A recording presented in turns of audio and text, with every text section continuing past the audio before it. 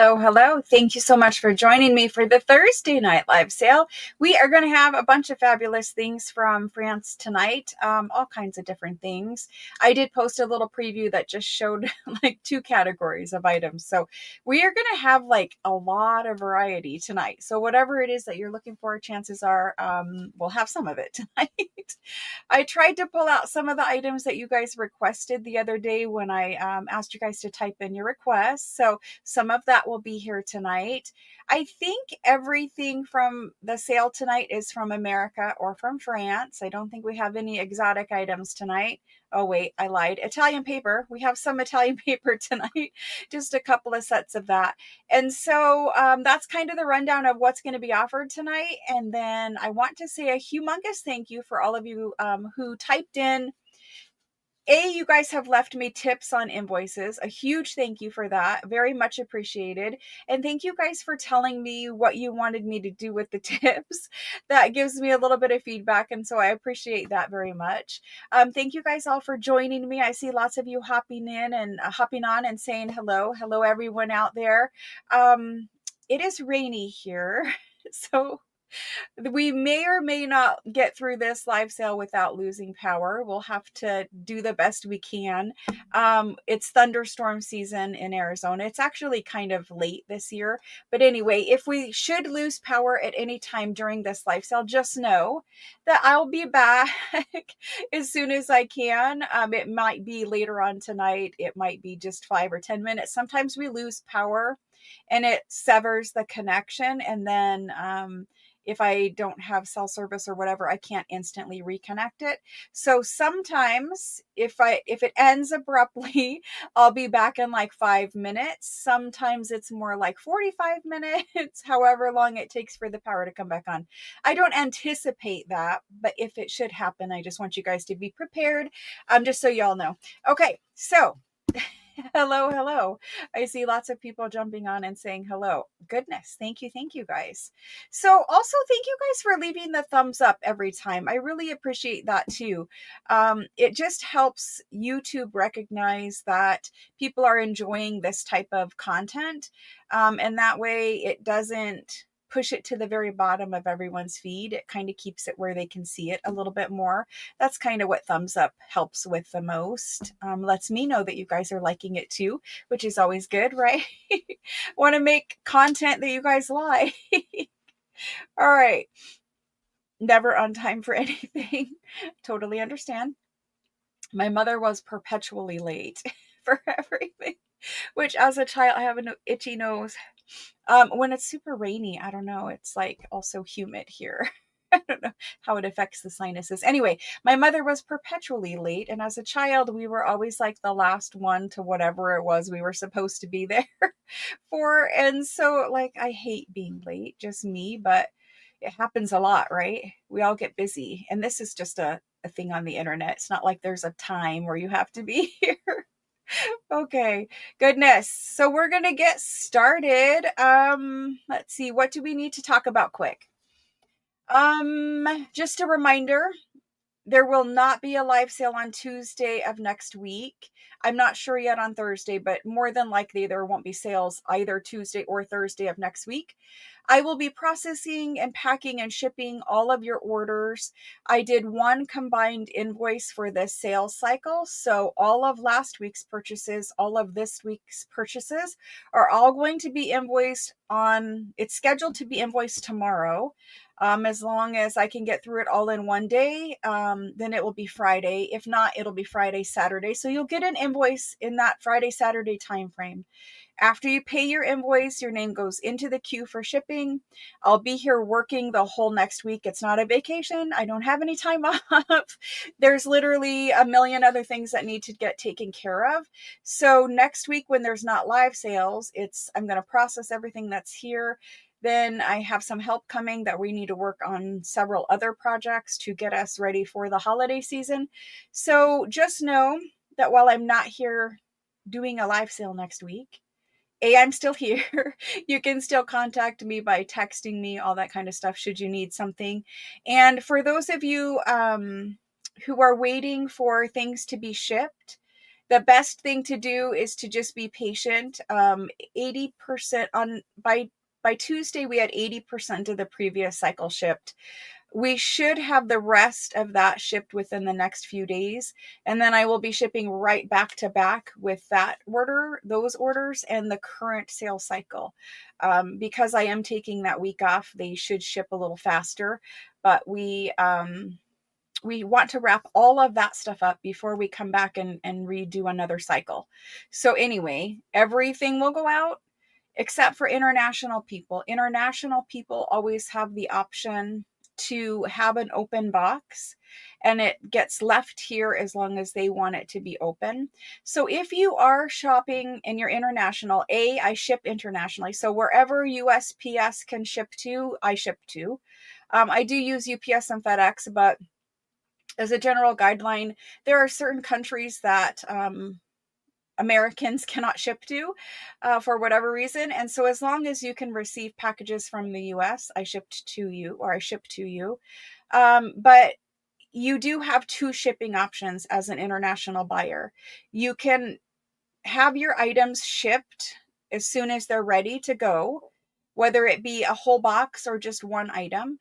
Or you can say, okay, well, shipping for one item is kind of expensive, so we can leave a whole box, we can open a box. And when that box gets full, then it can ship. And so generally, it's better, it's cheaper to have a medium flat rate box sent to you. For, I think, to like the UK, it might be around 90 for a medium flat rate box. I'm just guessing off the top of my head, but a medium flat rate box holds a lot, and I pack it very full. And it's called flat rate because it's not weight based. The pricing is based off of the box size. And so as long as I use their box, I can put however much stuff that will fit in there. Whatever it weighs, it doesn't matter. I could put bricks in there if I wanted to and send them, and it would still be the same price. So if you're going to shop and buy a bunch of things, little things, big things, whatever, the medium flat rate box is what I have found to be the best option. When you look at the pricing between a medium flat rate box, and this is US and international, a medium flat rate box price is considerably less than a large flat rate box. And a large flat rate box, in my opinion, does not hold as much as a medium flat rate box does. Yes, it is technically bigger by a few cubic inches, but because of the size of the large flat rate box, it doesn't work really well for papers and documents and things like that, because everything would have to be folded very small. So that's why I prefer to use medium flat rate box. It holds lots of papers, ledgers, books, all the small ephemera packs and stuff like that, large ephemera packs, ledger page packs, they all can go in there. So medium flat rate is the one I would encourage you guys to try, whether you're international or US. In the future, we will have a US shipping option that will be a medium flat rate box. It will be left open until it is full, or until, a certain period of time has gone by, and then we'll ship it.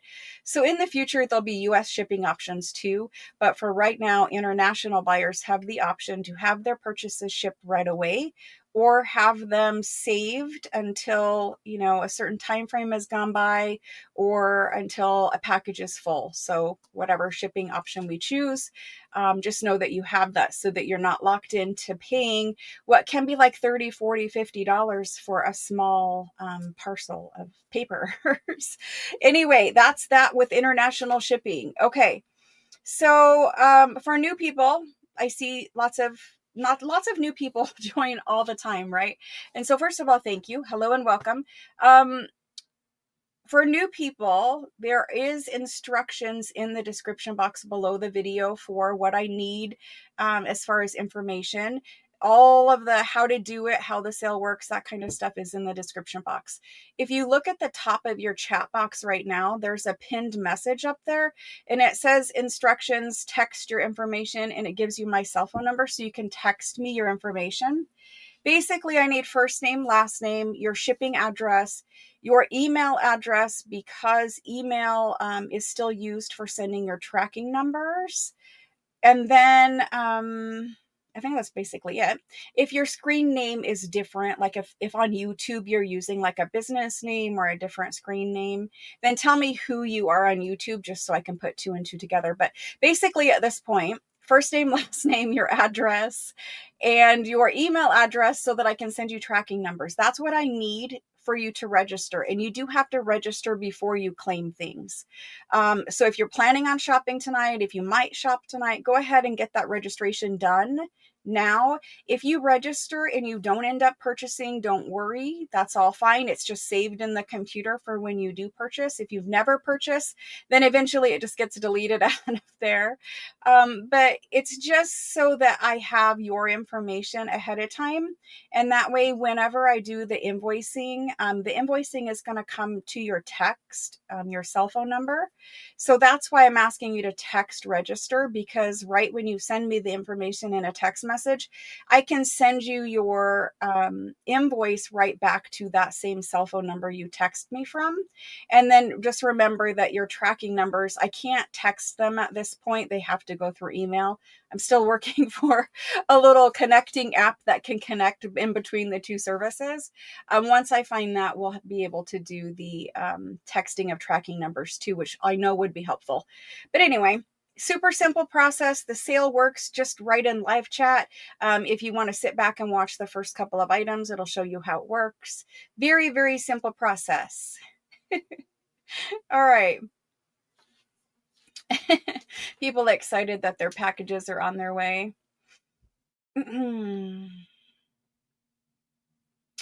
The Canadian to US, so currencies all over the world are different.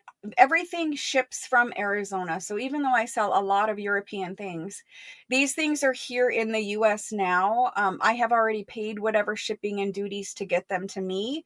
And whenever I ship them to you guys pay whatever shipping and duties to get them to you. So something to keep in mind is, there are different currencies throughout the world. So for instance, I shop in Europe and I use American dollars, right? Because I'm in the US. So when I shop in Europe, the currency exchange is about 25% different in general. If you look it up, it's not accurate if you just ask Google, because both banks on both sides will charge currency conversion fees. It equals out to be about 25% change between US dollars and European euros, right? So I'm paying an exchange rate. For Canadians, Australians, you all pay whatever it is in your currency. So the things shipped from America, from Arizona, right? So wherever they go, you're going to pay shipping to you, and you're going to pay whatever duties or whatever that is that your country is doing on your packages. Most of the time, the shipping services that I select here include that. However, there are times that it doesn't, and that's just it's the world we live in right now, right? So there are tariffs. Those tariffs, they are what they are. There's not really anything anyone can do about it. I don't want to have political discussion about it. All I want to say is I pay them to get the stuff to me. You guys pay them to get the stuff to you. And in the end, how else are we going to get hundreds of years old documents to play with and to craft with, right? So it is what it is. It's kind of a necessary evil. So that's that. Why are we discussing friends and family?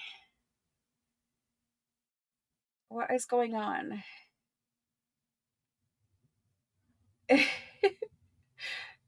Okay, so I will ask you guys, questions need directed to me. People in chat cannot answer questions. If you have a question, please use all caps. Type that question in all caps so that I can see your question. You guys are free to chat about junk journal making. You guys are free to chat about whatever I'm selling. Just keep the topic limited to junk journal making and the items and stuff that we're talking about here. She doesn't text, and that's fine. Not everybody does text. And if you don't text, if you literally do not have a cell phone number, then unfortunately you're not able to shop with me. I do require text registration. I understand there are some exclusions to that. The exclusions are if you are international and so within North America, you can text. Canadians can text me, but certain, international overseas, they don't have a texting plan to text the US, which they would have to pay extra to add that to their cell phone plan. So if you are international and you cannot text, then you can set that up with me privately through email. But you do need to set that up prior to shopping. If you are in the US, other than the people who are here who know they have an exclusion for whatever reasons that we've already talked about, Jody, if you are new and you're trying to shop with me for the first time, if you can't text register, then I just have to let you know that that's the way it works, and I can't vary from that at this point. Most people have a cell phone. Most people are able to do it. There are many other places you can shop, Etsy, etc. They don't have text registration, but for here, I do have text registration. It's for security for many different things, and just not really able to have a workaround at this point for people who can't text register. Hopefully that makes sense. How long does it take to get items if you purchase? So I just talked about a few minutes ago, this is the end of a 2-week sales cycle. You're going to get an invoice on Friday or Saturday for purchases from tonight or any of the other 3 sales during this cycle.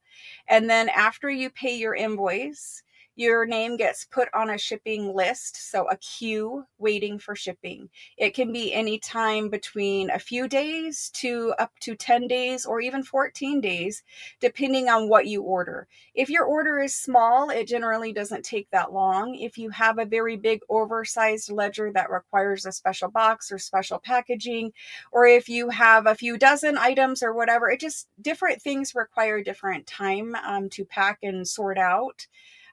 So it does vary. It works the same way as if you shop anywhere else online. If you make a purchase right now with a .com, you place that order, you pay for your order, and then you wait for that company to ship your item. They might take 5 days, they might take 2 weeks. I've had Simon Says stamp take longer than 2 weeks before to ship an order. So it does vary, and it works just like every other .com you shop at. Okay, so if there are questions, just make sure you're putting them in caps so that I can answer them. Okay, I think we're all good and we're ready to get started. Let's just go ahead and switch this camera down, and I will show you guys a preview of some of the items.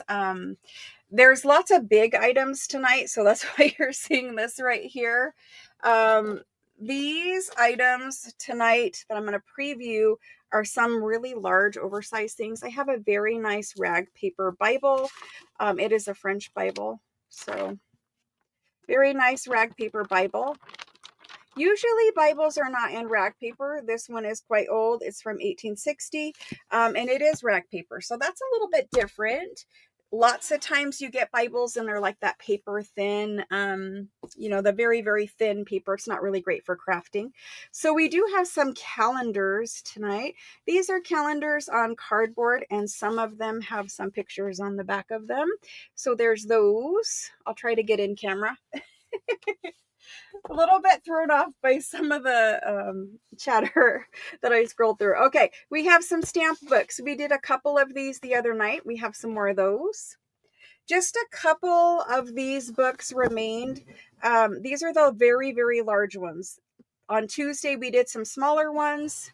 I'm still working on finding my camera, apparently. On Tuesday, we did some smaller ones. I do have some larger ones for you guys tonight. I also have lots of very old paper. I always have lots of very old paper. These are very old French music books, so there's some of those tonight. Then we have some maps. We've had maps for a while now, but I've got several new atlases and things like that to look for or look through tonight. So some maps, some atlases. Let's see what else we have. We also have things that look like this. There's a couple smaller crochet samplers where they're just in these little cards.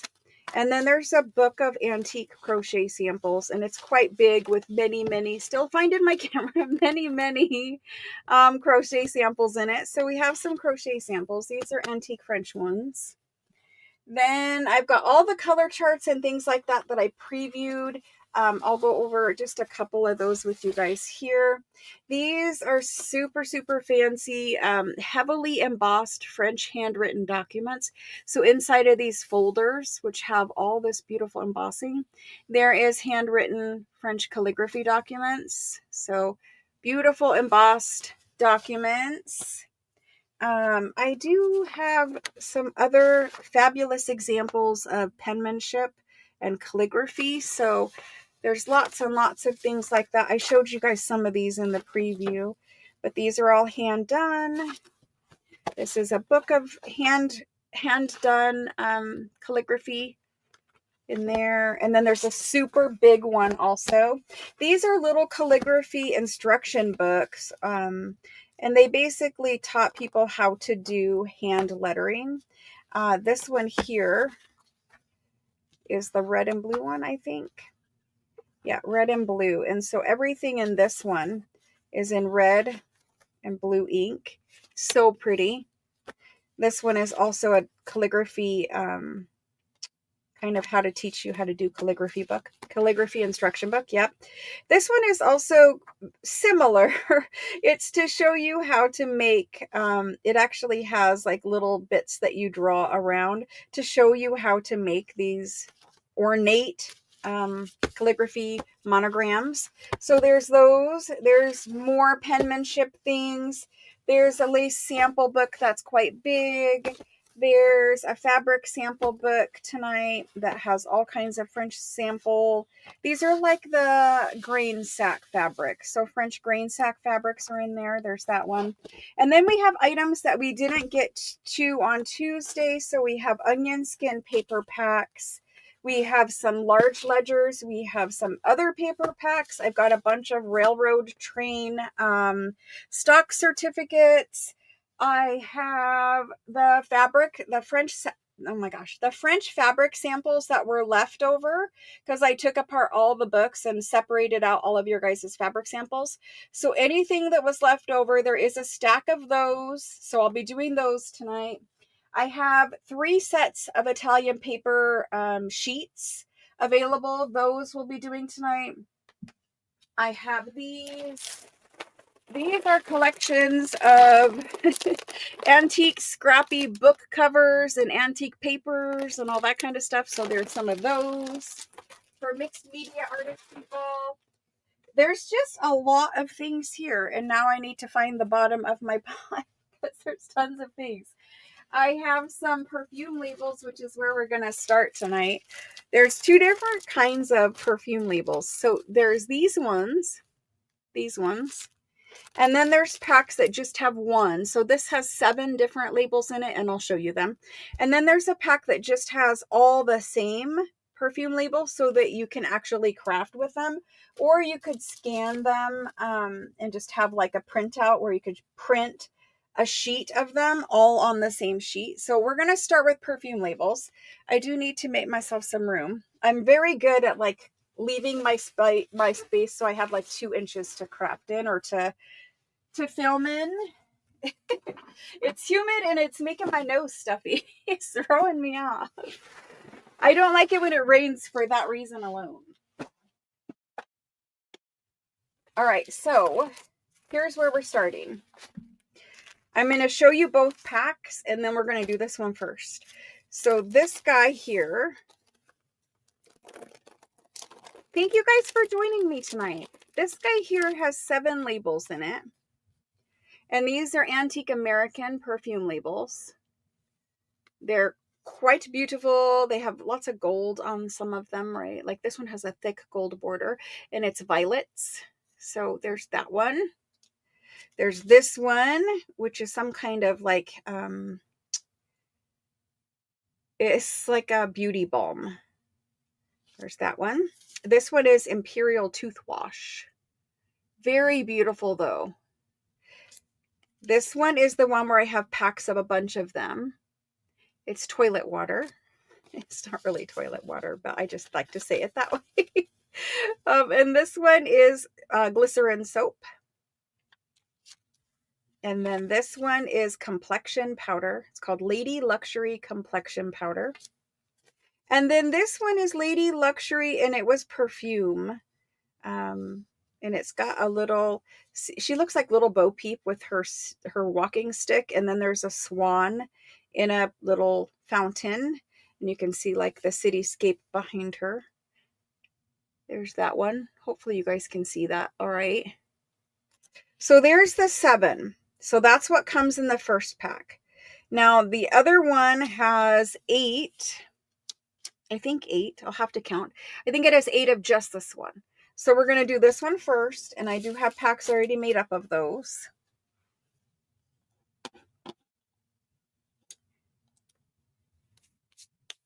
Let's go ahead and get in these things.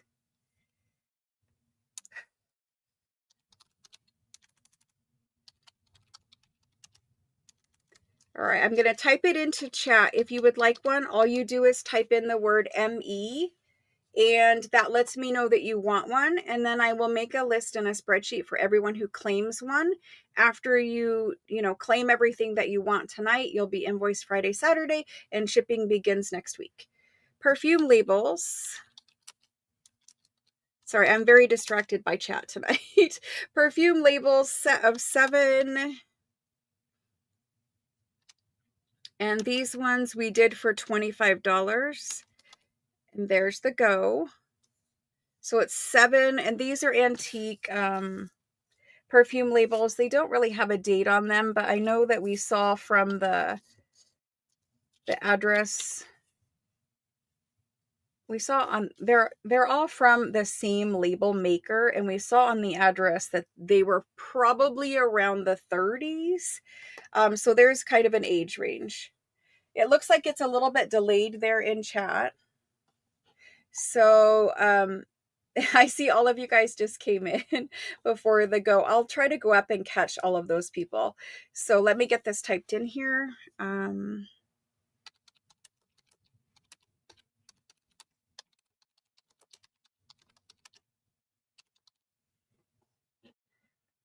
Okay. So for these, the first person I see, and I'm going to go up, I'm going to go before the go, and I'll catch all the people who came in before the go. That would be Ruth C. After Ruth, Sherry Martin. I'm sorry, Sherry M. Oh my gosh. Sherry M.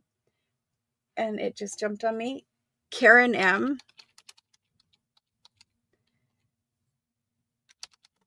Diana B. Sarah F. Thank you guys so much. Sarah F. Pam B. After Pam, we have Catherine R. Evelyn L. Thank you, thank you. Rosalind. And after Rosalind, we have Randy. Hello, Randy. And Claudia. And after Claudia, Angela. And that's Angela Ed. We have several Angelas. And then Catherine. Catherine R. And then there's the go. We have Jody M. And all of you came back in again. There's Shauna H. After Shauna, Karen Lim. Karen Lim. It's okay. I just want to make sure we got everybody because it was delayed. It was kind of spinning there for a minute. Yep, just got one for you all. Okay. All right. So I put down 1 for everyone who came in for those. There are still some of those available. If anybody wants duplicates or whatever, if you're going to scan and turn these into a digital, it is a good idea to have a couple of sets just because sometimes, they're old labels. They might have a spot or a fade or whatever somewhere on them. And if you have 2 sets, it's easier to find a better example to scan. So there's that for those ones. Thank you, thank you. And then we have these. I need to count. That's what I say. I don't know. It's just better than saying toilet. All right. So I think there's 8 of these. 1, 2, 3, 4, 5, 6, 7, 8, 9, 10. There's 12. Way better than 8. So there's 12. They are all the same. But maybe you want to use the originals. Maybe you're not into making digitals. Maybe, you're just, that's not your thing. Well, you have 12 of these. They are perfume ones, so that's good. They have roses on them, a little bit of gold detailing. Quite beautiful. So there's sets of 12 of those. I'm sorry for the glare. I try to move it off camera so we don't get as much, but all right. So we're going to do these set of 12, and I don't want to type in. I am going to type it. I'm going to type it.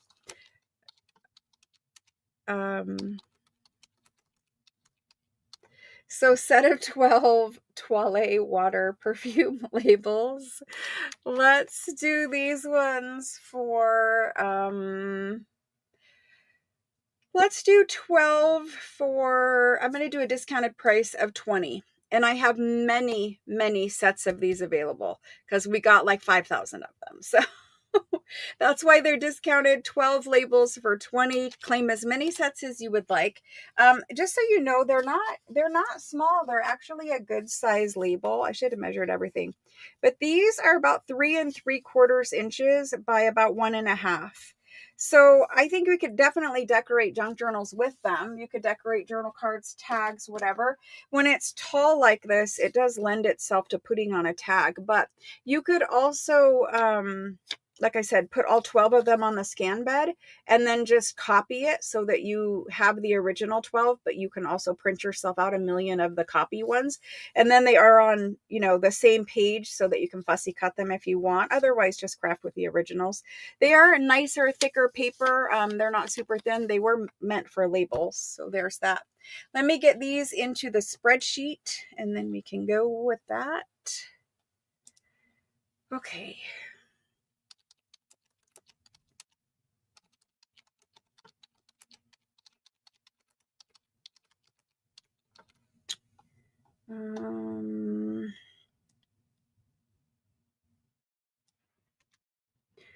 Okay. First person in for these is Catherine R.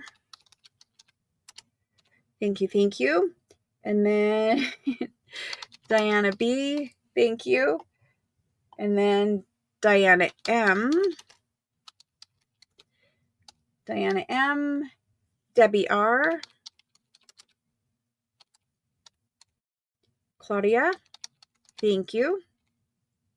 And then Evelyn. Evelyn L. Rosalind. Randy. Thank you guys. Ruth. Karen.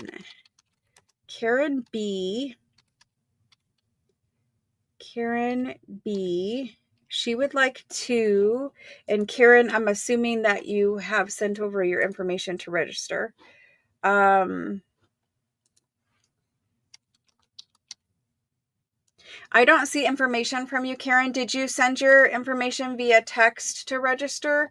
I just need to know where you have sent it so that I can find it and connect the dots for Karen B. And then I see Rebecca P on this list also.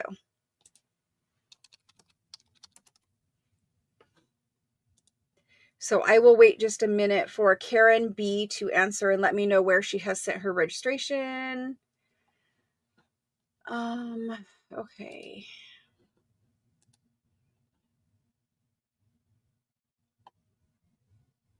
I need to find your registration and connect the dots. Okay. I do see your message in there, and you are international, so that's fine. In your message, though,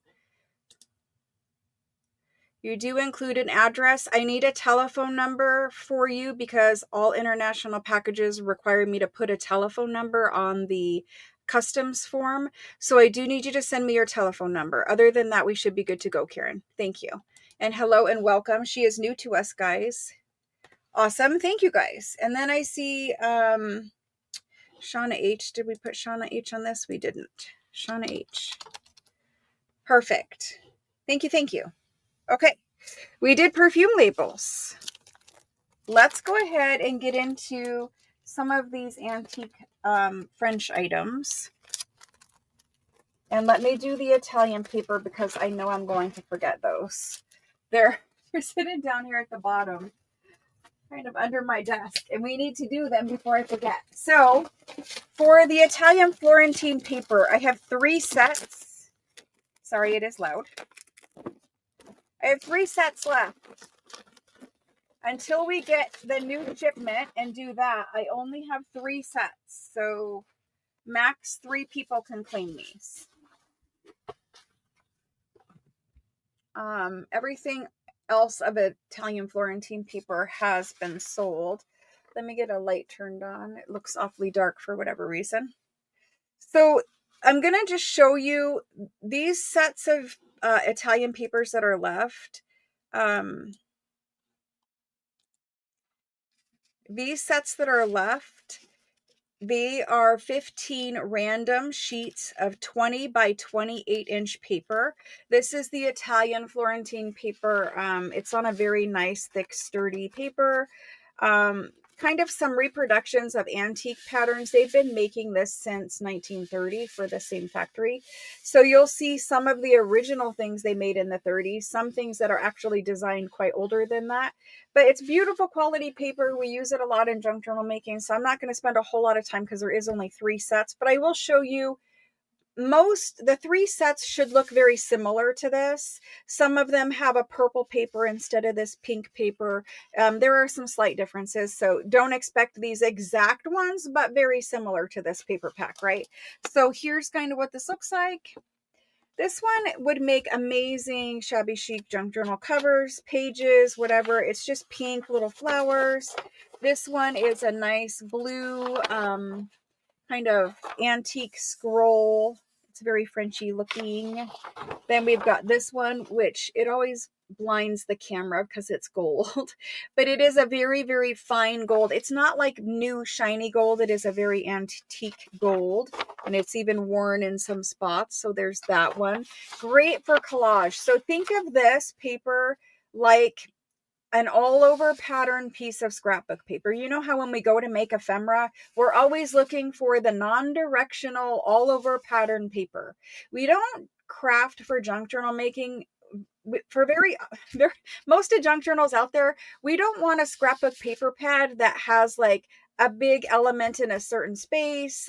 If we're making like a 12 by 12 one sheet wonder that has to be folded a bunch of different ways, mostly what we use is non-directional all over pattern paper. That's what this is. So treat this just like that for ephemera making. But a lot of times I'll cut it up and put it into collage masterboards, into making like ephemera where you put like the Florentine paper down one side of the pocket. Maybe you have some ledger or something else in the background on the other side. There's just all kinds of different patterns. And here's some that are more traditional. And there is little fine gold details in some of these pages that you'll see. These are some of the best selling patterns, and that is why I had so many sheets of them. This one is fabulous. It has antique pen nibs, dip pens, ink wells, and then bits of all kinds of antique scripty writing. Sorry, these are upside down. So most of you guys are seeing them upside down, but by now, most of you know what these look like. And so I have 3 packs of 15. 3 packs of 15. This is one of the most popular patterns. And this is the very most popular pattern. And then the gold ones all come in pretty much second and third for most popular. So really, there's not an ugly one in the bunch. These are all fabulous to use. Everyone in chat will tell you. These are fabulous to use. I was going to turn them, but there's not really a point. Let's go ahead and get these 3 typed in so that we can do 15 random. The packs pretty much look exactly like this. Like I said, there might be a purple instead of a pink or something like that. 15 random sheets, Italian, Florentine paper. They are 20 inches, so they're very big, 20 by 28 inch pieces. So humongous sheets of paper, 20 by 28 inches. I believe these were 105 for this set. Let me make sure that this is accurate. We did $7 because, yep, we did $7 because it was a random pack instead of 8. So they're 105 for the collection of 15. So, you know, it might seem a bit much, but it's 20 by 28 inches. Like, it doesn't even fit on camera because it is such a large sheet of paper. So anyway, they ship rolled in a tube box. These are the last 3, and then it'll be about, I don't know, a month, 6 weeks or so before we do the next order of Italian paper. And that one has Christmas paper as well as everyday paper in it. So if you're waiting for Christmas, it has been ordered. It should be here in a few weeks. Takes a little while to come from Italy. But then we'll be doing that one, and that might be the last order of this year of Italian paper. So if you hear me say it this time, the next order of Italian paper might be the last order of the year. So if you want Italian paper in 2025 before the holiday crafting season, next year, I don't know what patterns they're going to have. They always change their patterns and all of that. So if you want Italian paper, make sure you are here next time to get it. Otherwise, it will be 2026. All right, give me just one second.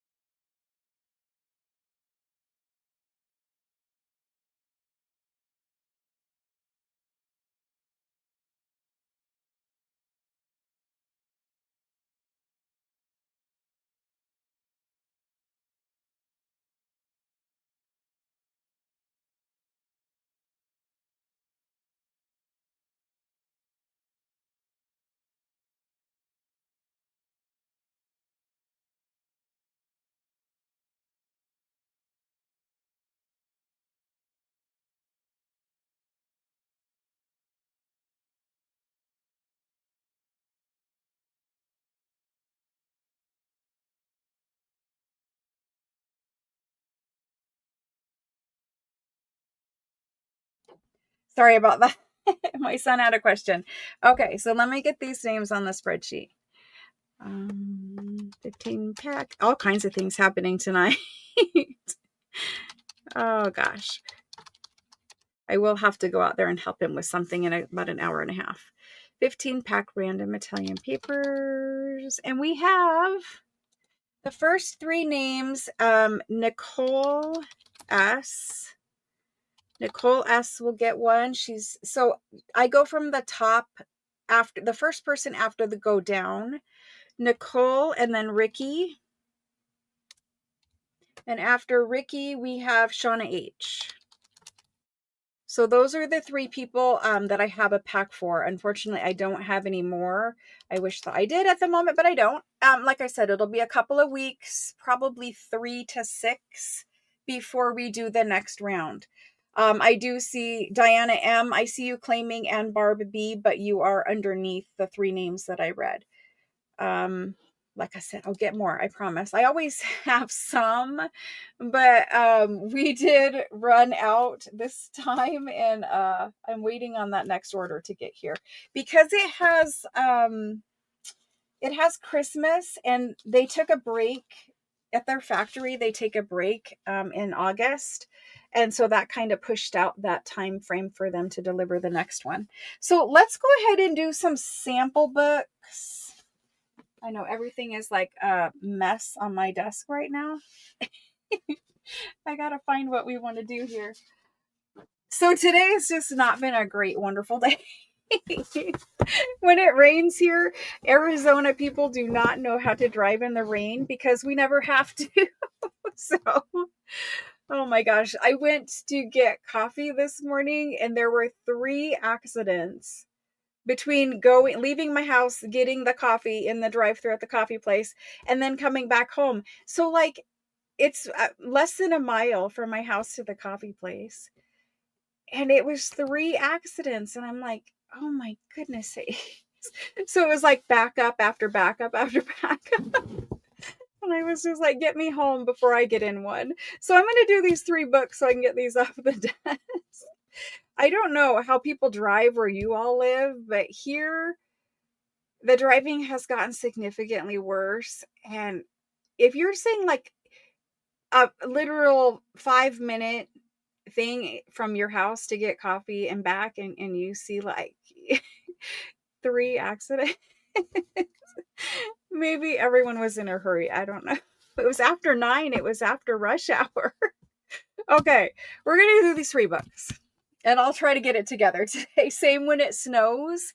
Yeah, I wondered about that too. I would hate to think about if it ever snowed down here because we never get snow. So I'm close to Phoenix, in the east part of basically so in a lot of states where I'll just talk quickly about this. Phoenix and where I live, it's all connected. Like there's no open space or land or dividing area between one town or the next. So Phoenix is really one gigantic area of a bunch of smaller towns and cities. We're basically all city, but for some reason, some places like to call themselves the town of.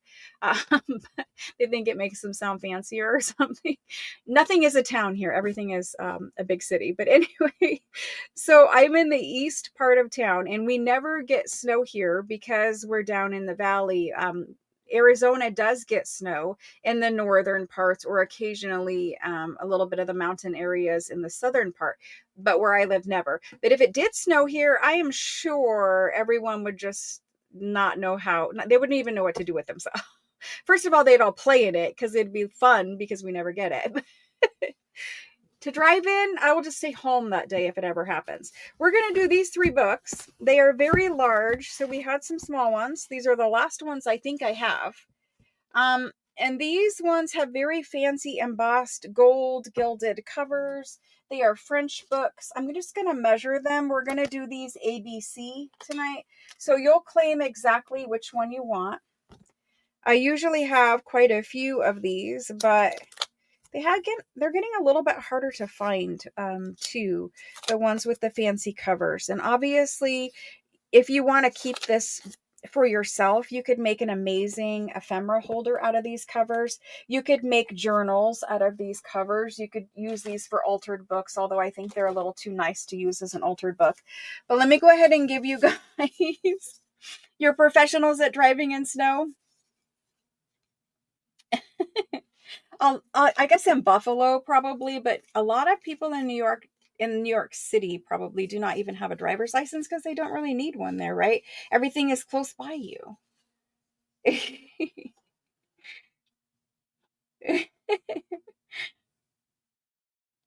In Minnesota, oh yes, I imagine you guys do have lots of snow there. You can't drive in snow. Okay, so the largest one on the table is about 6.5 wide, and it is about 10.25 tall. The next one is about 9.75 tall by about 6, maybe 6.25 wide. The last one, the smallest one, is 9.5 by 6 inches. So if you're looking to, put pages in a journal, this is going to be the closest to a 9x6 journal. And then these will be slightly larger. Don't let the larger journal book pages throw you off. That allows you to fold up the bottom for pockets or fold in the sides for flip outs. So let's go ahead and go through these. Here's the front cover of this one. They are a navy blue / black, a very dark blue. I think it shows pretty good here. Very dark blue / black. This is the back of this one. It's basically children learning about all the different subjects, school subjects. There's,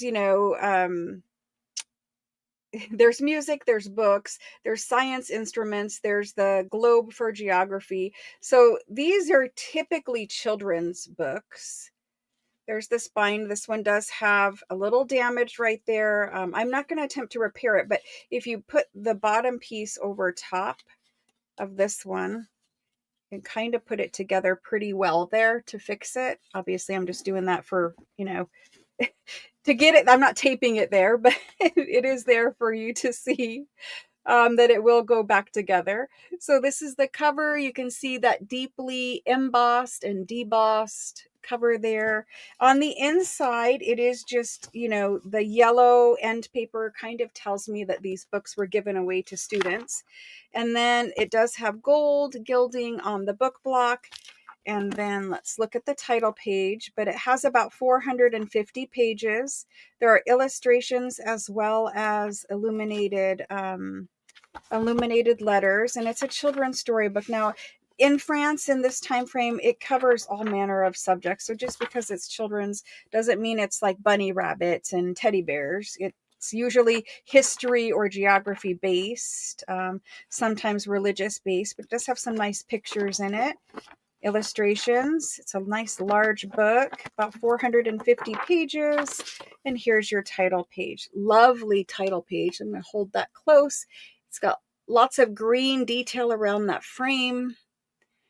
And it's a magazine for children. 1847 is the print date, and it was printed in Paris. There's that one.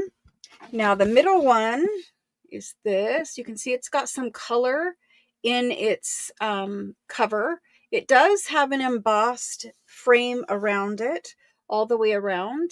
And then this is the back side. Again, there is some color, some embossed detail. It is that very dark navy blue. I think it is blue, but they almost look black. This is the spine. The spine's in pretty good condition. You have one tiny little tear right there, a little bit of rub here on the fabric, but pretty good condition. This guy, again, has the gilding on the book block, the yellow covers, and we have about 495, about 500 pages in there. There are pictures in this one as well. So very similar to the last book, same art style. There are several pages, same illuminated letters. So there we go. Very similar to the last one, just different size. There's tissue in front of the pictures, a little bit of water damage across the bottom in the beginning, not in the end as much. Well, actually, it does go all the way through. So there is a little water staining. Now, the water staining, you can see it there. Again, I never worry about that. I actually prefer that in a lot of journals because it helps it look old or grungy. We ink things to kind of get the same look, so I'm not worried about it. Printed in Paris in 1846. I'm not sure what this word is, but chateau, so something of the house. Not really sure. And there's that. So there's those two. Last one, smallest one. This is your cover. Very, very fancy. And I'm going to hold this one up because all of them are this way.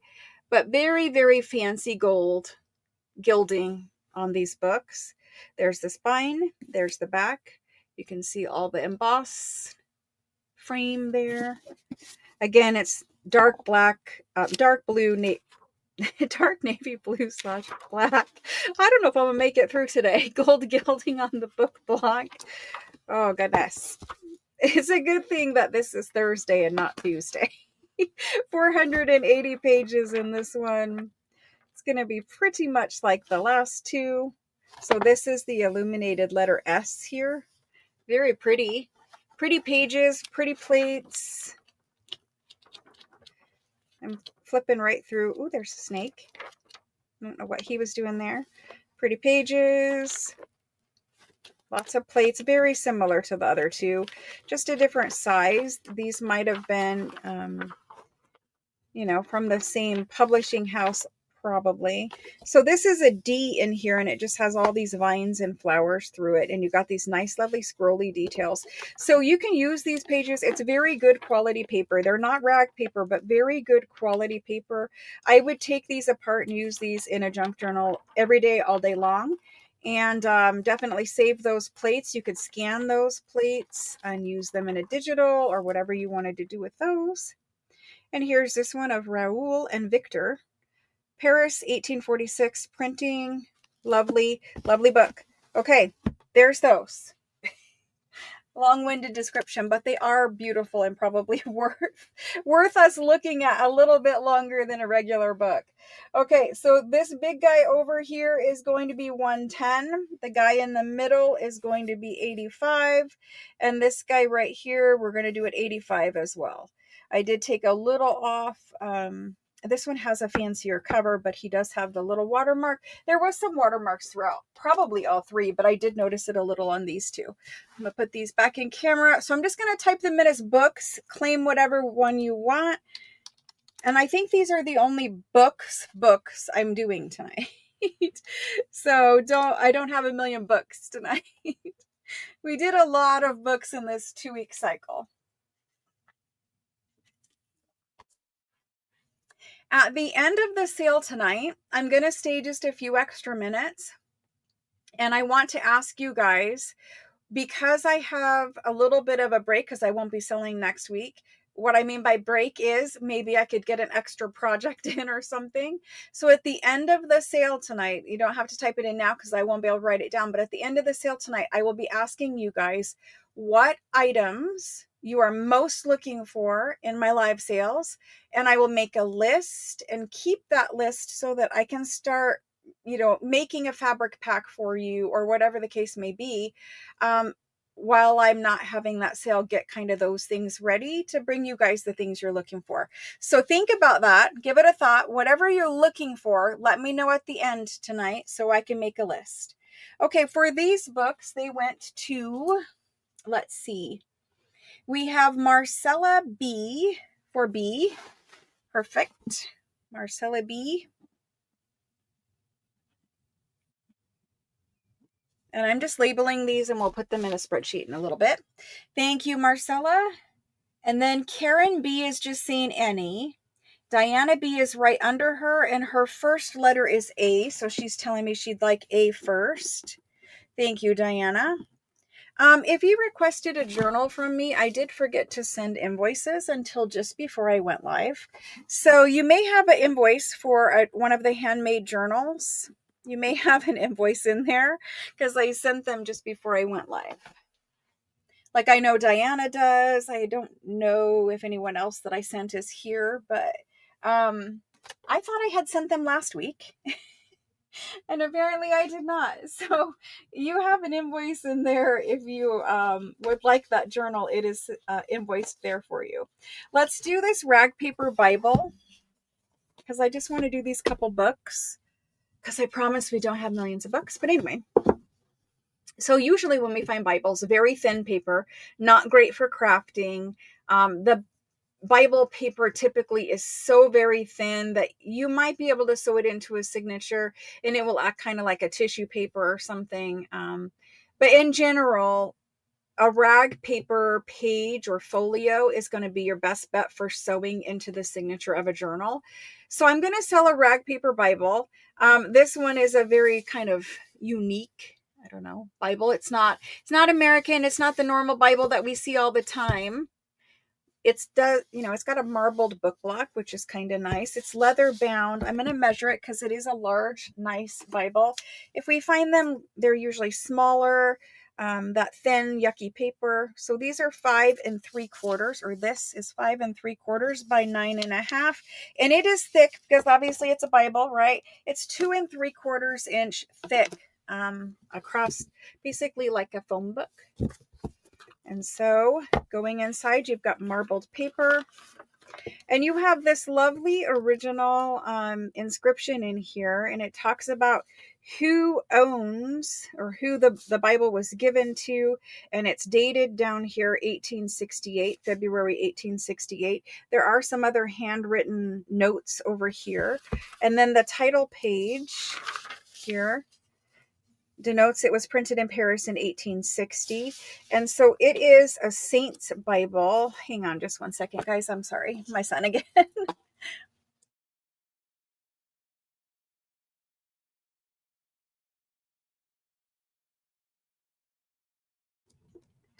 He brings us treasures. Okay. So the saint's Bible.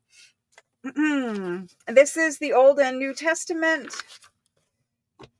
It is rag paper. If I'm quiet long enough, you'll hear the rag paper. Notice how you have to like push it. It's very stiff, thick rag paper. And this Bible, you know, it's just text. It is written in French. So if you use these pages in a journal, other than the headers up here at the top, that are like you could make out this is you can see that this is Genesis. But in general, you could use this in a journal and no one would know that this is a Bible book page. It is just a very nice rag paper book page. So I am suggesting that you take it apart and that you use it in junk journal making, because if we do not use these old Bibles to make junk journals, they get incinerated. And I think it is a far better way of a far better thing to do to repurpose the Bible pages in handmade junk journals that we make with love, right? It's far better to use them that way than it is for them just to get burned up and be gone for all of eternity. A burned Bible, in my opinion, is far more of a crime than repurposing pages. So please do not get hung up on disassembling a Bible. Some of you will want to collect Bibles, you know, that kind of thing too. So if you decide not to take it apart, of course, you know, I understand that too. But keep in mind that if we do not repurpose these things or purchase them and save them, then they do disappear and they get incinerated. So this is lovely, lovely paper. Hopefully you can hear. I'll try to hold it up too, but see how you have to kind of pop it like it's it's kind of stiff, and it's because it's very good quality rag paper. And so obviously there's a ton of pages in here, but whatever you decide to do with this, your book once you buy it, right? But let's see. There are thousands of pages in here. This section here is 288 pages. And then we have like 900 pages. So right about 1,000 pages, unless it starts and stops again, which it might. I don't think it does. Does it? No. So we're good. About 1,000 pages. And again, these are the perfect size pages to put into a journal. They are going to come out in folios, so they'll be connected. Each little signature is sewn in, and they'll be connected in the center where you just sew them right into your journal. So there's that. I'm going to offer it, you know, like I said, we don't find them in rag paper very often. So I'm going to offer it, trying to get it to sit still. I love the paper. You guys know I love the paper. Okay, so this is an 1860 French Bible. And we're going to do this one for $150. I mean, for that amount of rag paper alone, it's worth it. All right. And that one went to Deborah K. She was first in, guys. Thank you very much, Deborah. Appreciate it. All right. Thank you. Thank you. Am I done with books? I am, because we can save this other one. Okay. Moving on. Let's do some handwritten things. Do you guys want to do handwritten things for a little bit? So I do have some very expensive things tonight, but I also have some things that are very budget friendly tonight. I try to balance it as best as I can, but I did pull things from my personal hoard tonight, as well as some things that came in new from France that let's just say I paid a lot of money for. So I'm going to show you, there's 3 of these. We're going to get into the handwritten fancy French things for just a minute, and then we'll do something else. But there's 3 of these. These are very deeply embossed, beautiful French notebooks. Even the title of the notebooks, that's embossed. I'm going to try to catch it as best as I can here so you can see. So it has this is purple. It's a light lavender color. It has the title of the notebook here, and it's basically a composition notebook, but this is like high end composition notebook. It's ribbon bound with red silk ribbon, and it has a floral border all the way around it. Then inside there's handwritten beautiful pages. The pages are all also embossed. So I'm going to show you each one, but before we do, I'll look at the covers of all 3. This guy here is pink, and you'll notice up here at the top, he has the rooster and the hens and a farmhouse back here in the back. He has a vine type arched border. Kind of looks like a wedding arch, but with roosters up there at the top. All gold gilded, deeply embossed in here.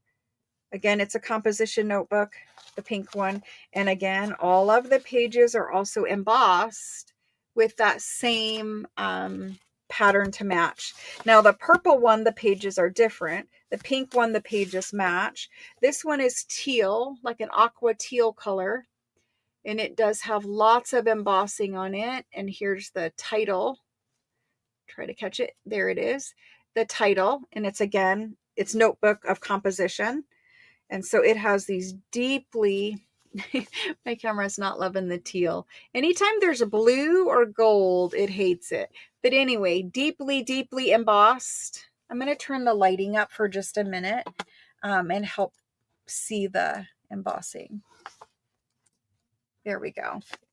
So now you can kind of see a little bit better of that embossing on there. If you wanted to take some gold gilding wax, you could put it. Now, the purple and teal never had gold, but the pink does have gold, and it originally did. These ones did not ever have gold.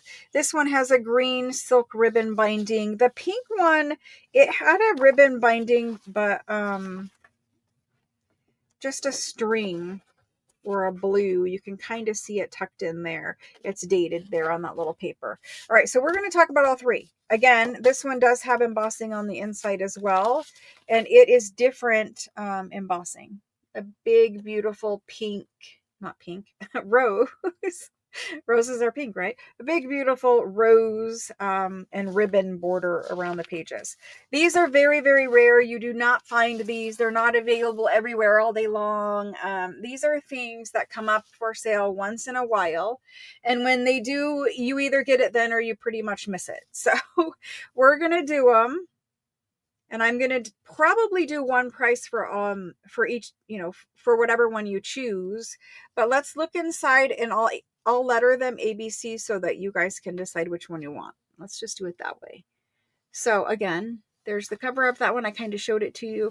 I think maybe I need to bring the lighting back down. We'll see how we go. The backs on them are plain. You can see that it was stacked with other ones, or because the paper is embossed, it's sticking out here a little bit more. So you do have just rubs, but it's pretty good. These are 1800s, mid, 1860, 1880 in that time frame. Some of them are dated. I think they all are, but they are old. There is a little bit of repairing, so you'll see where there were some cracks here and here, and they've reinforced it from the back. On the back side, you can see how deeply embossed they are. Very deep. And then these are the pages. So this one has this border all the way around it. These are all handwritten. And so to explain what these are is at the end of the year, you would demonstrate your knowledge of the certain subjects. And so it goes through all the subjects that this student learned that year, and it demonstrates their expertise in it. And so kind of like at the end of the year, you would have to write some essay in America. This is basically their essay, and then they were graded on this. So I'm trying to show you down here, there is some math. There's their responses. There's the problem. Every page will have that embossed border, but it is a little, you know, my camera is having a little bit of a hard time. So there's orthography, again, just all beautiful handwritten. I think there's 2 pages there. I mean, look at the handwriting alone. So yes, you can scan these pages. Will the embossing show up? A little bit of it will. I'm not sure how much. If you were worried about it, you could, again, rub some gilding wax of a color over it, but I'm not sure I would do it. That would be up to you. Here's their history one. This is dated 1877. There's some on the back of this one. Geography here. So just beautiful. I'll kind of speed it up now that we've talked a little bit about them. There's that one. Some writing on the back of this and writing on the back of this one. And then that's the purple one. Okay, that's the debossed side of the paper. So the embossing does go all the way through. These are just fabulous. So there's the purple. The pink, we've seen the cover of. I'll kind of show you the whole cover there. You do have some folded over edges. That's the back of the cover. These were not meant to last. They were not designed to last hundreds of years. There's the back side of the cover. There is a little repair here. Even the repairs are old. These have been in somebody's collection for a long time. Here's the embossing on the actual paper. And this one has a little bit bolder of titles, and the titles are outlined in a pink or red. Hopefully you can see the pink or red outline. So there's the first page. This is the arithmetic page. Again, you have the rooster embossing all the way around. Arithmetic. There's some math back there. Style is in this one, written on the back side. The history of France, written on the back side. Geography, written on the back side. I don't really know what this is. I think this is handwriting. Handwriting, I think. And there's that one. And it is dated 1877 to 78. There is an 1866 date down here that may be her birth date or something, because this is the person's name. It's Marie. Last name starts with a B. Her birthday was the 24th of January, 1866. So there's that one. The aqua one, it's a little harder for my camera to show this one, but it does have a beautiful crinkled ribbon bow up here at the top, a very nice large floral frame, and there's quite nice detail down here at the bottom of the frame. Very fancy. This one is very, very fancy. Going inside, you've got some of the titles, the headers written in purple. You'll have this lovely bouquet of flowers and a crinkled ribbon that runs the whole length of the page all the way down to the bottom. There it is. Very hard to get the embossed papers to show. There it is. Okay. Going into the next page, and I'll show you the back cover too. This one's cover is in the best condition out of all of them. So you've got some writing on the back. Then we go to the purple here, just to give you a close-up. Lovely, like the finest handwriting. This is when they were really trying to show their teacher that they should be passed, they should be given straight A's, whatever the case may be. Geography. This is their math. No, this is them demonstrating that they can do a ledger or an invoice. This is a poem.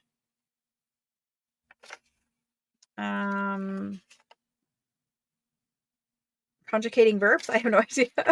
Something about verbs. This is Style. And the writing is dark enough to read. I'll hold it up again. It looks very light on camera, but it is dark enough to read. Like, it is definitely there. And then this is showing that they know how to address an envelope. So a little bit different subjects taught in this one too. More of a business kind of composition. Like, they were learning how to make a facture, like an invoice. They were learning how to address an envelope. So different kinds of things. Let's see, was this one signed? This one is signed. It says April 1828 maybe was their birthday. I'm not positive of the date that that was written in, but 1828 was their birthday. And then if we look at the purple one to see if it was signed, it is signed down there at the bottom, but I don't see like the birthday and the rest of it. So it might say on a title page or something. It doesn't that I can see. Doesn't that I can see. So there's those. Again, the teal one has the cleanest cover than the other ones, but they are all the same date range, around, you know, let's just say 1877 was a good one. They had large steel, probably cast iron, but large presses that just pressed the paper right into the kind of like a printing press, you know, where the text is impressed into the paper. Same thing, but this was just deeper to make the design. Very much like we do embossing today. In all honesty, there had to be a plate with the embossed design, and you'd put your paper in and you'd emboss it with weight and pressure. Okay, so we're going to do these A, B, and C.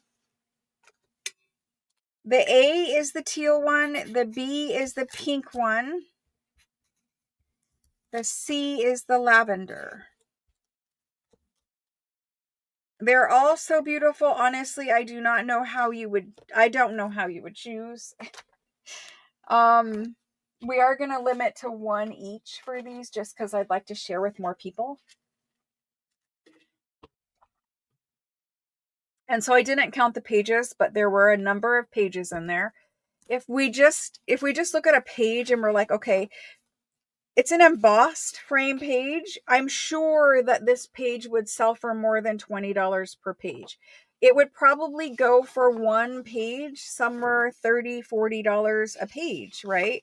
And there's 2, 3, 4, 5, 6 pages in this one. So just to give you an idea, we're going to do these at $200 per book or per booklet. Okay. 200. Hopefully you guys found a favorite. They're beautiful to see, even if you're not in the market for one right now. So I'm going to call these Fancy Composition Book. Hopefully I spelled that right. No, we forgot an I right there. Composition Book. Didn't feel right when I typed it. Okay, and they are French. A lot of times we get things from Europe and you guys ask. I'm having a little bit of trouble there. Here we go. You guys ask if they're French. Definitely French. Okay, $200. I cannot get this to go today. There we go. I just can't get anything to work. I'm all discombobulated. I didn't have enough coffee. I don't know what the problem is. I think I'm just tired, to be 100% honest with you. Just tired. I do want one day where I can just sleep. Just one day and then I'll be happy. Barb B says any. Karen M says pink. Karen M. I have to write very lightly. Karen M, I did send you an invoice for a journal. We may have talked about it or we may not. We talked it at some point, but I did forget to invoice you until today for a journal. So I did invoice you for a journal. So we have, they're dated 1877/1868, I think. We have Karen B and Barb B. Karen B says her order of choice was B, which is gone, and then A. So Karen B,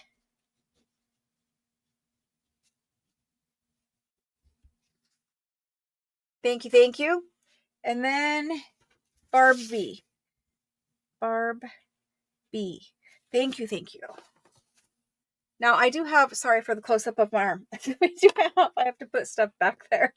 We do have some other fabulous examples of calligraphy. They are not embossed like those ones are, but they are fabulous in their own right. So let's go ahead and do those.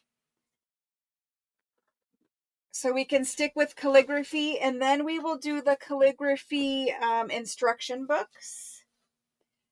I also have the sample book of all of the printing cards and announcements and things like that too. So I think those are maps. Okay, I think this is the pile. So I have a few handwritten examples. There's 4, and then there's the penmanship books. So let's do the largest handwritten one first, and then we'll work our way down to these guys. This one is huge. Very, very huge. I need to turn the lighting back down. That's also why that writing on that page looked so light. I forgot that I turned the lighting way up so we could see the embossing, and that's why it was looking so light to me on camera. Anyway, this guy is very, very large. Where is my measuring thing? It's always under everything, but there it is. There it is. We have, it's going to measure 18-ish inches, 18 and a quarter. Tall by 12 and a quarter wide. So 18 and a quarter tall, 12 and a quarter wide. It is in like a fiberboard firm cover. Front and back cover is red. It does have an embossed little detail pattern to it. It is, you know, like a hardboard thing. Hardboard cover. Inside you have blue end papers.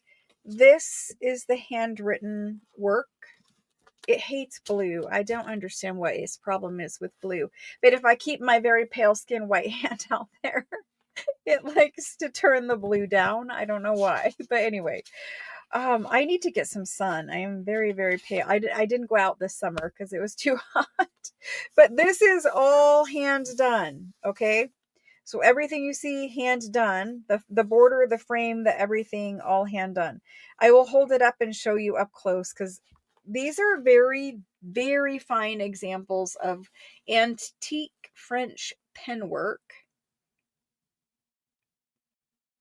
So there's his name or her name. There's the city they were from, the class. Very beautiful. So there's that page. You guys can count the pages. There's the first one. Here's the second one. Again, all hand done. I may need to turn the lighting back up, but all hand done. Yeah, it's a little dark. I'll turn it back up.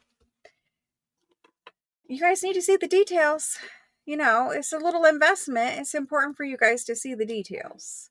So let's turn it up and see how we like that look. So you've got all this fancy penmanship in here, the whole frame. Obviously, we've got a lot of fancy penmanship up here. And it keeps going like this. And they're you know, demonstrating again that they have learned whatever they needed to learn that year. They're showing off that they can do fancy penmanship in different fonts. Different fonts again. Different fonts and different sizes and different little squiggly penmanship things. These all have different frames around them as well. And so here they're showing their fonts. So these are examples. I can't hold it up. It's very big. They're examples of different fonts, different writing. Okay. And then we go here. There's quite a number of pages, so I will go a little faster. But again, all kinds of different fanciness. This one warrants me holding it up to the top up there. That's all hand done, hand shaded. And they shade by doing tiny, tiny little dots. So what would you do with these? You could scan these with a wand scanner would be the best way to scan them. And then I would frame them, each individual one. They definitely warrant framing to save. Unfortunately, these old things, you know, they are on paper and we do have to preserve them. So I would frame them behind glass and make sure that they're not in direct sunlight. You can also get special glass that helps keep things from fading and whatnot, or you can just keep them in here. But this is demonstrating, obviously, again. This is all about writing. This one is dated. I knew these were dated somewhere. This one is dated 1850. Dated 1850. All about penmanship and writing. So there's that. There's a number of pages in here. So, and they're very large, fancy pages. If you get a wand scanner, all of the wand scanners pretty much have software built into them where they will stitch large, oversized items together for you automatically. And you can also take this and have this scanned at a copy place. So we're going to type this one in, and I'm just going to say fancy calligraphy document, but you guys know what it is. Let's get this one.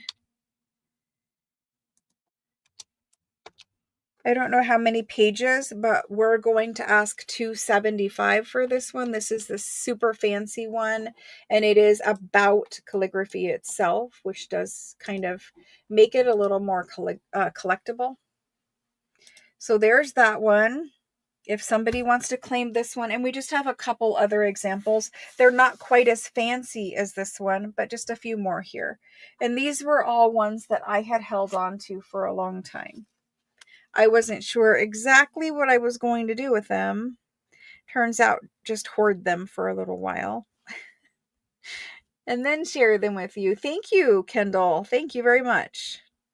This one's going home with Kendall. Thank you. Thank you. All right. The next few are smaller. Not quite as fancy. We've got this guy here. Again, my lighting is turned up super bright, but I'm going to leave it that way just because we have penmanship and whatever to look at. It has a paper cover. It is just a thin paper cover, marble paper, original old marble paper. Then we've got this little yellow liner. And this one here, this is printed. So when you see this, this is printed here, printed border, but handwritten in here, okay? So this is handwritten, 1879 is handwritten. I'll hold it up for you, but you guys can see the difference between printed ones and hand done ones. So this is 1879. I think you guys can see it pretty well there. Again, it's just demonstrating knowledge on particular subjects. Lots of beautiful handwriting. This size is smaller. You're going to just put this right into the scanner and scan it. And then you can copy these pages onto anything. Copy them onto the back side of your blank, digitals. You don't want the white back side of your digital. So copy this on the back. I'll measure overall, but it is about an A4 size. Lovely, lovely handwriting. Different fonts are being used. And I think that is it for this one. So in all for this one, because it does matter, we're going to count them quick. We've got 1, 2, 3, 4, 5. And they're all in different fonts and different sizes. So you have a lot of variety in that guy. Now he's about A4, so he is going to be 8.5 by 12, right about 12 and an eighth. 8.5 by 12 and an eighth. Now when you scan it, just if it's oversized, all you're going to lose is this white margin here anyway, so it's still going to scan perfectly fine. We're going to do this one at, I'm going to do that one at 120, okay? 120 for this one here. Wait for the go. It is a fine example, and it is 1870s, so that's pretty old. We'll have some of these fancier things to get through, and then we'll have some things that are less expensive, more budget friendly. So this one, 120, looks like he's going to remain available. If someone comes in for him when they're rewatching, let me know.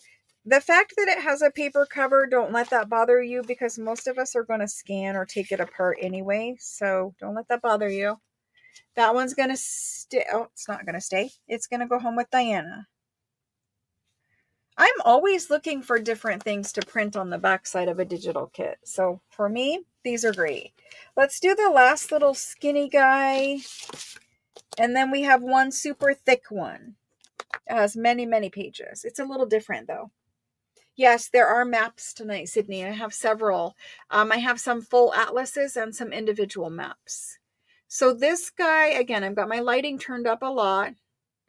We have the angels in here, books and scrolls, fancy floral swags. You've got all your little flirtily, I don't know, whatever you want to call these. Fancy is what I'm going to call it. It's dated 1862. This is the person's name, I believe. And this is where they're from. The Providence of, there we go. So just this frame, if you just scanned this frame that's on the front of this one, you know, in Photoshop, it's very easy to just go in and erase all of this middle stuff if you didn't want it there. I like it there, but again, you could erase whatever you wanted to erase in Photoshop. And it is quite darker, but again, I've got the camera lights turned up so we can see the handwriting. So that's the first page. I'm going to flip through the whole thing, and then I will show you some close-ups. So here's page number 1. All the borders are different. Page number 2. Page number 3. Slide it down so you can see a little better. Page number 4. Page number 5. We have not had the same frame yet. If that was 5 or 6, let's just call it 5. This is 6. This is 7. This is 8. It is different. So 8 pages. I'm going to count them again, but let's look at some close-ups. This is the arithmetic section. You've got kind of like a Roman soldierish, I don't know what kind it actually is, hat or helmet up there. And you've got your math. So even if, again, if you just scanned these pages to print out on the back side of some digital, you have fabulousness, just fabulousness. And this is a smaller one. It's not going to fit in a standard scan bed. You're still going to need a scanning wand for it, or software that stitches it together, which I do have software on the computer that'll stitch them together. So that's possible. You could get an app. You could just take it somewhere and have it professionally scanned if you really wanted to. But I'm going to call it 8 pages. That makes sense to me. Beautiful, beautiful. Okay, let's do a close-up of this one, and then we're going to put it in. So again, this one is printed. So just like this whole thing is printed and then handwritten in the center. The borders are printed. They're not done by pen and hand. They're printed. But this part here, all the handwriting is done with, you know, a dip pen. So there's that. I mean, can you imagine though? Like, I can't even get you to see the detail in the side of that. You can't because my cameras aren't working great, but there they are. Anyway, my measure quick so you guys know. We have 8 3/4 by 13.5 roughly. Just scanning the frames alone, that would be a fabulous digital. So for this one, it's a little fancier, a little more pages. We're going to do this one at 165. I said that hesitantly. I really do love these, and it is hard to let all of them go. But like I told you guys on Tuesday, I'm going to be moving and I need to start letting things go. I cannot hoard things. There's way too much hoarding happening. And generally, I do share a lot with you, but there were certain things I just wasn't sure if I was going to scan it, turn it into a digital, what exactly I was going to do with it. They end up in a scan pile or a hold because I don't know what I want to do with that pile. And then they sit there forever because I can't make up my mind what I'm doing, or I don't have time to actually do the scanning. Kendall. I agree, Kendall, but you know, one of these days I'm going to have to come visit all my French things at your place. Thank you, Kendall. Thank you very much. Thank you. Thank you. Okay, the last one. This has many pages, so after we get started, I'm going to go a little faster with this one because you can see it's thick, right? This is the front, this is the back. It's just a little, it's an A4 size landscape format composition book, so it is flexible. The spine is there, string bound. Open it up. There's a little bit of squiggly calculation, whatever, practice over there. Opens up to this. This is all hand done. This is not printed. All hand done. Dated April 1864. I believe this is from a religious based school, which probably most schools were at that time. And I think I'm totally guessing that this is a list of popes. I'm sure if you guys translate, I'm sure it's a list of popes. And I think so. Or is it saints? It says saints. It's a list of saints. That makes more sense. If you just look at it and read it. A list of saints. But look at the handwriting. The border around the page is also hand done. I'll hold it up close. List of saints. I think it's religious based school. And again, we have all of this hand done, and it's front and back. So double scanning, right? Nothing on the back side of this one. Then we go here and look at the handwriting. All hand done. Little scrollies down at the bottom. All hand done. It is beautiful, but we have a lot of pages. So I'm going to go through some and then I'll come back and hold it up. A lot of pages. So this one I can hold up. So look at the fancy, the way that they put little lines and dots in there to kind of make the font different. I don't really know how to say it, but you guys get, it's more decorative. Bolder, but decorative. Super beautiful. The Ritz. Come stay at the Ritz in California. Very tempting, especially when it's so hot here all the time. Plus, I'd get to hang out with Kendall. All right, I'll stop holding it up now so we can go faster. Beautiful. Beautiful. There isn't an ugly thing in here. Some of the pages are double-sided, so you get twice as much to scan. It is super thick, like 65-pound cardstock. This is their math section. I mean, just so beautiful. I can't imagine if I was told to do this to like pass to the next grade. I'd be stuck in kindergarten forever. There's that. Again, very, very irregular verbs. I'm not sure if that's what that means, but it's stunning. So this is one of the nicest ones I've ever seen. And we see a lot that I can't afford in France. Believe it or not, I do have to pass on quite a bit in France because it's so expensive that we can't afford it, right?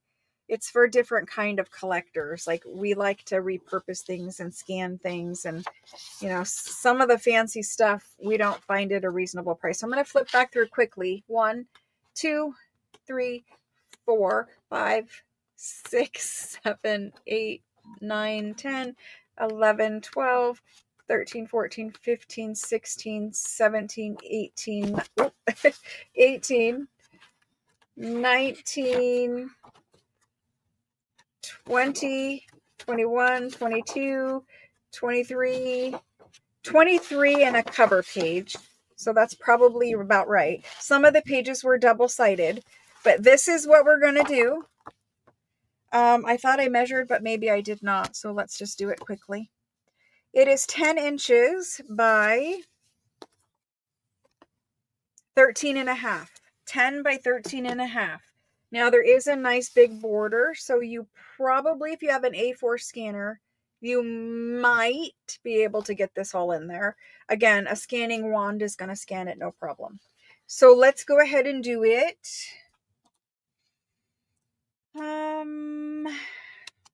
For this one, let's do this one, 24 pages. I mean, I'm sure if I separated this book right now, you guys would pay $20 a page and be happy. So I'm going to ask that. And if it stays with me, then I might do that. I'm just going to ask 400. I want to give at least a little discount if you keep it intact, right? So if I separated these pages out right now and I said, okay, we're going to sell it by the page for $20, I'm sure that 23 of you would say yes, because they're super old and they're fabulous pages, and you would have it and you could scan it. So that would be like $480 or roughly, because there's 23 pages of written on. And then I'm going to do this one at a discount from there to 400. If it stays with me, I might break it up, but more than likely I'm going to scan it. I mean, some pages are fabulous and they would be way more than $20. I mean, it's pretty nice. There it is. Afterpay is available in Square. It does break up your payments into 4 interest-free payments. And you can see at the top of this page right there, there is a watermark, an embossed watermark running across the top of the paper. It is quite nice, thick paper. It's lovely. It's lovely. I might have to break it up and sell it by the page. I might have to. But I'm going to scan it first. If I'm going to break it up and sell it by the page, I'm definitely going to scan it first. So there's this one. He looks like he's going to stay for the moment. And yeah, he's going to stay for the moment. I'll scan it and then I'll break it apart and bring it back. If anyone rewatches and comes in later, you can text me to order anything that's still available. So right now, this one, I'm going to label as number 1. It is $400 as a whole book. If it stays here after this sale is over, usually, you know, like a week or whatever, then I will break it up and bring it back as pages for you guys. But I'm going to scan it first. All right, so let's do the handwriting books. There's 4 of them. So basically we have 2 that have that kind of a cover and 2 that have this kind of a cover. I can't get them to lay flat right now, or can I? Like that. All right. I know you guys like looking at the things even if we can't do the things. I totally get it. I like looking at things too. So even though no one bought it, it's not a waste of time because everyone enjoyed seeing it, I think, anyway. So let's do these 4 calligraphy books. We're going to label them. Let's just go ahead and do that now so that you guys can see and choose which one you want. We have A. We're going to talk about these for just a minute too. A. I'm going to go over here to B, which is not what we normally do. C and D. So what are these? These are calligraphy instruction practice books, whatever you want to call it. It's teaching you how to write in different fonts, different styles of writing. So these are very collectible. American examples of these are well into the hundreds of dollars. If you find one of these ones, they don't have these here because these are French ones, but if you find one of these ones that they did make in English, they're usually between $275 and like $600. It depends on condition and all those kinds of things, right? They're very collectible. Why are they collectible? Because of the scannability of them. You can still use them to create digital things with. And also a lot of people like graphic designers, there's font artists, there's tattoo artists. They're all looking for and collecting these old examples of typography, really. So we're going to go through A. This is A's cover. There's the back. And then this is the one that is done in, so the cover is loose. This is the one that's done in red and blue. So all of this is scannable, or you can lay some tracing paper over it and you can practice your calligraphy. It's, I don't know that any of you are going to do it, but maybe. So there's those, and I'm going to show you every page. There's this one. This one. So it had basically a lot of German, a lot of European city names all over, really. I saw Spain in there. There's a lot of them. Goodness. And also little, I don't know what you call them, wingdings, something like that. Little decorative elements. Here's a whole alphabet.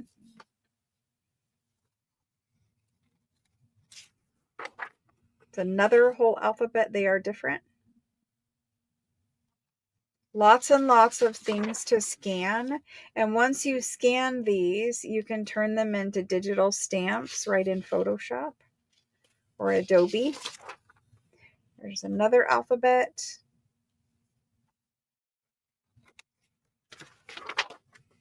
Another alphabet. We've got numbers here. Another alphabet. Maybe that's the last one, and this is still attached. There is a little bit of drawing here or there, like there's just marks. I'm not really sure. It's like it's not a picture or anything, but there are little marks, and I saw right there too. So this one, you can see, obviously it's not in perfect condition. It's come apart, and that's what it is now. So I think scanning wise, that's what most of us are going to do with these.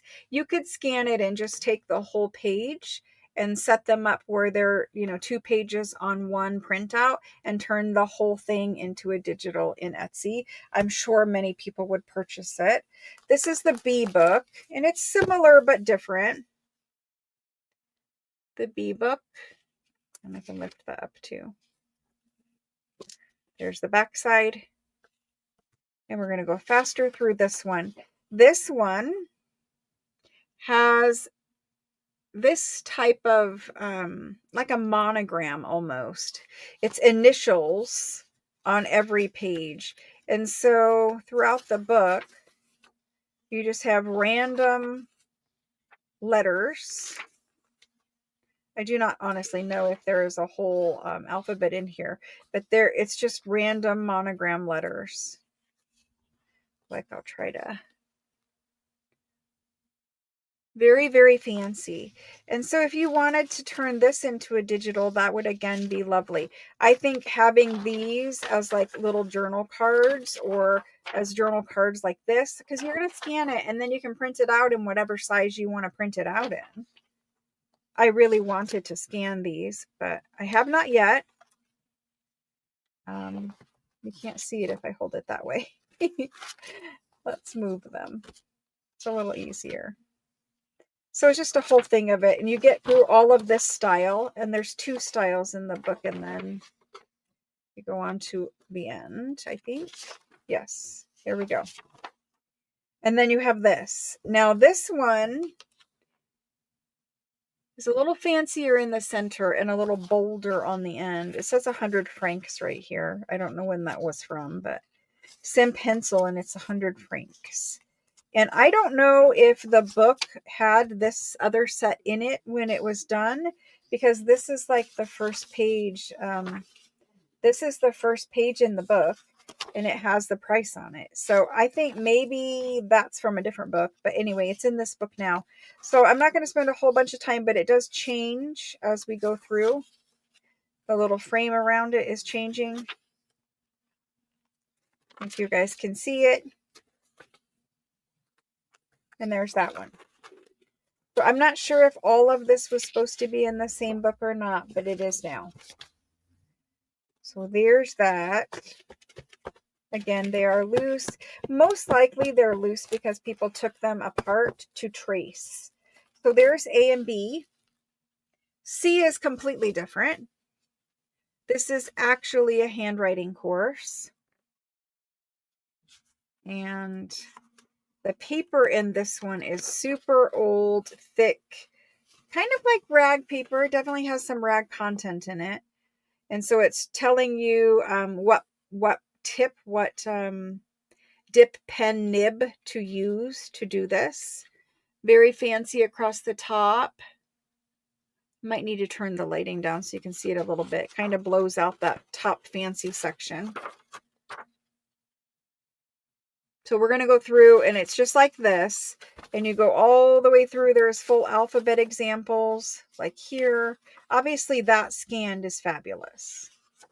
It's just a lot of scannable material. So hopefully somebody's out there going to make these into digitals. There's a different font size, numbers.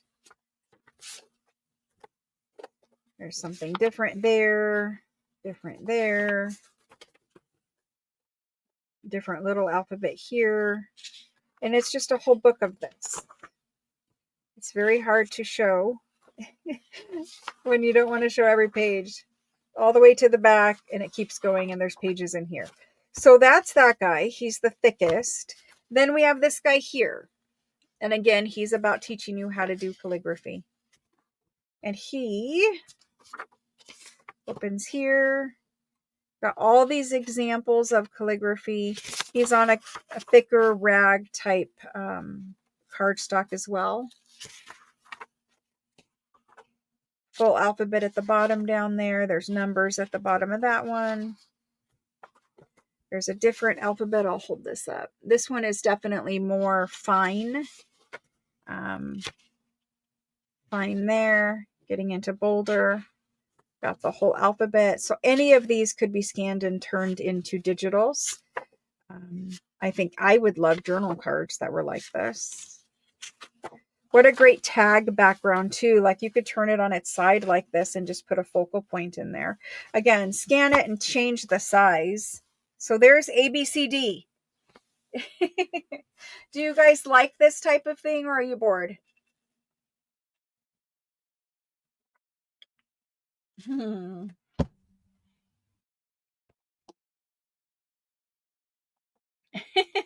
We have a lot of eye candy tonight. A slower paced sale with lots of eye candy.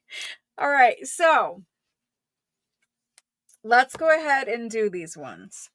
I'm going to do the A1 at 90. I'm going to do the B1 at 120. The C1 at 120. And the D1 we'll do at, we can do it for 90. So A is 90, B is 120, C is 120, D is 90. I basically priced the thicker ones with more pages at 120 and the thinner ones with less pages at 90. I promise you, if you go out and about and look for these, you're going to see that these are very, very well priced. I'm pretty sure I paid more money than that. But anyway, I've got to share them. I cannot hoard them. So these are fancy calligraphy instruction books. That's a good way to put it.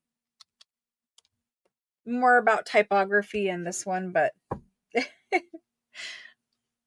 and this is all about initials, monograms. Okay, so going from the top of this list, we have Allison R for the C book. Thank you, Allison. Hello, Rhonda. Allison R. Thank you. We've got Jody M for the D one. Jody M. Thank you. Kendall would like the A one. Thank you, Kendall. I'll come visit all my things at Kendall's house. And then we have Sydney. Sydney for the B. Thank you, thank you. All righty. All right, moving on. Love the red. The red and blue would be perfect for the French country. I may end up scanning it, but one page. I might have to have one page, Kindle. All right, so let's go ahead and do...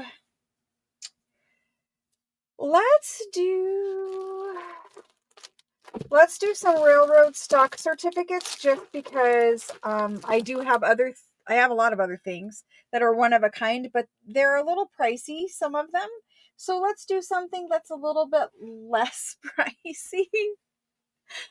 We will definitely do maps, Sydney. They're here, but they're at the bottom of the pile. We'll probably do them a little bit later this evening. Before we do that, let's do these. I need to roll through these quick. There's always a bunch of stuff. I'm going to roll through the leftover fabric samples quick. That needed to go with something else. Okay. So this guy was 25. That's what we originally asked for him. Obviously, like, these are old French. He's from 1907. So this was an original fabric sample from the factory from 1907. Now that they're out of the book, they're a little easier to show. This was white. Obviously, it's grungy. It's got some glue showing through. It is a larger sample that's folded in half and on the card. So when you buy these, you're going to get the card and the fabric that's on it. You guys in chat have said that you've taken them off the cards, no problem, and they wash and clean up beautifully. Now, this being white, I don't know if it's going to wash and clean up perfectly. There's a little bit of pink here. I have no idea, but this one was 25. I'm going to take it down to 15. So 15, because I don't need these leftover ones here. They're very large size and they're very hard to store. So we're just going to let these go tonight. Fabric sample, and it is 15. So if you want it, put your me in now and you can claim it. These do ship folded in half. It's not a hard crunch on the fold line, but I can't ship them this size or else they'd cost $1 million to ship. So Sydney's going to take that one. She's first in. There's just a couple of these. We'll go through them quick. As quick as we can. This guy was left. I don't really know why he was left, because he's pretty nice. He was 25. Beautiful. So this is what the top looks like. And I think that's fabulous to scan too. And he's dated from 1906. And this is the fabric sample. So you could take this and make this a journal cover, fold it in half and make it a journal cover. You could back it onto some cardstock on the inside. So I'm going to leave him at 25. There's nothing wrong with him. He's not grungy. I mean, not any more grungy than anything else. This is the back. And the back just has some writing up there. So I'm going to leave him at 25. Anyone want him? You can come in for him when the go goes in. I need to copy it this time because I wasn't sure if I copied it last time.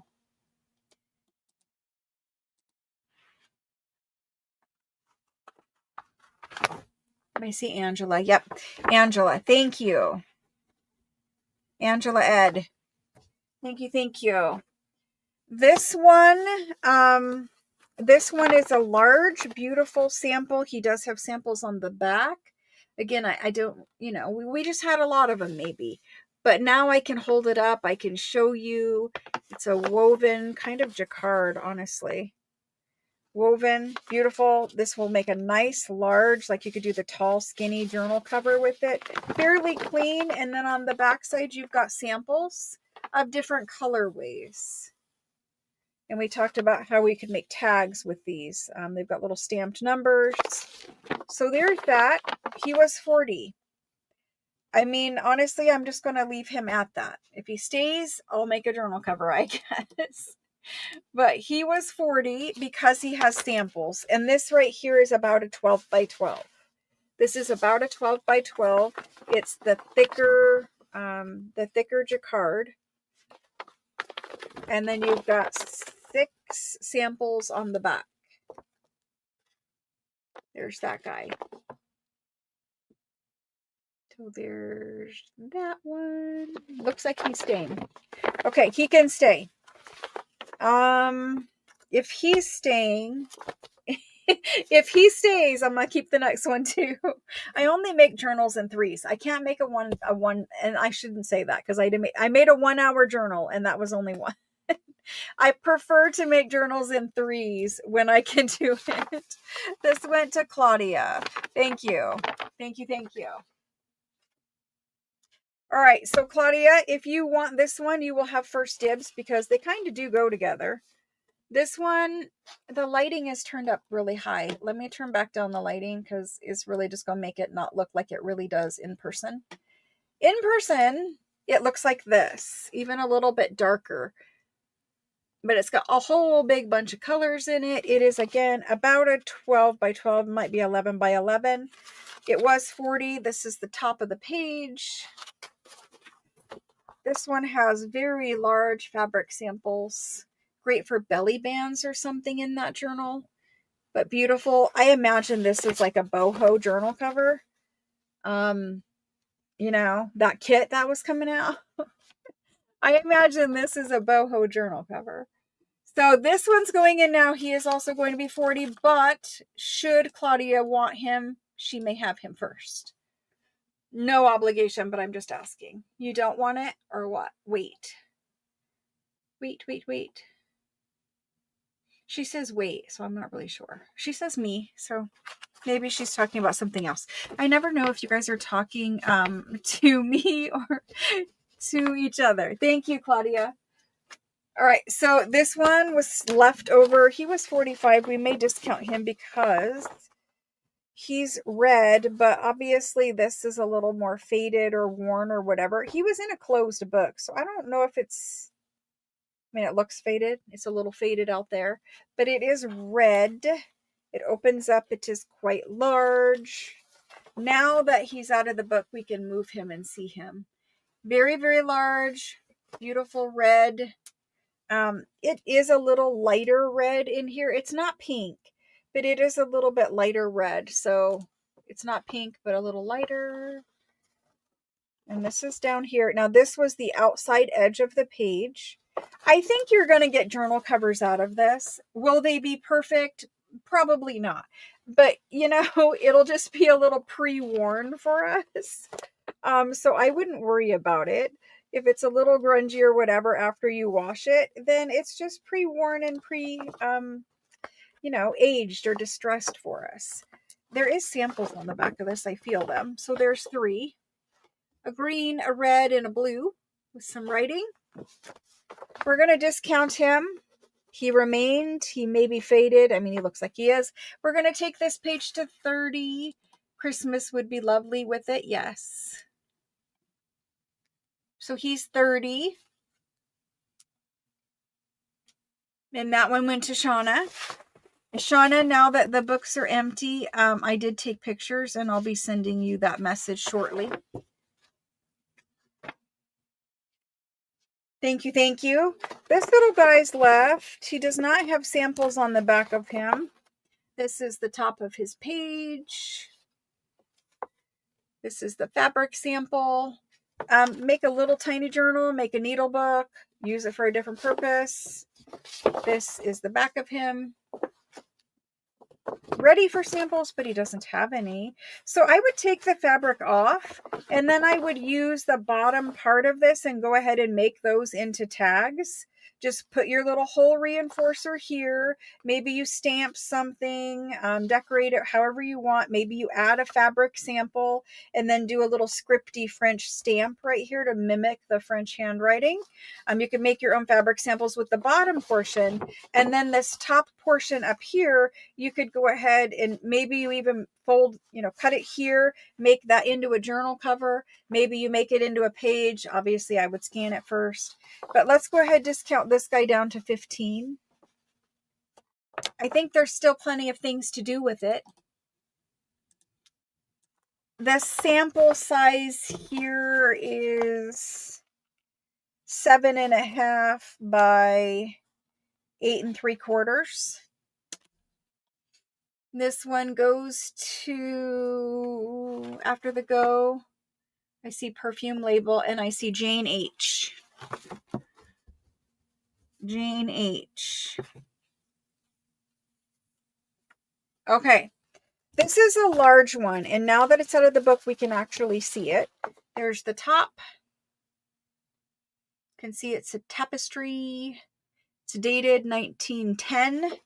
So 1910 on this one, and it folds out and folds out again. It's upside down. It looks like this. So you can see that it is an older scene, kind of reminds me of a biblical scene, which I think I said that last time. It doesn't have to be, but there's nothing biblical about it. It just reminds me of that.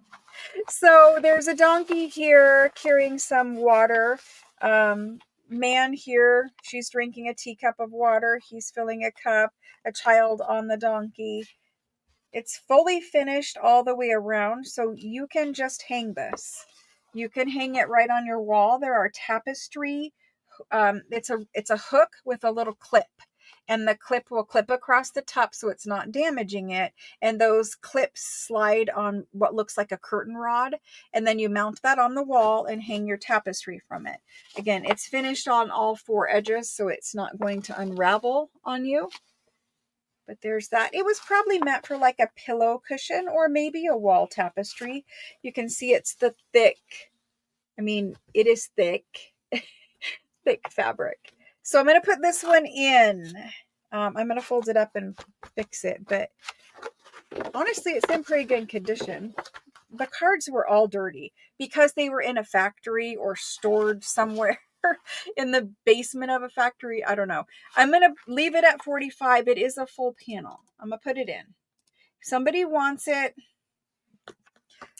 let's discount it. It's going to go to 35. I can't read my own writing now. It's going to go to 35. This is the only full panel that was remaining, if I remember.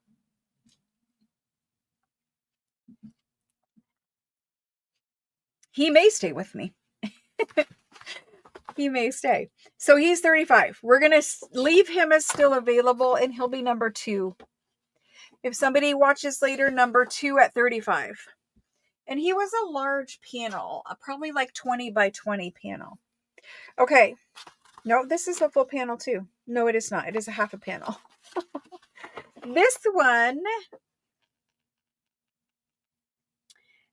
one, if you're asking about shipping, it has been asked and answered. That might be the easiest way for me to tell you the answer. This one right here, there's the top. It's a half panel right here. So the top portion of it is gone. You can make journal covers out of it. It's probably 10 by 20 in size. It is a pretty pattern. There we go. It's a thick jacquard. Are there samples on the back? There are not. So it was discontinued in June of 1954, and the pattern was created in 1910.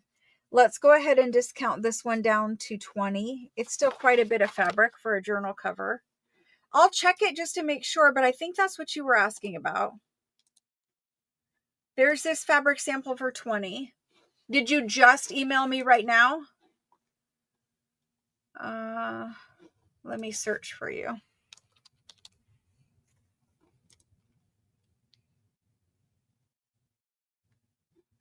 Yeah, you're asking about shipping. So this one was $20 and it goes to Alice W.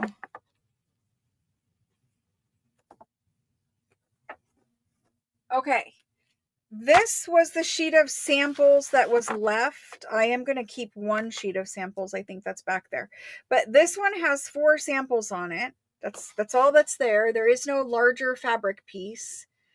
And one of you was asking me for that you said there was one page that was left with fabric samples. It's kind of crinkly up here and torn. And that's what it looks like on that side. Basically, I mean, I could use these 2 panels here and put my own fabric there. And then I would use these 4 as tags. I would probably still use this one. And then I would make these ones into tags. So let's go ahead and do this one. This one is like more trouble than it is worth. But let's do this one for $5. On the condition that you already have a fabric sample coming to you. So please do not claim this if this is the only fabric sample thing that you've bought. This has to go to somebody who already has a fabric sample coming, either from last week or whatever.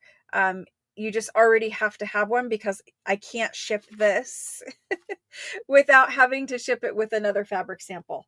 So Jane, I think you do have other fabric samples and you did ask. I'm going to put it in. Jane can claim it and then it will go to Jane. Some things it's just impossible really to ship at a reasonable price if they're large and bulky like this. This is oversized even when it's folded in half.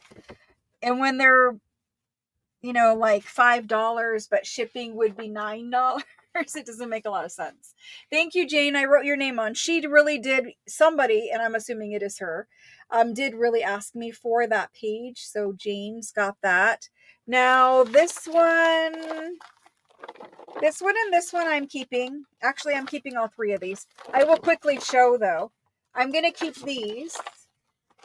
This is the only thing I allowed myself. They were left over and then I kept them. So I'm going to use those and make those into tags. I might attempt to scan to see if I can make us a digital of the fabric sample tags. So I'm going to work on that. But that's all I kept out of 4. Actually, that's all I kept out of 7 books of fabric sample. I did really good. I really didn't hoard the even though I was very tempted with several of those fabric samples, as you guys saw. Let's do train railroad stock certificate things. So we have these ones. Oh, I really need to put them all out there. Let's look and see what is in these ones. We're going to have packs and packs. Aw, thank you guys. Thank you for helping me with them. Because sometimes I buy things and I'm like, why did I buy that? And so I'm super happy that you guys liked them enough to help me out with them. Otherwise, I would have been like, I have hundreds of journal covers. I don't need hundreds of journal covers because at this point, there's probably a million fabric-y journal covers in this house waiting to be made. I do need to share with you guys a bunch of my own fabric collection, but yeah. Thank you very much for helping me. Otherwise, I just would have had way too many things here. Okay, so this pack. When you buy this pack, you're going to get these exact certificates, and I only have 14 packs available. So these all are railroad related or railroad stock certificates. Most of the ones will have some sort of railroad image, picture, whatever. These are originals. This one is dated 1897. So you'll get a bunch of things to scan out of these. I would craft with the originals as well. You have a revenue tax stamp back here because it's 1897. So there's that one. Everyone gets that one. Okay. This one's upside down. This one is from the Erie. This one here is Baltimore Consolidated Railway Company. This one is Erie Railroad Company, dated 1945. The backs, they're all different. This one is folded because it's oversized. This one has a beautiful image of a train up there. So lots of us are asked to make male or masculine journals, steampunk journals. This would go beautiful in any type of vintage journal, really, because if you think of specifically, these are American. In America, the railway played a large portion of our history, right? Played in a large portion of our history. So these really can go in anything. I'm looking for a date on here. It was never issued. It was blank. It's dated 19 something here, so at least know it was 1900. 1975. So from 1975. A beautiful big one. You can imagine this in a journal, but oftentimes they do have fancy things on the back to scan. That would make a beautiful tag. You could scan this portion down here from 1975, but this company isn't in existence anymore. So can you scan it? I would, and maybe change a couple things and then you'd be fine. You guys, I'm not going to give you advice to like break the law or whatever, but do what you need to do with it. Research and figure out whether or not they're out of copyright. This one's dated 1929. If you're copying for your personal use and not selling the image or the item you created, you can copy anything. You could literally pick up, a Disney storybook and copy it and print it out for your own use.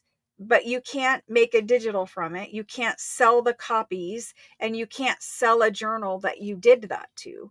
You can use the original and sell a journal that you used an original in, but you can't, if it's not out of copyright, you can't sell it. If it's not out of copyright and you just want to take a beautiful book that you saw at the library and you want to copy that page and take that page and turn it into something for yourself, you can do that. Anyway, it's not about copyright. This one is dated 1929. A little guy here. He's got revenue stamps on the back. Just because these ones have revenue stamps, I don't know if everyone did. I see some, but they're all different stock certificates. This is 1922, large train up here. That's the back of that one. Did I show you the back of the little one? Yes, I did. This one right here, the Delhi and Hudson River. It's dated 18 something. This one was never issued, so it's blank. I like the blank ones too. Kind of nice. Michigan Central, a nice train image. Dated 1927. And there's the back of that one. We have a lot of these packs, but only a certain number per pack so that I could keep them the same. This one is Pennsylvania, and it has lovely horsies up there at the top. This is dated 1934. There's the back of that one. We have a folded one here. A large folded one, and this one is really beautiful. It has lots and lots of pretty things. So this one's dated... why am I not seeing a date? I see the 29th day of September, but I don't see the year. I don't know. It looks older. Beautiful back. It's canceled here in 1931. But look at, it's very beautiful. I mean, even scanning little portion here would be beautiful. That one, folded. Next one is also folded. Beautiful. You have a nice train image on it. This one is dated. I have to look for dates for my whole entire life. I feel like 1916 on this one. Beautiful back. I mean, yes, there's scannable elements in here. There's that one. And then we have another folded one. Lots of folded ones in this one. This one is 1934. Just a different. And there's the back of that one. Beautiful. Belly bands, tags, pages, whatever you want. And last but not least is this one. Beautiful scene there. You've got ships on this side. You've got the Lake Erie, I guess, and the train here. This one is dated 1929 and 1920 something here. There's the back. So lots and lots of beautiful things to play with. There are 14 of these packs available. The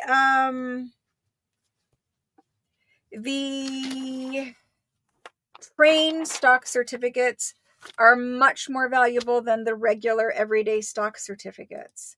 So we're going to do these. There's 1, 2, 3, 4, 5, 6, 7, 8, 9, 10. There's 11. There's 12. 12 in this pack. Usually these are $6 a piece. Usually.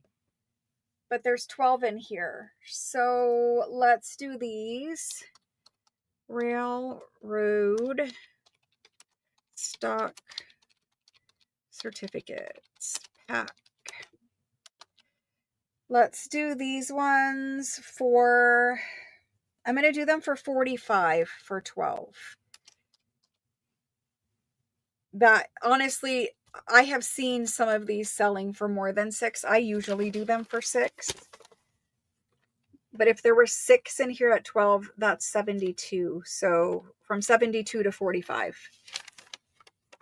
That's where we're at with them. And I only have the 14. So, and there are other packs with different stock certificates in them. Everything is railroad. Well, not everything. I do have a regular general pack, but most of the packs are railroad tonight. Oh my gosh. Railroad stock certificate. There's 12 in this pack. The first person in on this list is Lena. Hopefully the people that ask for them are here tonight so that they can get them. So Lena's got a pack. Alice W has a pack. I know a lot of you have family, grandfather's history, whatever. Some of you husbands, some of you personally might have worked for the railroad, but lots of people, have a history with the railroad too. Family members working there, etc.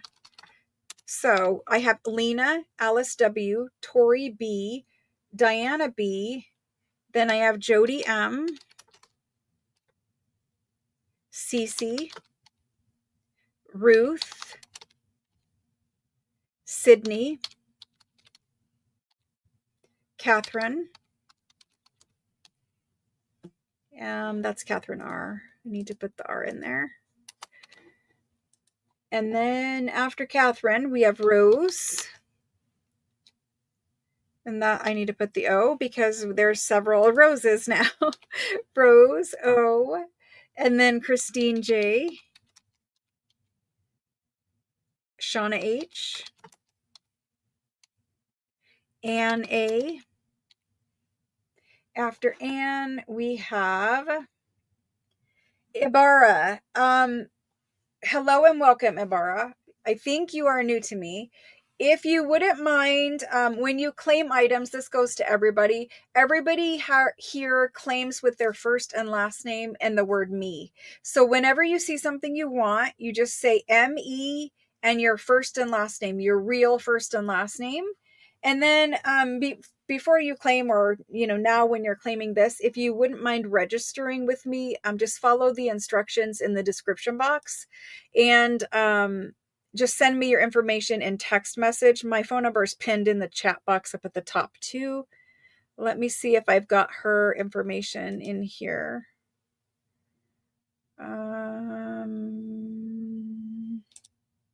There's several new people here. I don't have your registration. So I need you to text me your registration, Ibarra, and then I will add you to this list. Let me see where we're at with this. 1, 2, 3, 4, 5, 6, 7, 8, 9, 10, 11, 12, 13. You would be the last person on the list. So I need you to send me your information so I can add your name to it. Otherwise, we're going to go to the next person. There is something that might be pink, but in general, pink was not like a big color for railroad stock certificates. Shauna D, I did not see your name.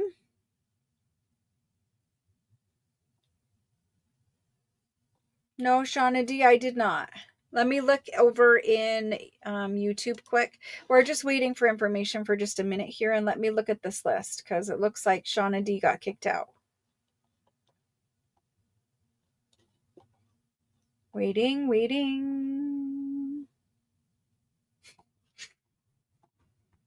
Do you guys see Shauna D in YouTube? You're there. Okay. We're gonna do both of your names here, and I'm going to, I need to see in YouTube. See, you guys are saying you don't see Shauna D in YouTube either. But then somebody's saying she does see it. Telling me where she is isn't helpful to us because everyone is going to see her in a different order. So for this one, I've got Shauna D and Ibarra on here. I'm going to check my messages quick, and if Ibarra didn't send it, then we're going to go to Shauna D.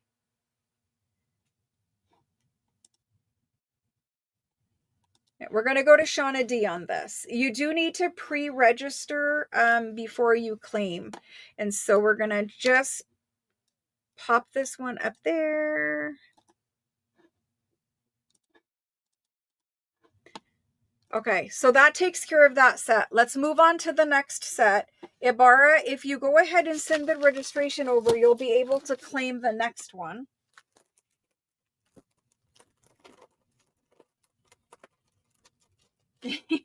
I didn't see your name either. It's okay, Shauna D. We can see you typing now.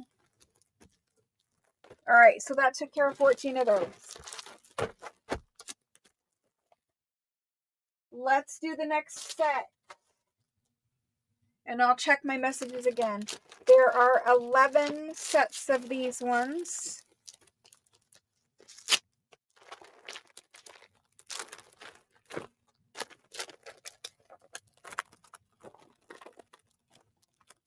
There's 11.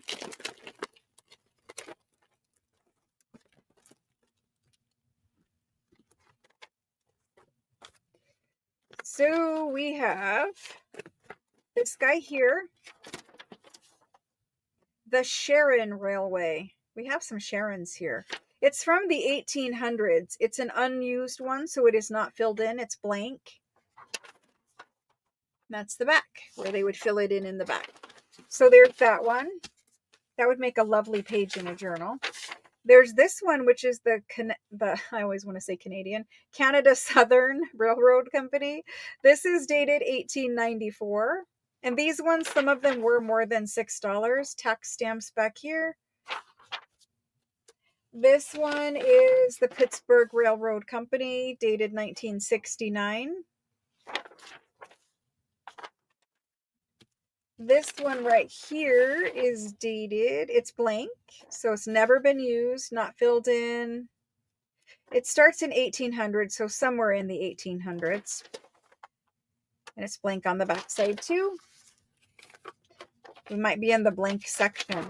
This one right here, Bell Railroad and Stockyard Company.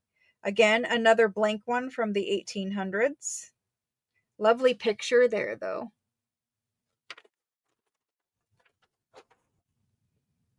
Oh, Sydney, honey, I'm sorry. I don't know. I just do it when I do it. I wish that, I could have a schedule, but it just doesn't work that way. So this one is blue in color. It's a short little stock certificate dated 1800s. It is blank. So far we have had 1 blank, 2 blank, 3 blank. This one is blank 4. 5 out of the 6 have been blank, which is rare, right? We don't have that many blank ones. This guy is dated 1891. He's a large orange one. Pretty graphics on it. This is the back side, and you've got this lovely red, it's a red embossed seal. And then we have this one, The Peoria Eastern Railway Company, a nice train image on this one. And it has this is like a security measure. You know how like checks would have a special place, security thing where you would sign your check. They used to anyway, for people who use paper checks. This is dated 1890. So this little silver area is supposed to be for security purposes. 1800s, a lot of them so far. This one is the Great Northern Railway. It is a nice large stock certificate. Nice and large. It's dated. I don't see it, but it's dated somewhere, I'm quite certain. I don't know. Maybe it's blank and it's not dated, but we have beautiful things to play with. Like, what about this belly band? What about if we scanned this and we printed this out on cardstock, and then you just cut around it? You could leave a little border, right? And then make it a belly band. That would be a beautiful belly band. This would be a tag. This could be a page if you scanned it, put it in a journal. It is embossed right here with the seal. The seal doesn't have a date on it either, though. I don't know. It's beautiful. I don't know. I don't see a date on it. I do apologize. This one is the United New Jersey Railroad and Canal Company. That is a mouthful. Beautiful train, though. And dated 1979. I think it's 29. I don't know. I think this is 29. There's the backside. I could be wrong, but I think that's a 2. Then we have this fold-out one, a couple of fold-out ones, and we're done with this pack. This one is a large orange one. You've got the shipyard, the train there. It's a very beautiful stock certificate. Dated 1904. There's the back side. Got a post-it note on it. There's the back side. Again, you could do a belly band there. Really cute. Then we have this one, and this is like a purple color. A plum purple color. It's got a buck on it. Is that a buck? I don't know. I think that's a buck. And then there's deer down there in the forest. Lovely, lovely purple color. I could put this right now into a fall journal. That would be great. It's dated 1903. On the back, you've got this lovely tag. So if I just put that in a journal for fall, I could wrap that around. Beautiful. Okay, so we have 1, 2, 3, 4, 5, 6, 7, 8, 9, 10, 11, 12. Most of these were 1800s, and a lot of them, not all, were blank. So there we go. I love the colors of all of these. It's a way to do color without having it be like too bright or in your face. Or why are you not letting me type right now? Very annoying. It has done that all night long where it's like, no, you're not copying and pasting anymore. Okay, so we're going to do these. Railroad stock certificates pack. Did I say there were 12 in here? I think I did. Did I say there were 12? If there's 12, we're going to do it at 45. I'm going to count it right now again. 1, 2, 3, 4, 5, 6, 7, 8, 9, 10, 11, 12. There are 12. I got to put the right ones on the front or else I'll think it's a different pack.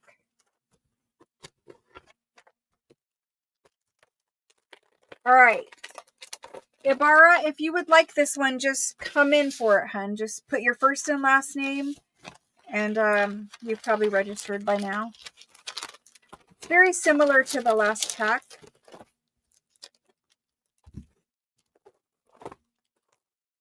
Here's those. All right, let me check and see if I have registered. I do have your information. Yep, I've got everything I need. So you're okay to go ahead and purchase. If you would like this pack, just come in for it now and I'll put your name on it. Okay. This is pack number 2.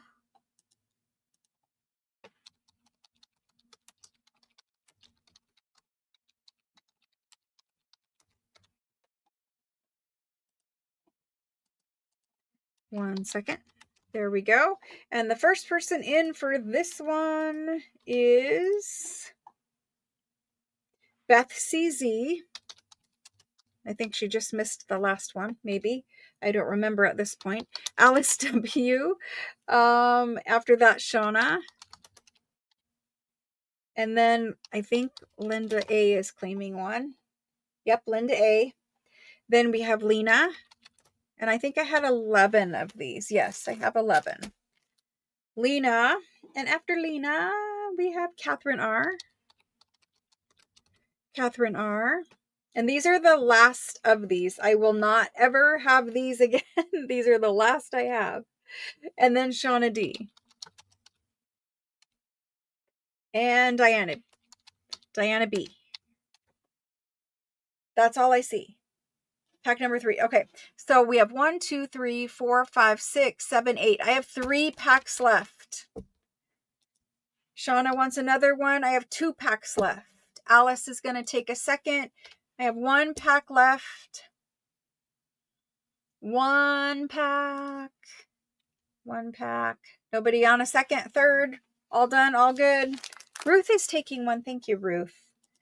Thank you, thank you. Saved me from having singles, orphans, as I like to call them. Okay, thank you, thank you. Pack number 3 and a sip of water.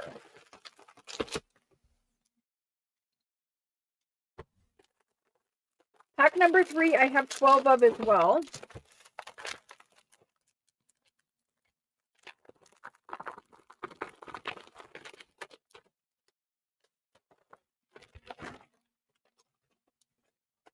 Okay. Let's move this spreadsheet down. There we go. These ones, we start out with Western Maryland Railroad Company or Railway Company. Was this Zeus? Who was this? Like the Greek god of speed or power or something. This one is dated 1962. It's a lovely blue one. I like these ones when they're like landscape like this with no fold outs.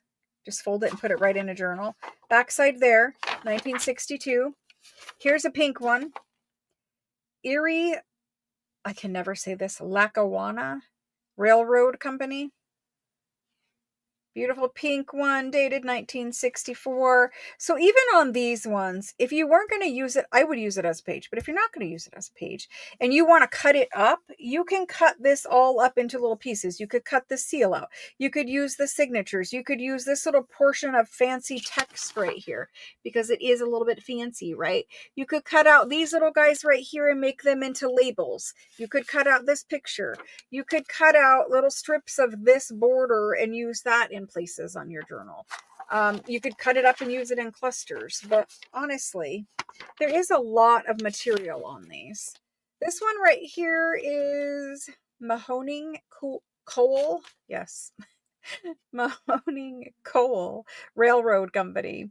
This one is dated 1941. It has some little silver on it. It's a very aged silver, kind of a root beer brown in color, and that's the back side.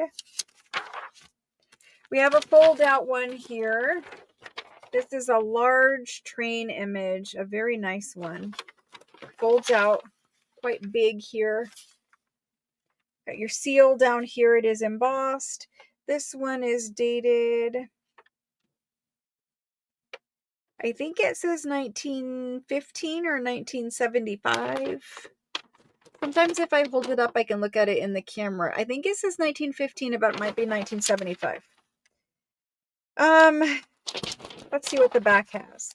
The back has some tickets. I love it when it has the little stock coupons. I love that. Now these ones are canceled, but who cares? So yes, you could cut these out and use these. Then you've got the numbers on the back. Those are pretty cool too. You could scan this and make this a page in a journal, print it on the back side of things. You've got this, which you can make a large tag. This guy here, I don't know, just use him as a belly band. That.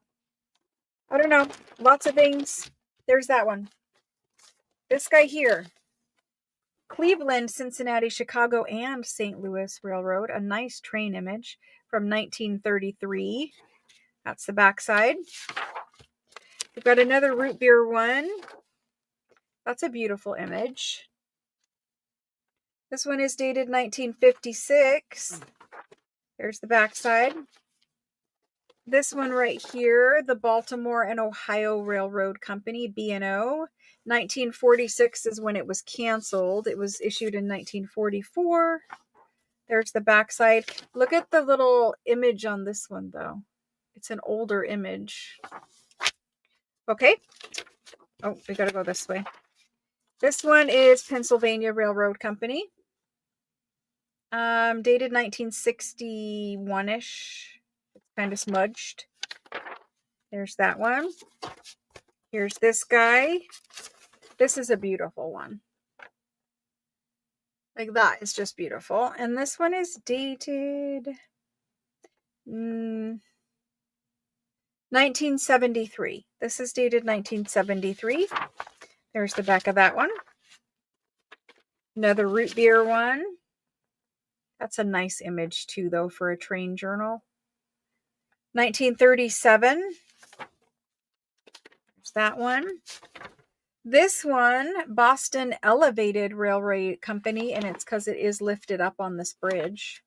1918 is the date on this. So 1918. That's a beautiful one. Beautiful writing.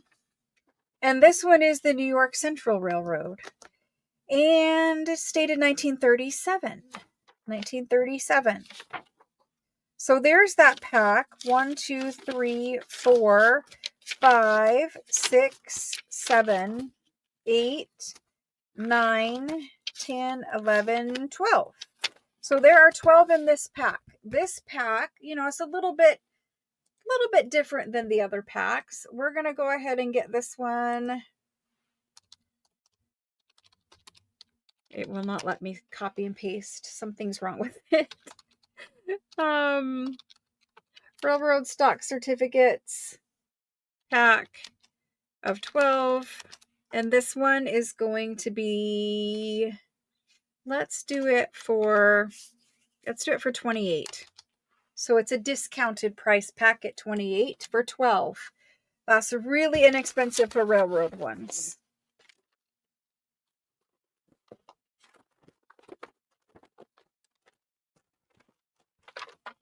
And that pink one. Nice color variety, though. I need to put that blue one back on the front so I know it goes with this pack. And there were 12 packs of this only.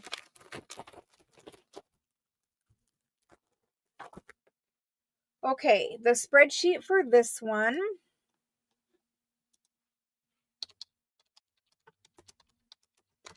And we did it for this. Let's do this one. So there were only 12. Yes. Alice W. After Alice, Sherry M. Shauna D. We do see you this time. Jody M. Thank you guys so much. Shauna H for 2.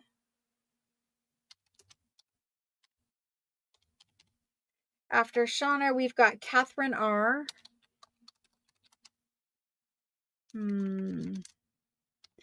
Catherine R.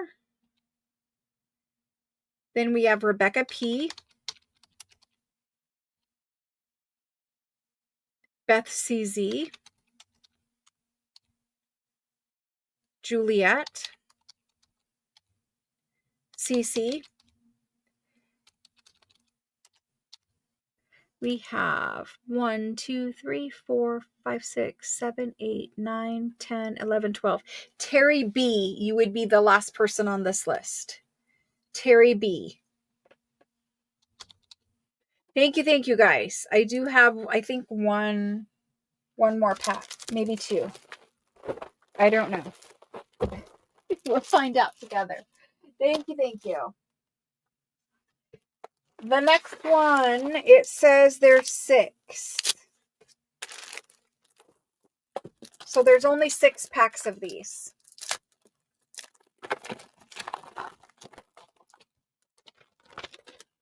Or maybe there's only 6 in here. I'm not sure. We'll find out together about that too. All right, so this one starts right out with this kind of plummy purple one. This one is 1972. 1972. I love it when they have these little numbers on the side. Those are some of my favorite things. There's that one. Purple. We've got an orange. It's got a nice image on it. This is dated 1971, I'm pretty sure. It's mirrored again. So we've got some newer ones here and then an old one. This one is the, yep, you read it. My mouth is not going to cooperate. The Peoria, Decatur, and Evansville from 1886. So this is an old one here, 1886. Then we've got this one here is the Union Railroad Company. That's a beautiful certificate. It's a blank one, so it's never been filled in. It's dated 19 here, but I think this is an early 19. Beautiful backside. I love that. This one again is an older one. This is dated in the 1800s, and again, it's blank. That's a lovely image there. And you could scan this and shrink this down and just make this a nice little tag or journal card. Any of these, really. This is the Philadelphia Rapid Transit Company, dated 1920. Nice image on it. There's the backside. The Cincinnati, Portsmouth, and Virginia, dated 1900 something. So this is at least 100 years old, 120 something years old. And it's got a beautiful image on it. Look at these little girl. Look at the little girl. See, I'm telling you, they have interesting things. The more you look at them, the more you see ideas of ways to use them. This is blank on the backside, never been issued here. And this old one here, the Bergen County Railroad Company, New Jersey. Blank one, never been issued, dated 1880 something. And there's that one. So you have 1, 2, 3, 4, 5, 6 really old ones, 2 newer ones for 8 total in this pack. And I only have 6 packs of these. Yeah, I only have 6 packs of these. So we're going to get this one typed in. Okay.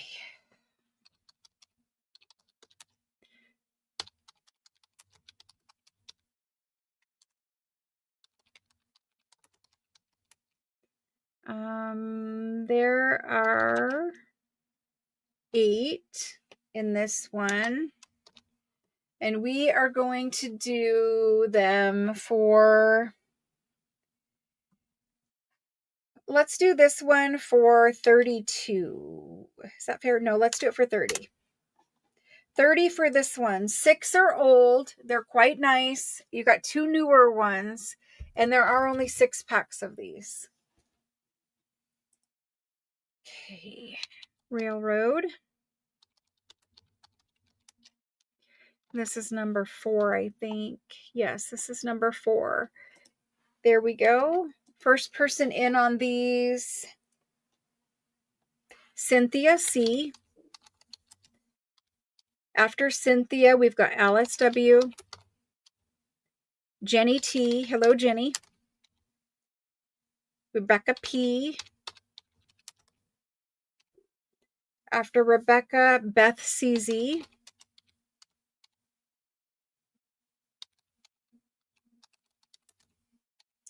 and Catherine R. And that takes care of those. There are no more, and I see lots of other claims. However, don't fret. I have random packs. So what we did is we took all the duplicate ones we had and we made packs out of them. As many as we could put like in one pack. But as soon as we ran out of one certificate, we put whatever was left over into a random pile. And then we made random packs. So some of the ones I just showed you, some of the ones from these packs are in the random packs. And some that you've never seen because we only had like 1, 2, or 3 or whatever of it.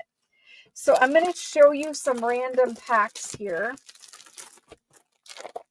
And I'm going to do it quickly. We're not going to go over like dates or whatever. You're just going to look at it. There's 1800s and 1900s in here. I'm going to show you a couple random packs. And then we're going to do random packs. This one's been cut. When they canceled them, sometimes they did cut them. Rarely, you can see, you can't really tell it's cut until I moved it. These are also on very interesting paper. I didn't talk about that, but this is not regular paper. This is like a vellum, kind of like money. It feels like money. It's a different paper, a legal, it was valuable, right? It was basically like currency. So they're on different papers, more fun to use in a journal. 1890 on this one. This is probably 1800s. Yep, 1800s. This one here, it's upside down. It's probably 1800s. I don't know. It's older. This is a newer one like we just saw. This is an older one. This is a newer one. This is an older one. This is an older one. So see, when we ran out of whatever to make a full pack of the other ones, we put them into random packs. So in your random packs, I think there's 8, 3, 4, 5, 6, 7, 8. There are, okay, 8 random ones. I'm going to show you one more random pack. And we had a lot of certificates where we just had 1 or 2. And so they just got mixed in.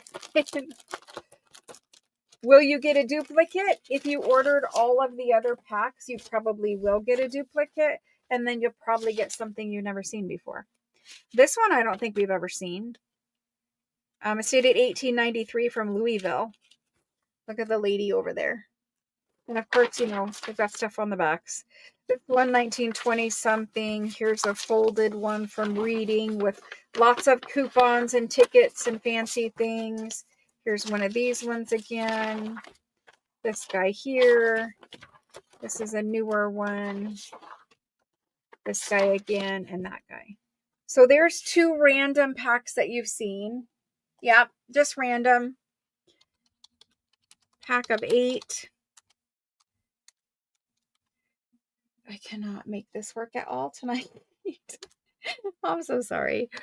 Railroad, stock, certificates. It would be nice if I didn't have to type it each time, but it won't let me. So for 8 of them, what did we just do? Did we not have an 8 pack just a minute ago? Yeah, we did 8 for 30. I'm just going to leave it like that, and you're just going to get whatever's in it. I don't want to say most of them are older, but I don't think there were very many newer ones because one of the packs we did had most of the newer ones in it. So, you know, you saw 2. It's probably very similar to these 2. So I'm going to type the go in. I haven't done it yet. Here it is. And I will make the list for these. They're falling all over. Some nice ones, though. Fun things to play with. And I always think of stock certificates this time of year. I'm not really sure why, but I like to use them. And like if you're doing a Halloween journal, I did that last year and I put them, one of them in there. I need to remember to get out more American things and play with them in journals. I always get stuck, in the French, you know, fancy calligraphy, whatever world. And I need to remember the other things. The random packs. We're going to do the first person in is Diana M. Diana M. Alice W. We've got Wendy A,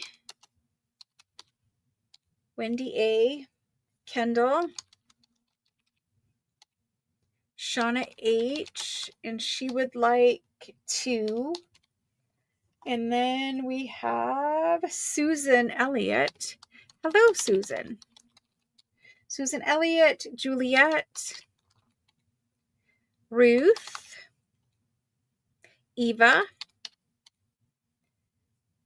Yep, you have to come in after the go. Eva, I'll look up there too, just briefly. Cindy Vin. After Cindy, Terry B. And I think that's it. I see Eva a lot of times. Let me scroll up and make sure there was nobody up here that we missed. Ibarra, and here is her first name. Is it, I don't know if I'll pronounce it right. Is it Nisi Ibarra? If I'm saying it wrong, just kind of correct me in chat, and then I'll get it in my head correct. Thank you. I got you in there. I think I got everybody else.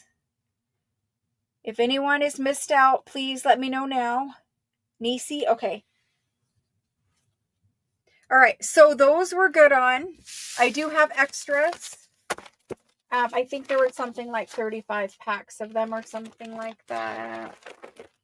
I don't remember, but there were a lot of packs of them. So we should have extras of those. Thank you guys. I need a sip of water.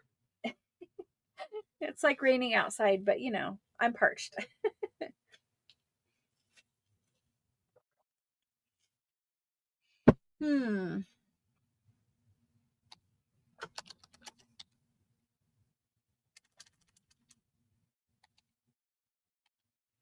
Okay.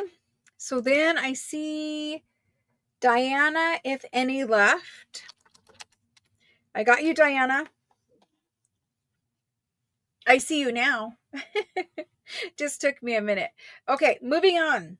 We're going to do a couple of like fabric-y things, fabric related things. Then we're going to do those print sample books. Then I might get to maps and stamps. If Sydney is still here, I know I know you guys cannot always be here the whole time, every time. I get it. I try my best to, like, you know, get the sale organized, but in truth, those map books are underneath everything else. We're going to do a couple fabric-y things, then we'll get to the map books. This is what the cover of this one looks like. This is a French fabric sample book, and it's more like, it's kind of a nice book, more like farmhouse fabrics. You would think about like mattress ticking,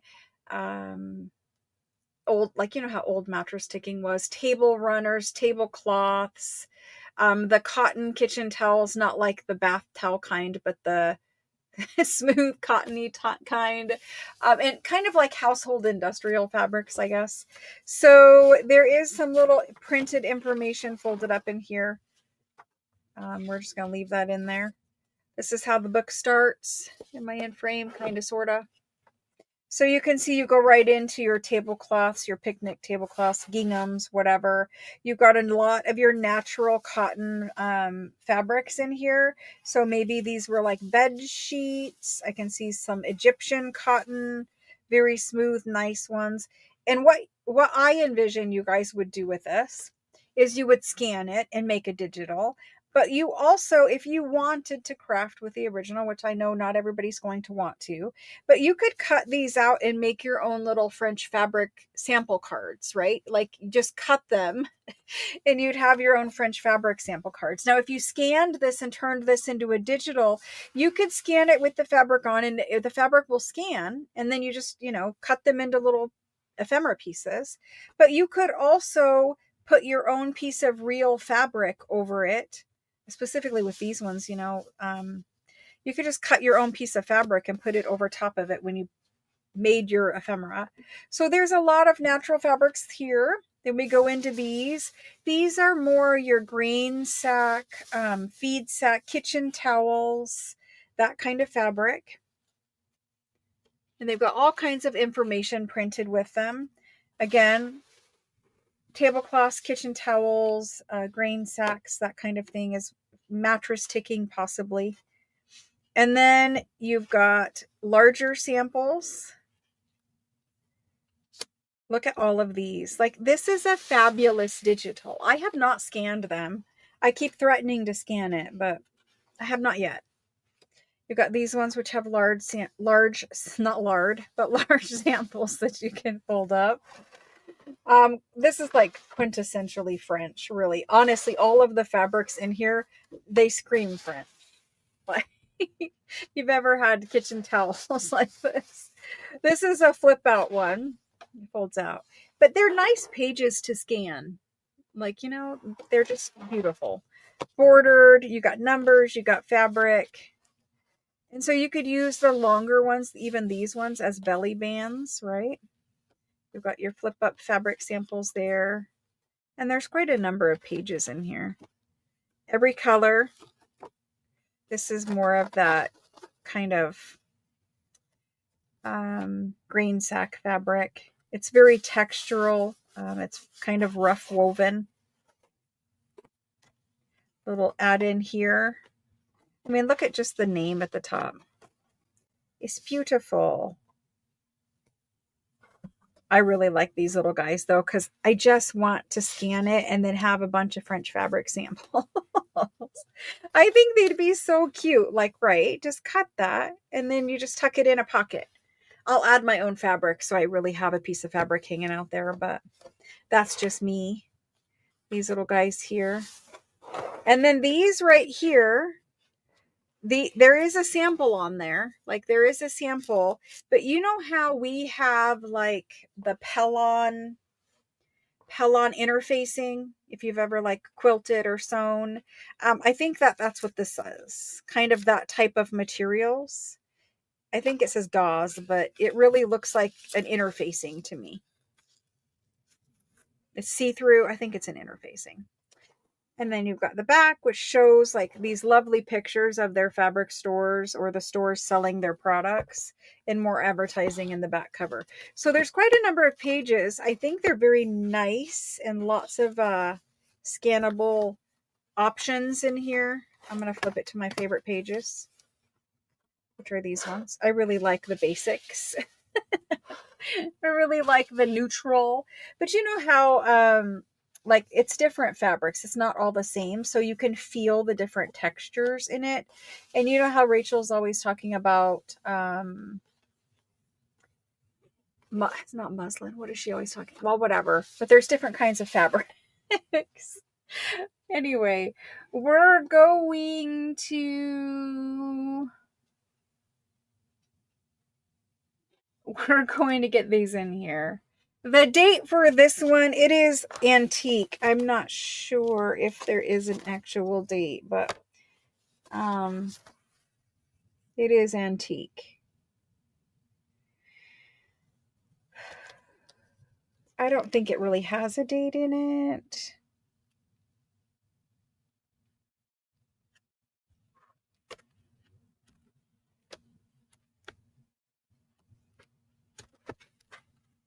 $1911. You guys can't see. 1911, 1910. I don't know. 1905. It's not dated anywhere else that I can see, so we're gonna have to go with that. It is old. That much I can promise you. Yeah. Because I even thought maybe this was like a price list and it would give me a date, because, you know, like price list would be valid for this date and this date, but I don't see it. So we're going to go with somewhere in that range. There we go. The size overall is 10 1/4 by 13-ish, right? and you've got a number, like there is a number of cards in here, and they are cardstock cards. I think it's beautiful to scan. We're going to leave it there. And I'm going to get this in. French fabric sample book. We're going to ask, I'm going to price it less than I have asked in the past because I have shown this before. We're going to go $240, and I think he was like $350 or $380 before. I know if I make a digital, I will make more money than what I'm asking, and I have the original, so I think that's well worth it. And if he stays, then I've offered him, like, I think at least once before. We'll just make him a digital. I'm going to price him and make him number 3. If somebody watches later, he's number 3. Number 3. I was looking to see if there was a date on there. There's not. Number 3 is still available for $240. You can't see that because we still have the lighting turned up. $240. Let's do the other fabric things. We have some more sample books. I've got this guy here. We had a red and a green one. Only the red remains. It's a nice, cute little snap sample book. So it snaps and flips open. I imagine if you take this apart, you'll make this into a journal cover, right? That'd be fun. And then inside, it is a sample book of the French laundry ribbons. You've got the numbers and the initials in different sizes. Then you've got all these little trim samples, and they're on double-sided cards. So as you flip through the book, I mean, it's actually quite nice and detailed. I showed them all to you, but as you flip through the book, you get both sides. Some little floral vines. This is all embroidered ribbon. More here. Get white on some. There. There. And there. And then it flips backwards this way, and you have twice as many samples. So it keeps going. You can scan this. I love the red and white ones. And white on white there. And that's it. That's where it attaches to the book. So you've got double-sided cards. You could take these out, you know, and use the little pieces of, this is, you know, old French trim. You could use the little pieces of old French trim. You could make this into an accordion style journal, because that's what it is, right? An accordion style journal. So if you take all the trim samples off, you'd have this. I'm not finding my camera tonight, but you'd have this accordion thing. This guy right here needs glued back down, but he's still there. He just needs glued. So anyway, that's that. There's only one left. We used to have 2. Cute little French trims. I mean, most of you guys like this page just as much as I do. So there's that one. I don't know how many cards. 2, 4, 6, 8, 10, 12. I think there's 13 because of this one bound here. I think there's 13 cards of samples. It is very cute. It is very cute. All right, so I'm going to type this in. Still not letting me. French trim sample book. And we are going to do this one for, I'm going to do it for 200. The other one I sold was more than that. And I'm going to type that in. And it went to Terry B. Terry B is going to take that one home. Thank you, Terry. I appreciate it. Keeping with the fabric-y trim samples, we have this one here. A couple of these. Now, we've shown this one before. It was shown at $75 before. It's a long skinny blue card. It opens up this way. And this one right here is come undone, but all the other ones are in here and tight. And this is beautiful velvety chenille color thread or color yarn. It has a section for ombres, and so it's a variegated. That's what we would call variegated. This one, I'm not sure exactly what it means, but there's that one. What does that word mean? Who knows? But it's a beautiful rainbow color chart. And so people are like, okay, well, what do you do with it? I don't think you're going to take this one apart and use the little bits of velvety, chenille yarn. I think you're going to use this to decorate your craft room. A lot of people like to have the old French color charts as craft room, artist room decorations, whatever. It's just a nice rainbow color chart. Is it textural and do you want to pet it? Yes, you do. Because it's so very soft. But anyway, there's that one. It was $75. Let's discount him today. And please, whoever gets him, tuck this back in. You can see it's long enough. It just needs tucked back in and maybe a little tab of glue or tape or something there. This one's just bent over right there. Right there. Okay, let's do it.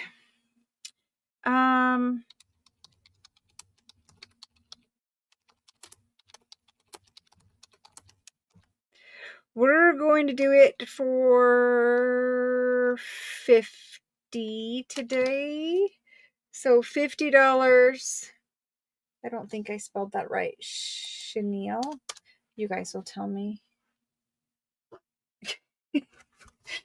I haven't created anything with chenille yarn.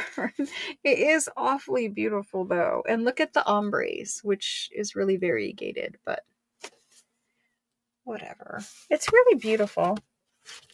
And it's on nice board. It went to Cindy Vin. Thank you, Cindy. Let me just change this.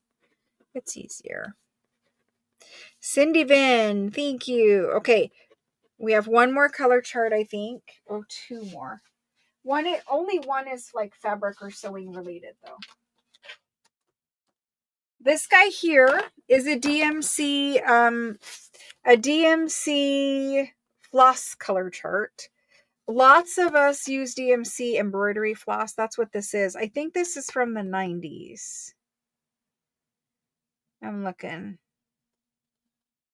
2002. So this one is from 2002. It was priced at $95. If you go, like if you do embroidery a lot or anything where you're using DMC floss, most of you who do that want a color chart. Their colors do not change. Once their color number is a certain number, I don't think it changes. So you do, when you buy a color chart, it's usually about $100 to buy a color chart, depending on where you get it from. But this has every single color that they made with the correct numbers. And it opens and it opens and it still opens and it opens so many times I bump everything, and it opens again. And here you have your variegated, your metallic, your gold, and your silver. And then it talks about the thickness. And then whatever metallic floss these are. So it basically has all the color samples. Then on the back, it's got your listing of numbers and all your other information. You know, it keeps folding and folding and folding. But for color chart panels, you've got 1, 2, 3, 4, 5, 6. You have 6. So it's massive. Again, decorate your craft room, take it apart and frame whatever if you want to frame them. Use them because you do embroidery or, yes, it folds that way. Okay, I couldn't pull it back. Use this color chart if you do embroidery. cross stitch, whatever. Yep, needlework, all different kinds. But the charts are expensive to buy. So it was $95. We are going to do a discount today. And I'm going to discount it down to, let's do 65 on it. So let's do 65. DMC chart, 65, and go.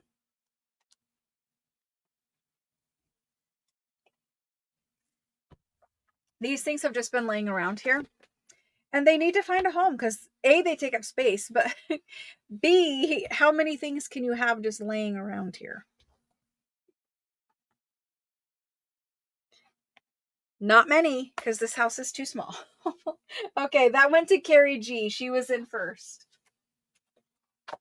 Carrie G. One last color chart. It is not sewing related. And then I'm going to do a couple more sewing things. This one we have offered at least once, I think twice before. It is a paint color chart. So it comes in this book.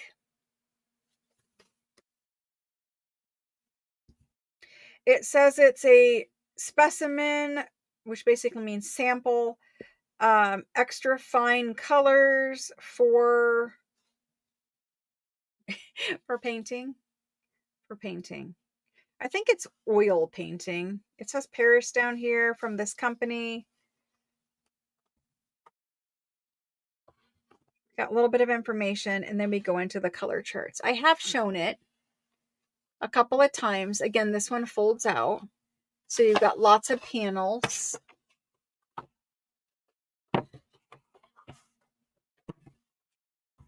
That's it folding.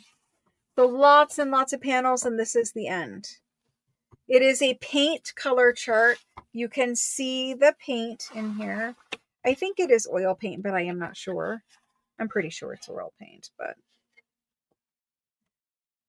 lots and lots of panels. If I broke this apart and sold it by the panel, I'm sure we would sell it and everything would be fine. How many panels? 1, 2, 3, 4, 5, 6, 7, 8, 9, 10, 11, 12 panels. Somewhere along the way I folded it wrong. 12 panels. And the book. Let's discount this. Let's make him a new tag. I don't have room. For 12 panels, let's go 180. That's a lot of money off. And I promise you, you will not find a painting sample chart for less than 180. French, and it is old. French paint color chart. You're going to need to go after the go. 180. It's going in right now.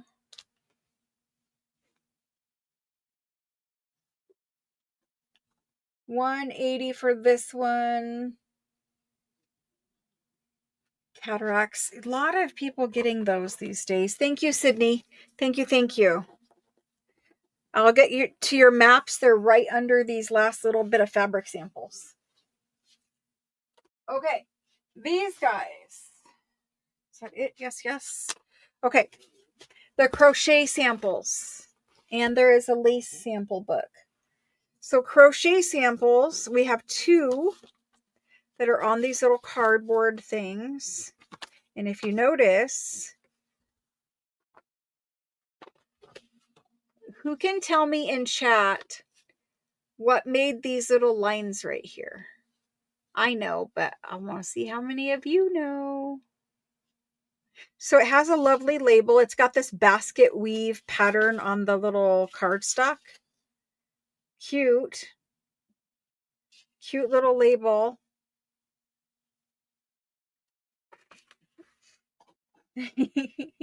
Yes, they did.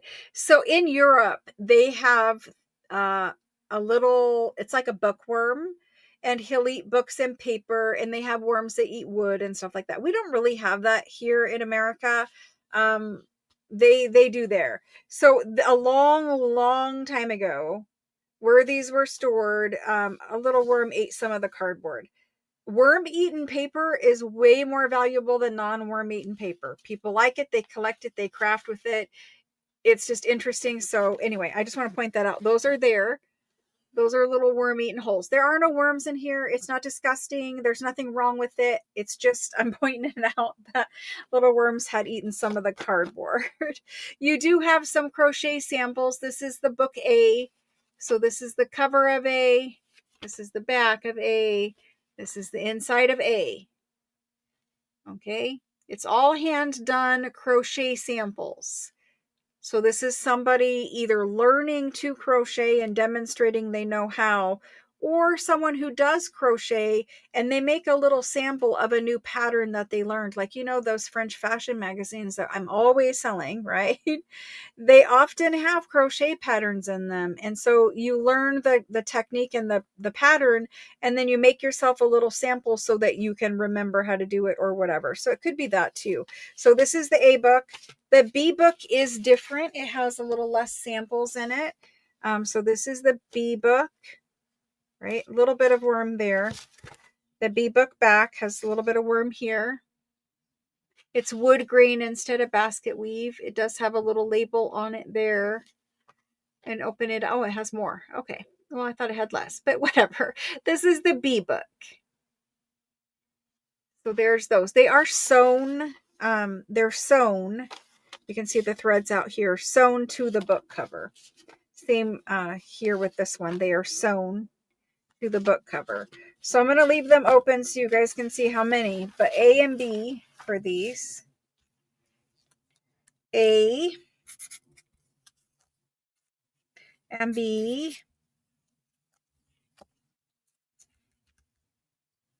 And let's do them. I have a large one too. So the only other crochet thing tonight is this one, which is a large book.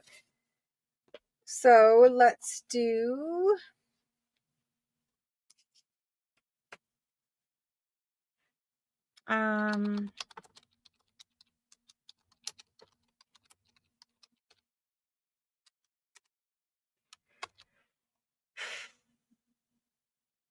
let's do A at 40 and B at, I'm trying to make it fair. Let's do B at 55. I mean, there's some little tiny bits there, but we won't count those. So there's those two. Kendall's an any, Alice is an any, Lori H is an any. I usually do it in order that you come in. So we're going to give Kendall A, and we're going to give Alice, because she came in second, yep, B. And so, unfortunately, Lori H, those two are gone right ahead of you. Thank you, guys. Let's look at the big one, and then we'll look at the lace sample book. Thank you, guys. The bigger book, I mean, it has a lot of pages in it. It's a blue hardback book cover, but you can see, like, it's got that nice journal rounding that happens, right, where it rounds around the thick paper. I wrote on my finger, so that's there now. Anyway, you can see it's bursting at the seam with samples. The pages have been sewn in to the outside, really. So it's probably like a hidden spine where they sewed it right to the outside. But inside, you have tons and tons of crochet samples. Yes, it is a little grungy to me. I would not wash these. I would totally use them just as they are. You cannot fake the aging and the grunge like these are. So I would use them like this. If you're going to take this book apart. If you're not going to take it apart, then it doesn't matter. But there is little samples that are folded here or there too. And it's just page after page. This is one of the biggest ones of these I've had. But the samples, again, are sewn to the paper. This one is sewn double-sided, so you're going to have a lot of samples. This is a loose sample. It came from somewhere, I don't know where, but lots and lots of them. Like, she did not waste any space. Like, there's samples sewn everywhere. There is some tatting in here as well. Like lots of samples. All different patterns. Completely different. Like she spilled her coffee. The staining will never bother me because if I ever like was trying to clean something and it had a stain on it, I would just coffee dye it. That coffee dyeing pretty much fixes everything. Like I could put this here. Little tassels. This one is really beautiful and delicate. Lots of little trims. This is tatted here, tatting. The little frilly loops. This is an extra piece that goes somewhere. This piece is also loose. I'll put it here. But this is old, very, very old. I'll try to straighten that out. Put it here. A larger one here. This one is the FLEA lace. I believe that's FLEA lace. So I know samples of this are in those French fashion magazines from the 1880s. And I would imagine that is how old this is. It doesn't have a date, but I'm telling you, it's probably 1880s. Lovely. And then we have some blank pages back here where she didn't fill them in because she filled those pages so much, but just a few. There's 3, 4 pages. We need to fit this in here somewhere. I'll fit it with that one. But it is a fat little grungy book of crochet samples. There's loose pieces that I tucked in there, but fat little grungy book of crochet samples. We're going to leave it there. It's so cute and so many different patterns. And you know, if these are from the 1880s, we might have lost some of these patterns, like, or they might just not be really being done anymore. So if you are into it, maybe you'll find some favorite patterns in here that, you know, you couldn't find anywhere else. I don't know. I don't really sit there and crochet. My mom did a lot, but a little bit of color here. That's the only color one I remember seeing is a little purple. I don't know how many pages. You guys want me to count pages? I'm going to do it anyway. 1. So I'm going to count sides. 1, 2, 3, 4, 5, 6, 7, 8, 9, 10. We won't count that. 10, 11, 12. This is tucked down. Okay. 13, 14, 15, 16, 17, 18, 19, 20, 21, 22, 23, 24 pages that are finished of crochet. Here we go.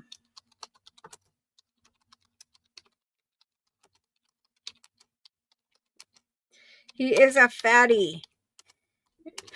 24 pages. Yep, not 24 ages, 24 pages. All right, so he is going to be, I'm going to do him for $280. It's a little painful for me because I do love this guy. Basically, it's a little over $10 per page, just slightly. You know, we do have a mix of things, tatting, the lay lace, a little bit different things in this one. I have another one that I showed you guys that I was keeping. So this one is going to go to Karen B.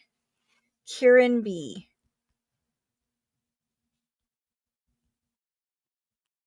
Thank you, Karen. I love it. I only kept the other one for now. I don't know if I'll keep it forever, but let's do the lace sample book and then maps. Hopefully Sydney can stay. This is the lace sample book. I counted and there are 38 double-sided full pages in here. I pre-counted this one. I didn't measure that last book either, but I am going to measure this one. I'm going to do my job on this one. This one is 9.5. I don't think I measured it. 9.5 by about 14.25, 14-ish. It does have a maroon embossed cover. Beautiful little embossing in it. And then this is the back side. Nice little book. Nice little spine. I shouldn't say little. It's oversized. It's not going to fit in a flat rate box. There's a little book label up here. Dated 1904. It's got the person's name in 1904. So we have lace samples. It hates blue, so it's just going to do this, and we're going to go with it. I'm going to turn up the brightness in hopes that it fixes it. It's not going to, but we'll just keep going. Will you like my white skin yet? Do I have to put it up here? There we go. There's the real color. I don't know why it freaks out on blue.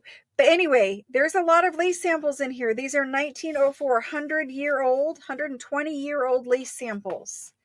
The whole book is full of lace samples.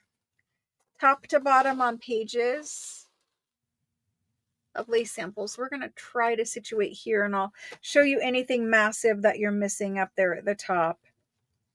Lots and lots of lace samples. The pages have gold decorations. You'll see that some were removed. When they discontinued a pattern of lace, they removed it from the sample book, because this sample book, people could come in and they could order lace from this book. It has the pattern number on the little label. All of these with the little French labels, these will sell for anywhere between $5 and sometimes up to $25 and $30 per little sample. It depends on the type of lace that's being sampled, but French lace samples are very collectible. And we have 38 pages, so I'm going to get to flipping. Different types of lace, like that was all very thin flat lace. Now we're getting into the thicker kind of woven lace. It looks more like needle lace. Got a pretty nice one down here. I mean, most of us have seen this type of pattern in the antique lace world. My camera's just going to keep doing that, so I'll try to show you up close. There are whites and creams. Like these two are cream, or ecru, and these are white. Different kinds, different kinds. Get into very fancies. Very fancies. Apologize for my camera. It just hates me. And then I keep switching them out, and it doesn't seem to do any good. Super fancy ones on this side. So I think I need to turn the brightness down now. But you've got super fancies. Let me fix this brightness for just a minute. So it's just washing everything out too. We'll go there. Now you can't see anything. I like to keep this one in here and not hanging out the edge. We've got these ones. We've got super wide ones. I think the brightness was better up. Okay, we'll go there. Super wide. We've got more fancies. Fancies. Super fancies. I mean, French lace, you know, it's very, very expensive lace sometimes.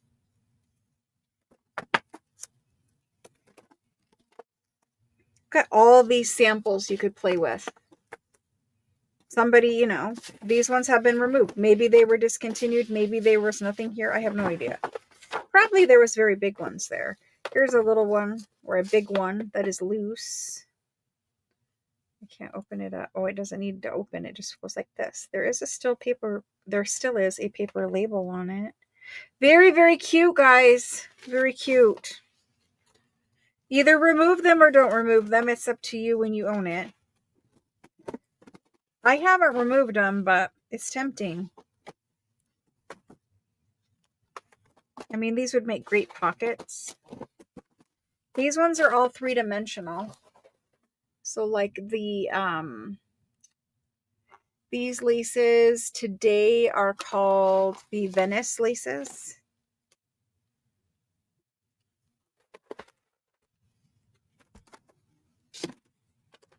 So are these. This is a black one up here, and it's kind of come off the page. They've tried to pin it here, but these are the 3-dimensional ones. These are 3-dimensional ones. Super big pieces. So we did the fabric samples, and I was wondering, all black lace on the purple. They thought the black was shown better on the purple, which I think is cute. And then dark blue. The camera just hates it. I apologize. It needs an adjustment. And it's back to yellow again. It's dark blue, dark royal blue. But this is the book, and it is big, and it has a lot of samples, a giant lace sample back here. I mean, that could be like the whole cover of a journal. So you have all these pages of lace samples. Lots of them. There's 38 double-sided full pages. Okay, we're going to do it. I know, it does have so many samples. I guess I should show you something. I'll show you that one.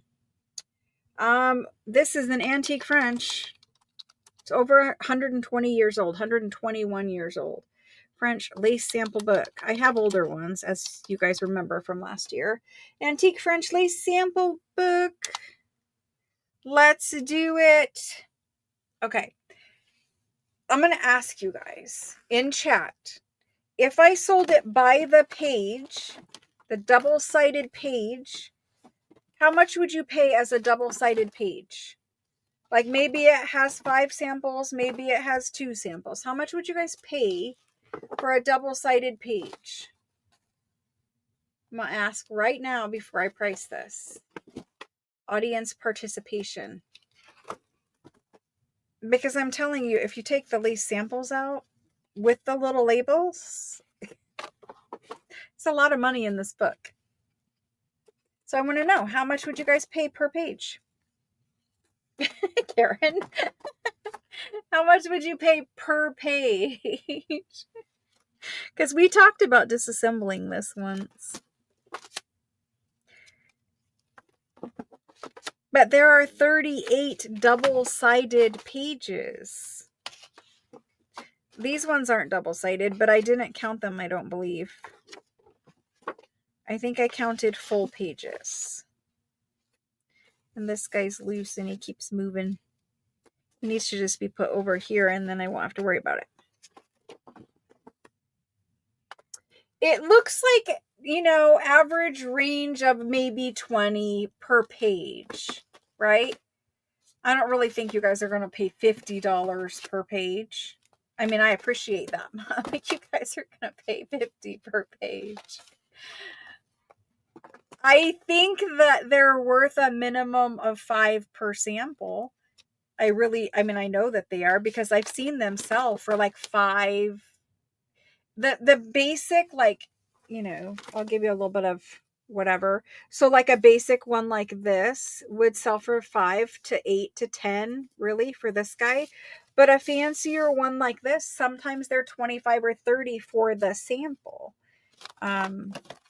You know, I don't know if people are collecting French lace samples or whatever, but it is nice that this one has the black lace in it. So anyway, we're going to do it. I'm going to quit talking. And we're going to do it. Yes, they come off very easily. They're just stuck on with like the flower paste. Like if I wanted to, I could just, like this one is loose. You could just pull it, like right here. I can pull it. Very little effort and it comes off. Okay. We're going to do it for, I think I asked 900 before because there's 38 pages. We're going to do it for $750. I know I asked 9 at least before. We're going to do it for $7.50. For 38 pages, that's basically $20 per page.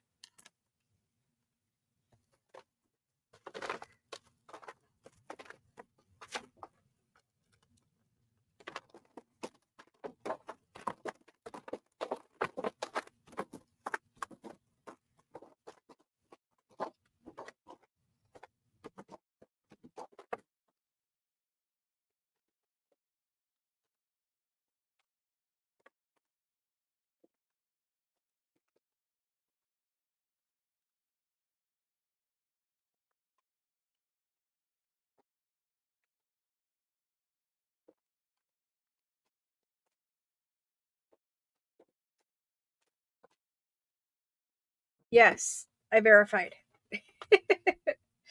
Alrighty. So I'm going to hang on to this one. I really don't want to take it apart. I will not price it less than $7.50 though, because it is worth it to me at $7.50. If I counted lace samples, I'm sure it would be well worth it for me to take them off. And I know, you know, we would probably pay $20 per page or whatever. But I really don't want to take it apart at the time. I just don't. It kind of, don't you guys think, don't you think sometimes things kept as a whole are better than just a page? I'm not saying I'll never take it apart. I'm just saying this one might hurt me to take it apart at the moment. I need to think on it a little bit longer. I'm going to leave it at $7.50. If somebody comes in for it, just tell me lace sample book at $7.50 in text message and you guys can claim it.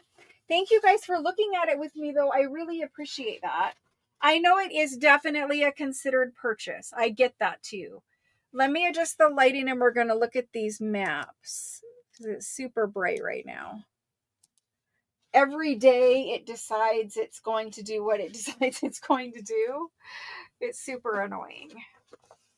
And because it's rainy outside, it's probably worse. So we're going to start with some atlases full of maps. I've got a gigantic one. I've got these things. I've got the music. Is this an atlas? This is an atlas. I think this is also an atlas. So this is a giant atlas. I think this is a giant atlas. Yeah, it's an atlas. This is a giant atlas. There's maps in here somewhere. There's giant maps in that one. This is an atlas. This is an atlas. So we have 4 old atlases. And then I have some random loose maps. So we're going to do some atlases and some maps. I'm going to sell these 4 together, or at least attempt to, together. Okay? Thank you, Karen. All right, so up first, we're going to do this guy. He's kind of nondescript right now on his cover. He's just bored. Just complete board, unbound here. His spine is off. This is probably, he used to have some kind of paper cover or something, I would imagine. You can see it's got a little bit of rippling in here.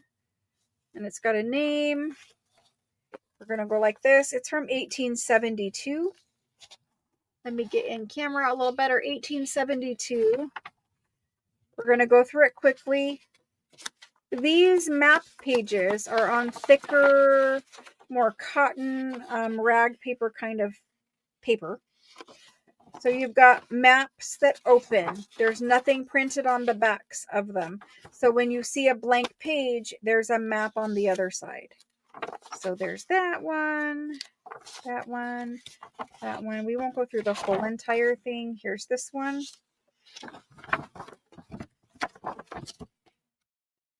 Not going to go through the whole thing, but we're just going to look at a couple. I can flip through them.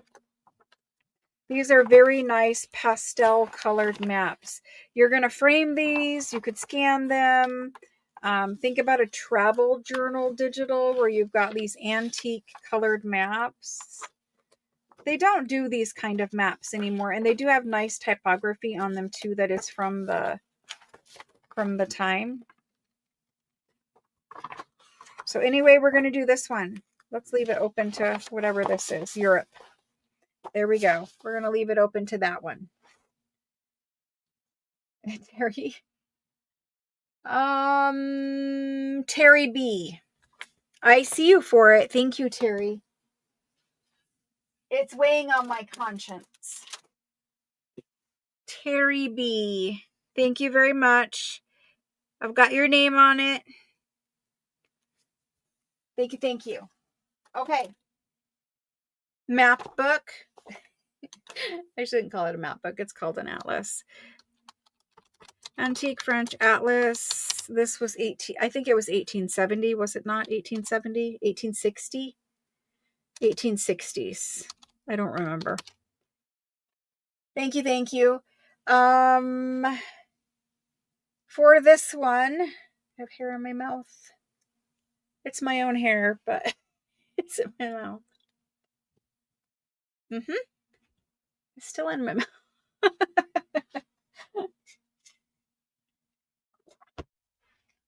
I have Static Frizz rainy day hair. It has a lot of maps. I do not know how many maps, but there are many in here because I think it's the whole book. It was 1870s. Okay. 1872, really. Okay. We're going to do this book for the whole entire book, all of the maps. We're going to do it for $180. If you are a reseller, surely you can take this book apart and resell these maps and make quite a good profit off of that. 1870s maps, there's map collectors. People like to collect the map of the country their ancestry is from, a country they traveled to, maps that have something to do with the war or something else that the military collectors are after. So maps are good for resellers. This one goes to Sydney. Thank you, Sydney. I'm glad you were here for it. Thank you. All right. Sydney's got that one. There are a couple more here, so we'll keep going. This one looks very similar to the last one. It's dated 1866 on the outside. It's not bound anymore. It just has a loose cover. So a loose cover here. This is what is a spine on it. The brightness is turned up a lot, but I think it is kind of helping you guys see the paper better. This is the back. It looks very similar to the last one. I'm going to try to keep it as a book. 1866 title page. We've got a whole map here of Asia. Beautiful coloring again. This one is Europe and it's upside down. There's Europe with all the rivers marked. We might have the whole book upside down. This is also Europe and it's bound. So let's just kind of try to flip and we'll keep these together. Look at how beautiful this one is colored though. Like it's super pretty. That's all of Europe. It's bound, so hopefully we're going the right way. France. Europe again. Different view. These are the nice thick fiber papers again. Europe. And so we're not going to go through the whole thing, but there are lots and lots of maps in here as well.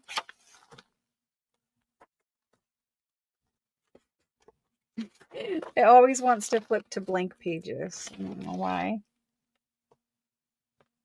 My hair is bothering me so much right now. Maps of the ocean tide. I have no idea. More maps. There's just lots and lots of them in here. This is French colonies. Some of them you'll see, this one is separated. Some of them will be. I mean, it's 100 and something years old. It's not going to be perfect. That's Africa. The ones in the center seem to be pretty good.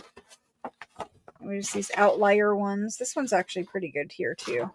So let's do this guy. I'll try to keep him together and bag him. But 1866. Oh my gosh, I have honestly no idea. Was it the last one this side or the last one the other side? This is Egypt and Africa. The last one on this was the first one that we did. I mean, was there a Russia in here? Probably, but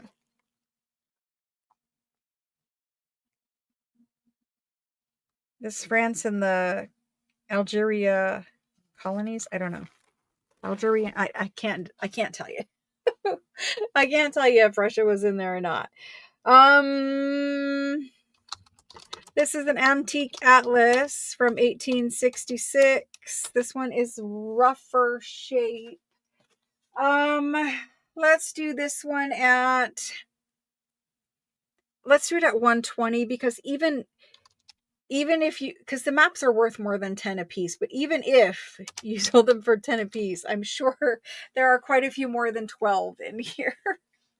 These are things where, you know, they've been here a while. I don't, some of them have been here a while. I don't know exactly what I paid for things after a certain point, which needs to change. This guy's going to Linda RB.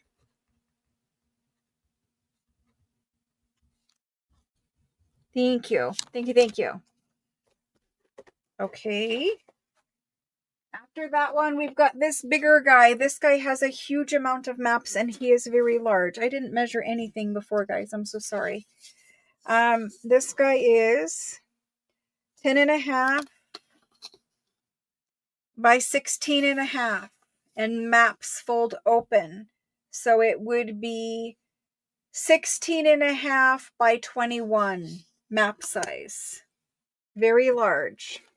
I'm going to show you the cover, and it only has a front cover. Only what is left. Looks kind of like a, I don't know what kind of label that is. Like a travel label or something. That's its spine. It doesn't really have one, and it has no back cover.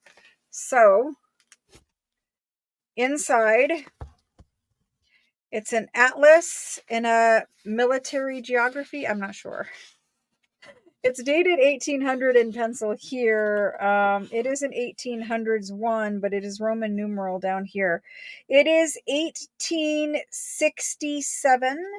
1867. I'm going to try to slide down a little bit, and you guys will get a little more of the top portion there. 1867. Okay. These are very thick cotton rag paper pages. And look at the size of the maps, though. You guys can't see the header. Nice size maps. This is the front one. It's the grungiest. It is on cardstock. I can't flip through because that's in the way. Europe. Beautiful coloring, though. Really beautiful. Like that soft pastel. I would frame these. I honestly would. This is France. There's some art. France. I mean, obviously it's a French book, so we're going to have lots of France things in here. Europe. Russia. Here's Russia. Here's the Britain islands of Britain. Some ephemera in here. Italy.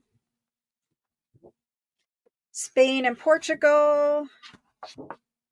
Turkey, Europe, and Greece. Asia. Africa.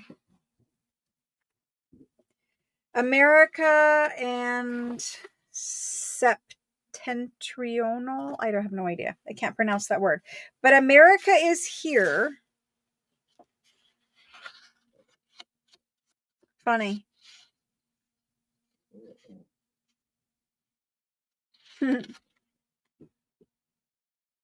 It says that Russia owns Canada or Alaska. No, it doesn't. It says America. I was like, what does that say? It does say America, but it also says Russia. It's so interesting to look at. You got a little bit of whatever. It's fine. It's just foxing. America. I think this is South America.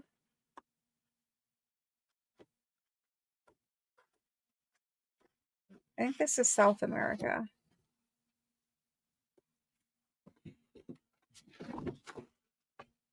Oh, that's what that word must mean. That's France and Belgium. This is Holland. We've got quite a bit of spotting on these ones. This is the military campaign of France of 1814. This is the Rhine River, the Rhone Basin. We still have a lot of maps in here. So now we're to more of the military stuff. There's some forms in here. You can see quite a bit of foxing in this section. Quite a bit of foxing here. Quite a bit of foxing here. We're not too bad in this section. This section's okay. This is the Russian campaign of 1812. Egypt and Syria. More foxing. A little bit there, not too bad. Some here. So in the military section, you have a little bit of foxing on some of them. And these are city, like province maps from France. And then printed information, some sections of that. So this is a huge one, and it has a lot of stuff in it. Although condition is a little rough, as you guys can see. Condition is a little rough. I will bag him to keep him together and try to tuck in whatever's sticking out as best as I can. Okie doke.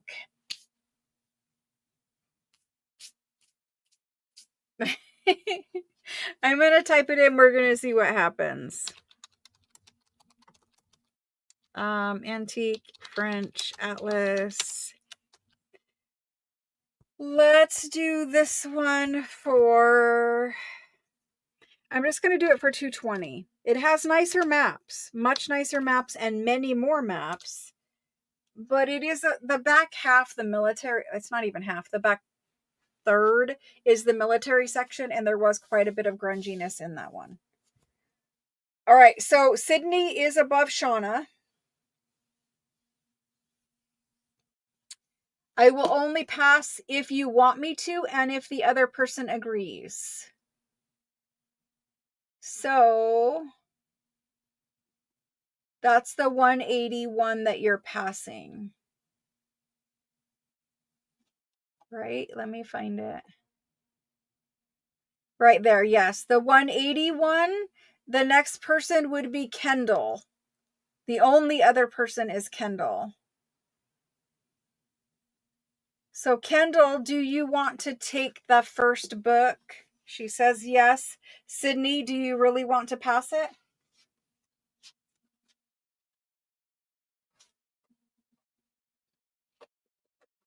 We're talking about this one.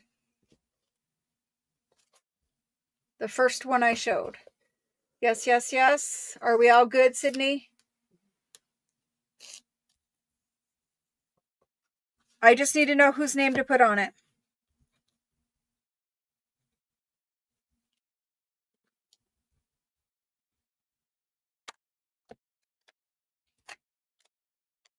Sydney? Sydney, it's up to you. It's either you want both or you want me to give to Kendall. Kendall is agreeing. If you want to give it to her, then her name's going on it. I have one left down here. It is smaller by far. I mean, it's bigger in size wage, but it's not very, there's not very many maps in there. Oh my gosh. Sydney, it's either you want both or you're giving to Kendall. You just need to say so I know which tag to put on it. Oh my goodness.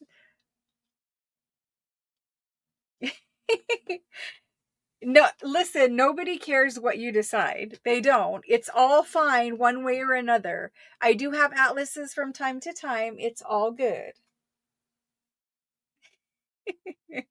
All right, I'm going to set these ones to the side. Did I make a tag for... I didn't make a tag for a new one. Let me make a tag for the new one. I thought I did. I made this tag. Yes.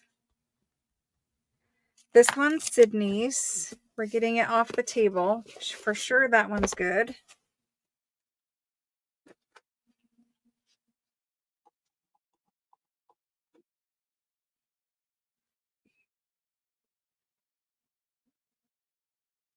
And Sydney's getting that one. Perfect. It's I don't care. It's never a problem. I just want to make sure that, you know. So if I came to a sale and I really wanted stuff, do you think I would be like, oh, well, you know, no, if I wanted it, I'd want it. I totally understand. And so does everyone else who is here. Because everyone else, if they really wanted something, would claim it. So don't feel bad about it. It's all good. Like, it's totally fine. This one is a different kind of one. It's more of a landscape one, and it has less maps in it. I thought this was going to tell me how many. It says 1872 on the little tag. So we're going to measure it. It's a very thin one, so I don't think it has a lot in there. 15.5 by 12. 15.5 by 12.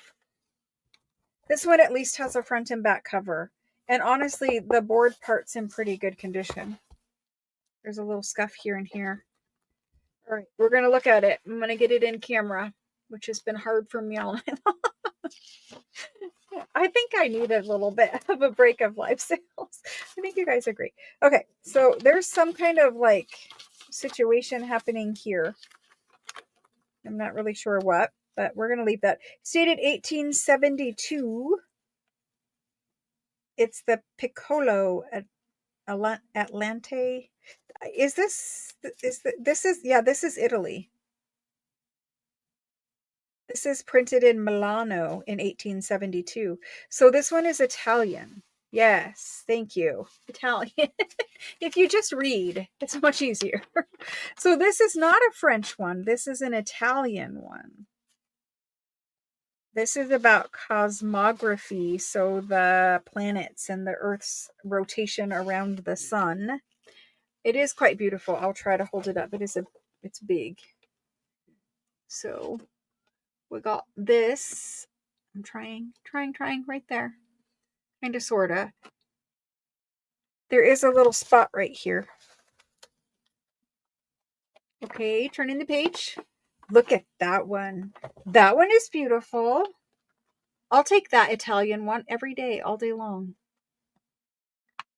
Mappamondo. That's pretty cool. I like this word. Mappamondo.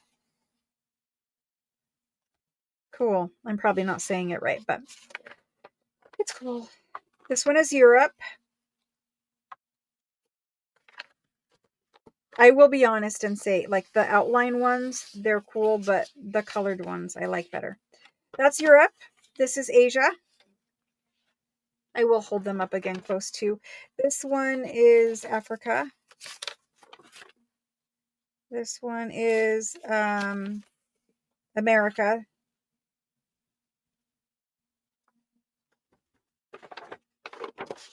Yep, America. This one is Africa. This one is Micro Indonesia, Oceania. This is the Britain Islands.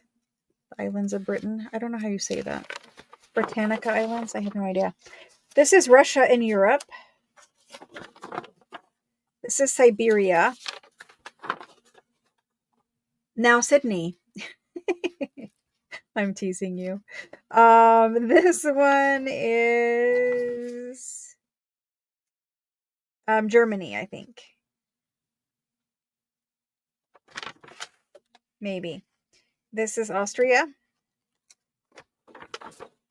This is Spain and maybe Portugal. Don't know. This is France. This is Italy. It's out so I can actually show it to you. The lighting is turned up super bright, but there it is. They're nice. Some ephemera.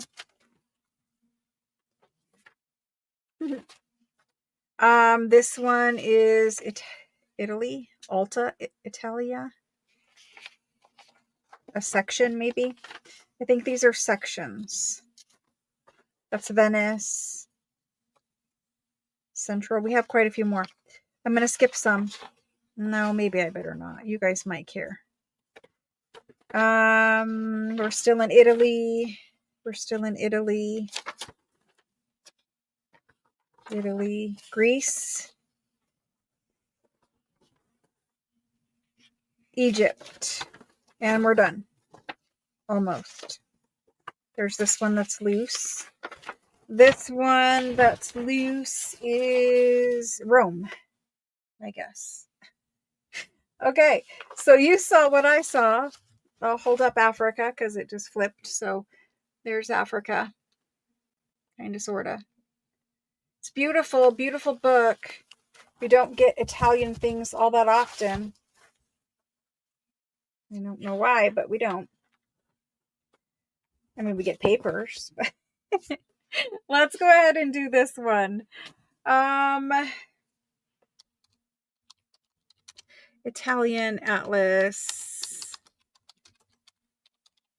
It's not going to make sense the way I'm typing it in, but let's do this one for, I'm going to do it for 200. There were actually quite a few maps. The reason why it's thin is because the map paper is thin. It's not on that thick cardstocky kind of paper. Sydney is in first. She's just going to hog them all. I'm just teasing you now, but you know, you kind of opened that door for me to tease you. So Sydney's got that one. We still have some single maps for all the people who just want a beautiful map after having to sit through that. So we have some single maps. They're not, this one isn't in the best condition. This is Spain. It is a two-parter. Let's put that one to the side. So I'm going to do them individually. Like, you're not going to choose. Are you going to choose? If you guys are going to choose, it's going to take forever. Can we just do a random map? Like, some are going to be split like this. I'm going to do it if it's still whole, basically, I'm going to put it in this pile. This one was 2 individual pieces. I'm going to set it to the side. But these are all I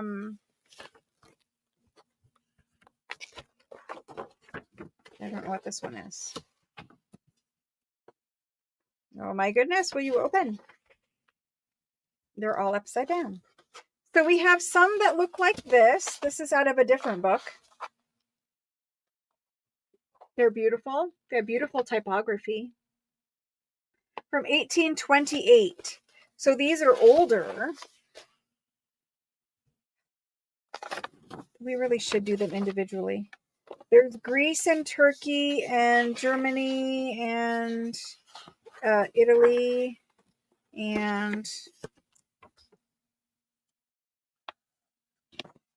I don't know where that is exactly.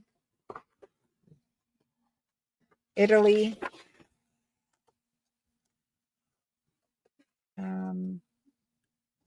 I don't know. I don't think we can do them individually. Spain and Portugal and France. And maybe Austrian Empire, I'm not sure. And that Republic. Is that Germany? I don't know what that is. Sweden? Who knows? We're going to do random maps. Random. There's America. That's France. This is Italy. This is France. And I have one map that is really rough and it's 2 pages. And that's there. I'm going to put that in my play with pile. Sorry, they are upside down. Okay. Oh, Sydney, please do not feel bad. I am literally just teasing you. It's all good. Nobody needs to share here. Does it look like I share when I tell people to buy things in France? Do you think I tell them, well, if someone else really wants that antique ledger pile, let them have it? No, I don't. I say I want that. Don't feel bad. Okay. Antique maps individually. We're going to do them at 20 each. I do not have more than what is right here. So they're 20 each. They're random. You will not be able to choose which one. They're random.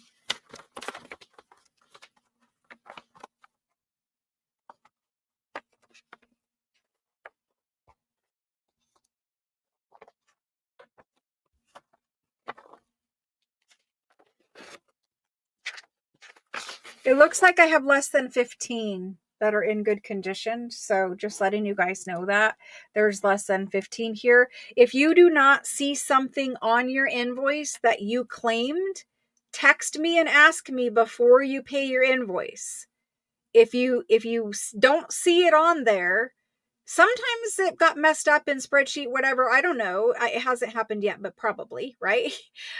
So just text me and ask me, and I'll text you back and say either it was sold out or, oh my gosh, you are on the spreadsheet. I see you now. Here it is in your invoice.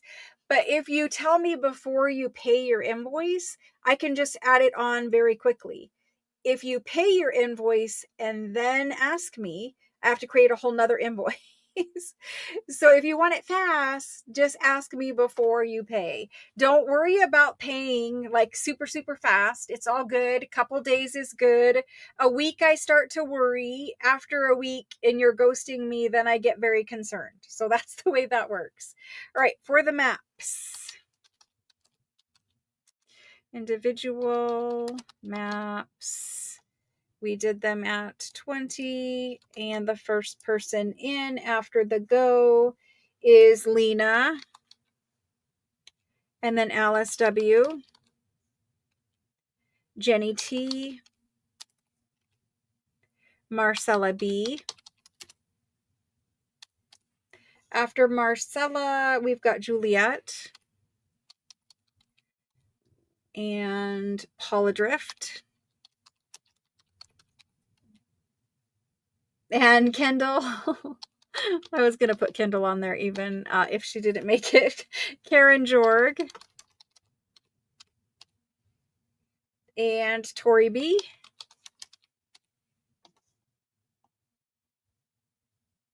Deborah K.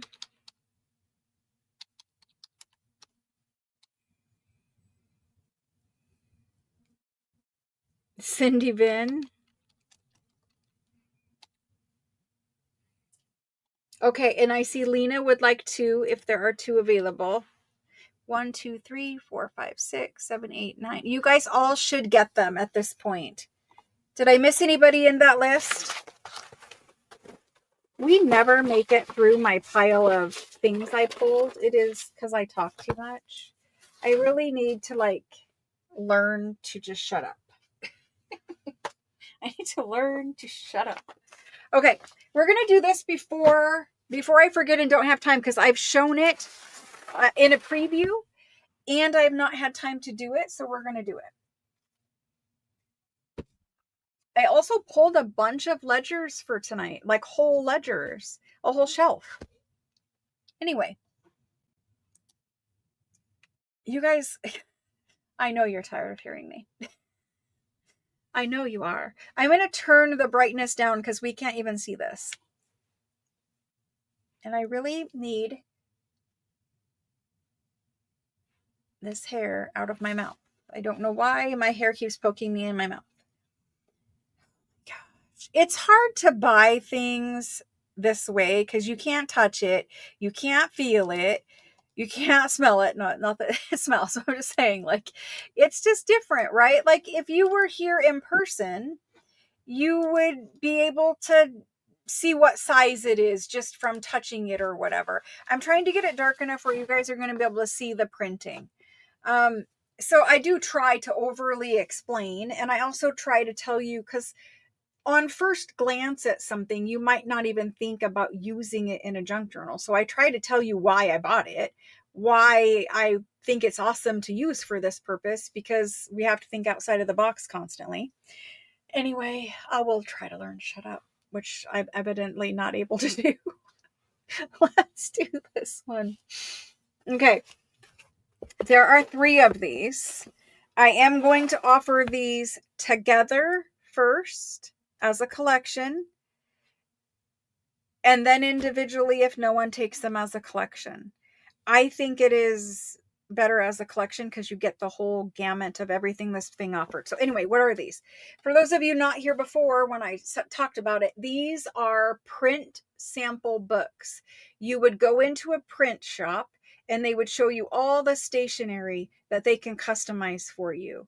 So maybe you were ordering invitations, birth announcements, company letterhead checks, business cards, Christmas cards. It's all in here.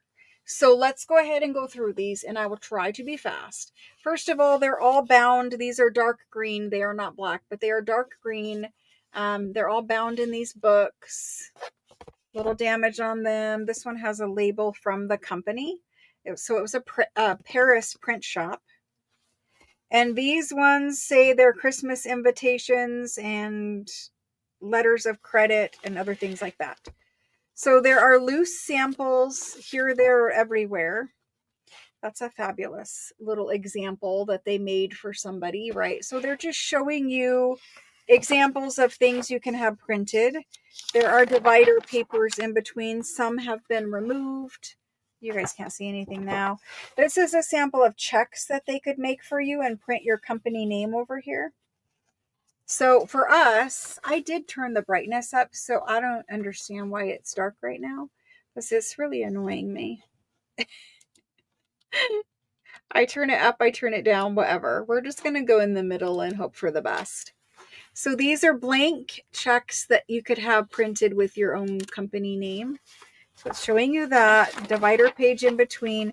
These are all just kind of stuck in here. They're like condolence announcements or condolence letters, funeral invitations. I'm not sure what they are, but the black border is always about death, and these are all in French. So the black border stationery is always about death, mourning, that kind of thing. So there's those. There is a piece of paper here. It's a paper sample, I guess.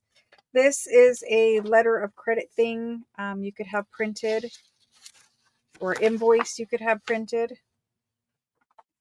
So yes, you can scan these.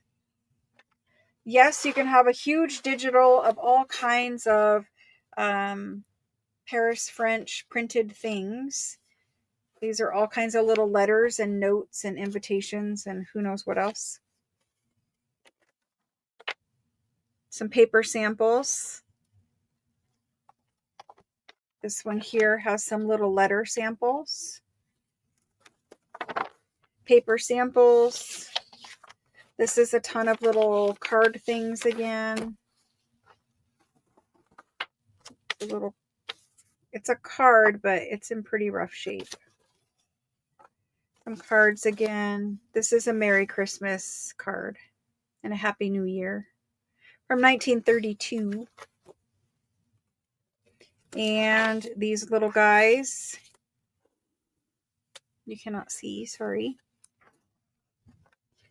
And these guys, this is a really cute little like envelope note card here. I really like that one. It's stuck down though, so I can't steal it, but there's these little announcements. All of these. There are collectors for this kind of thing too. So I don't know. I just thought they would be good to scan. If nothing else, you could copy them and have like instant ephemera. Now, do you want to decorate over it? Maybe you do, maybe you don't, but it's just cute little instant ephemera. And there's a lot of these kind of things in here. That's the first book. The second book, I don't know if it's upside down or what. No, it is not.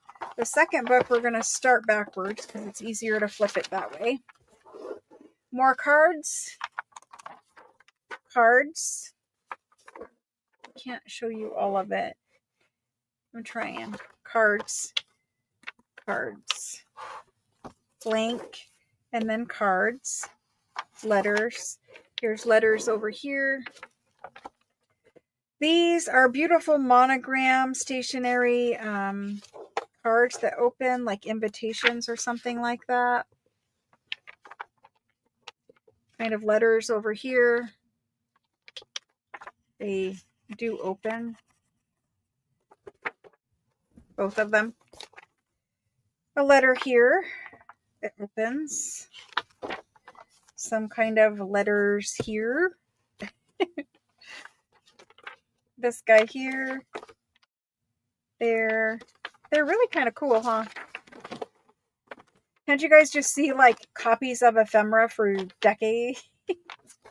You'd have so much ephemera from these. I know. It's hard to believe that I'm parting with it and I haven't scanned it yet, but lots and lots of letters. So I'm just going to show you a close-up of this one. Like we all would take these. If these were printed, we would all want these. So there's those. One more book. This is a heavy book. Lots and lots of cards in this one. Another one of these. This page is loose right here. There's a thing on it. There's cards on the back. That page is loose. These are little calling cards, and this is a black bordered one, like business card. Business cards back here. Business cards here. More business cards. Business cards. Business cards here. Black border one. Business cards. Business cards. Business cards. We're going to have business cards for a long time. Okay. I love the font on that one. These are little note cards. Black bordered ones. All of those in there. All of these in here. These are embossed border ones. All of them. Embossed kind of deckled border here and there. Embossed border here. Look at all of this ephemera. All of it.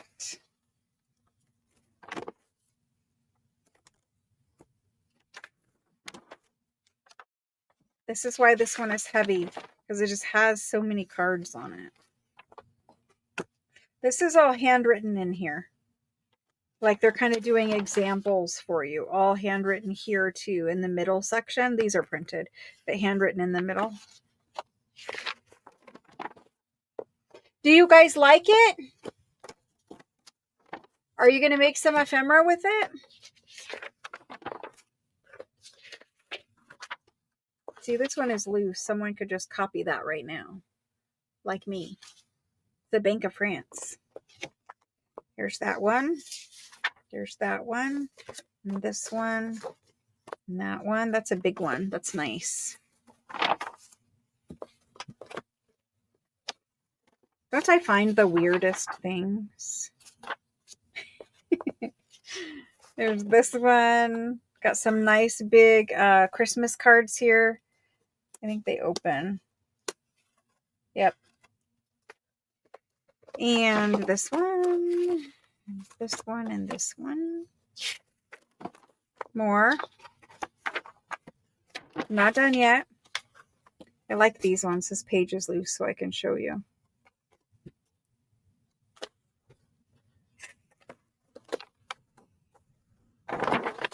And we're finally to the end. They even pasted cards to the back cover.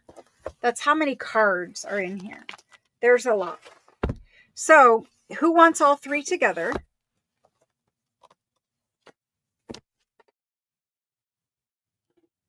Who wants all three?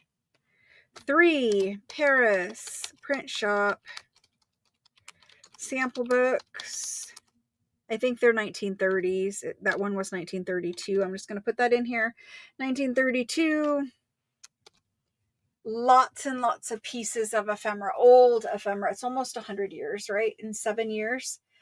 I think you're going to copy them and use digitals, no problem. I don't think there's anything in there anyone would care about copyright for. So, and in a few, three or 4 years, it will completely be out of copyright anyway.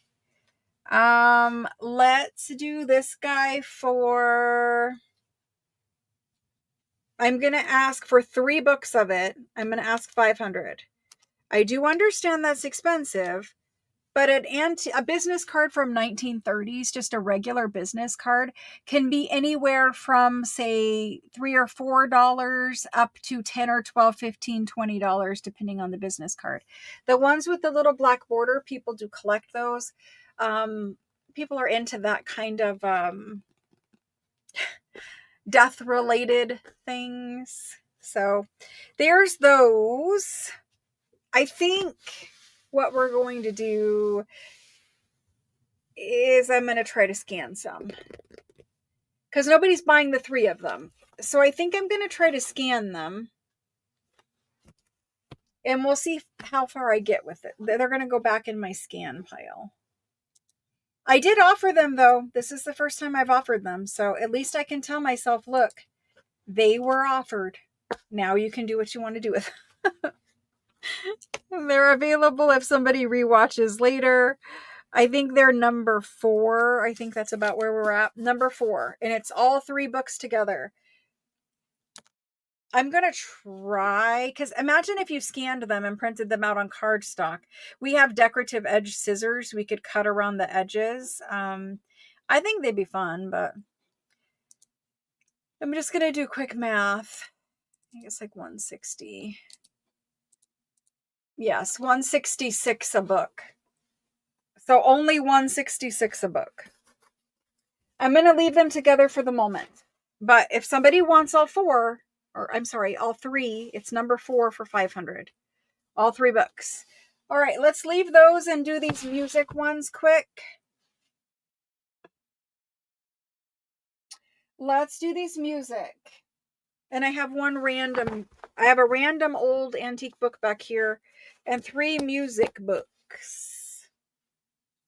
And I have 2 of these. These need to go because they're on my desk and in my way. So those. So a while back, I've done this before and it didn't sell. This is an embossed cover. You can tell from the embossing on it. See how scrolly it is? It's basically just a bunch of floral scrolls. I'm trying to show you. Like Tim Holtz even made fabric from one of these. Like a fabric pattern. Anyway, this one has scrolls all over it. I think this one does too, but they're different. Maybe they're the same. Anyway, it looks different. So there's 2. This guy is new. This guy I have offered before. It is a little journal, a little ledger. So this is the A one. I'm going to do A on this guy. This is A. I will measure.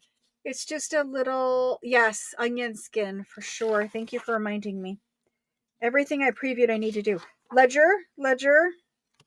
It's got a bunch of pages of ledger all the way through the book. Okay, so it's a little French ledger with a fabulous cover. That's A. It says B, but it's A. You can't see what it says anyway. Oh my goodness, cameras drive me crazy. You still can't see it, but you can at least see it start green now. So this is A. The B one, it has a label, but it's got a little mark right here, so it's not something that I can wash off. It's just there like ink probably. The back cover is dark green. Inside, got some pink covers on the inside. Again, it is a super fancy ledger. Blank, blank, blank, blank, blank, blank, blank, blank, blank, blank, blank, blank, and then ledger. So it has a little bent corner here. That's kind of what's holding me up from turning pages. But it is kind of cute. Doesn't have a lot of pages of writing. No, it doesn't. But it is kind of cute. There's like 5. I can't even do it because it's folding over right here, but I'm going to leave it folded. And we're going to do these because they're on my desk and they need to go away. Honestly, this guy's going to be 75. He's the last one. 75 for A. B, I love the embossed covers of these almost more than I love what's inside. This guy is super small and he's mostly blank. Let's do him for, I'm going to do him for, I wrote a 4. We're going to do him for 40.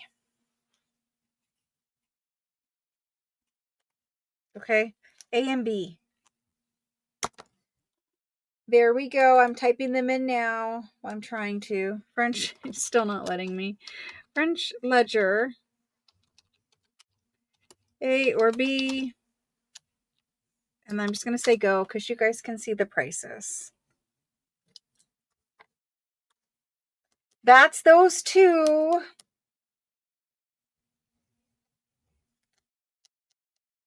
I have a bunch of people for B. Okay. Lena was right before the go, and she was there. Eva was there before the go. Lena was there before the go. The first person after the go is Deborah K.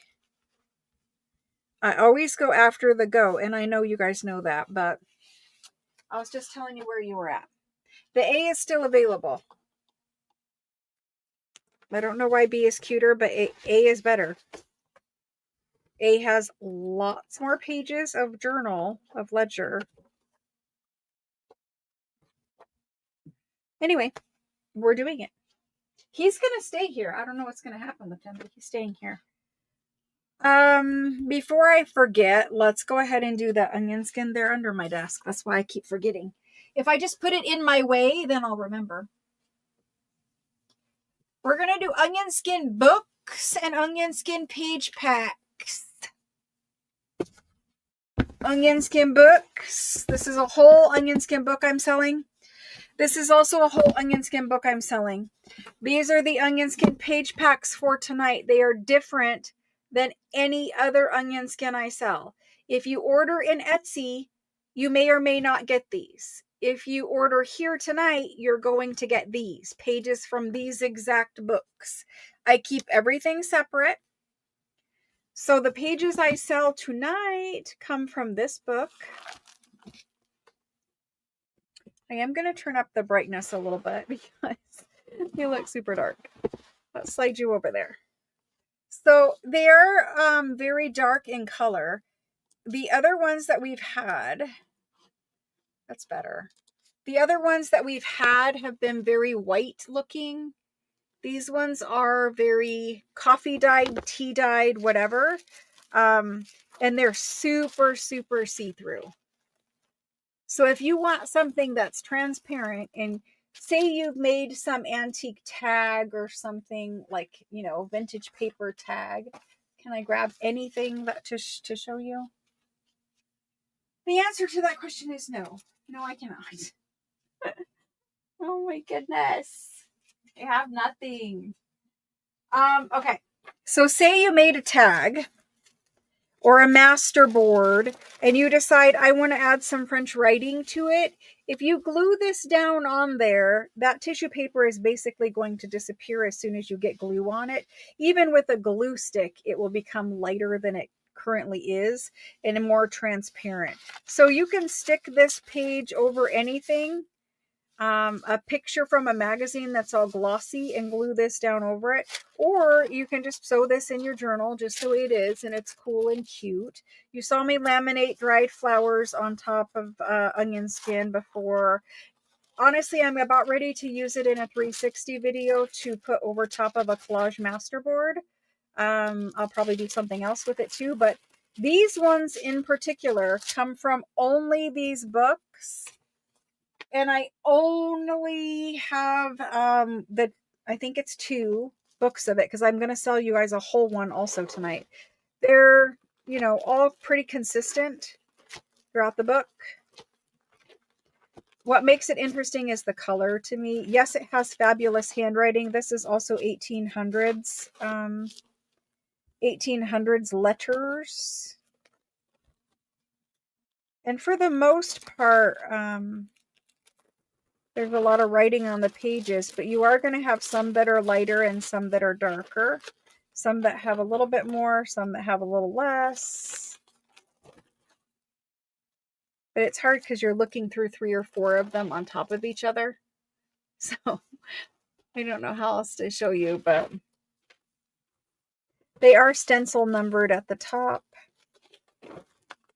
Very, very beautiful though.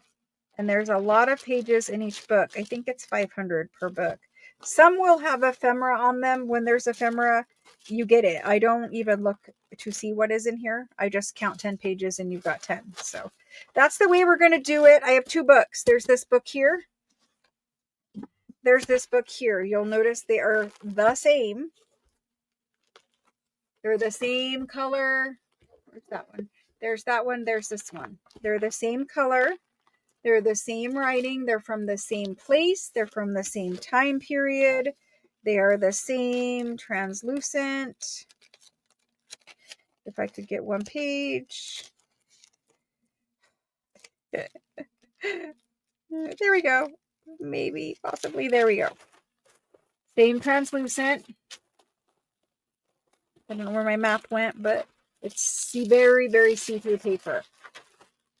So we're going to do them. And there is 500 in this one. Now, some of these are damaged. If they're damaged, I try not to put them in your packs. However, occasionally you might have one that is damaged. Because again, I just count 10 pages and go. So there's those. These are the books I'm taking them from. I'm going to do them. I'm going to make a very long list of onion skin page packs probably. Onion skin page pack. You're going to get 10 pages in here for only these ones from the 2 books. We're going to do them at 19. I have been doing the I think better quality ones for 19. That's only $3 more than the average onion skin ones, but if there's something unique or special, and plus these are from 1800s, I think it's a little bit better than the average ones, which are probably like early 1900s. It's just really nice to use this in collage, so you're gonna see me do it. Like, look at the receipt underneath there. So if you want to put French handwriting somewhere, you can just put this paper over top. It's kind of like what we do with napkins when we do decoupage with napkins. It's the same kind of thing. All right, we're going to call this tan onion skin. So you'll see it on your invoice as tan onion skin. Pack of 10 pages. They are 19, and the first person in is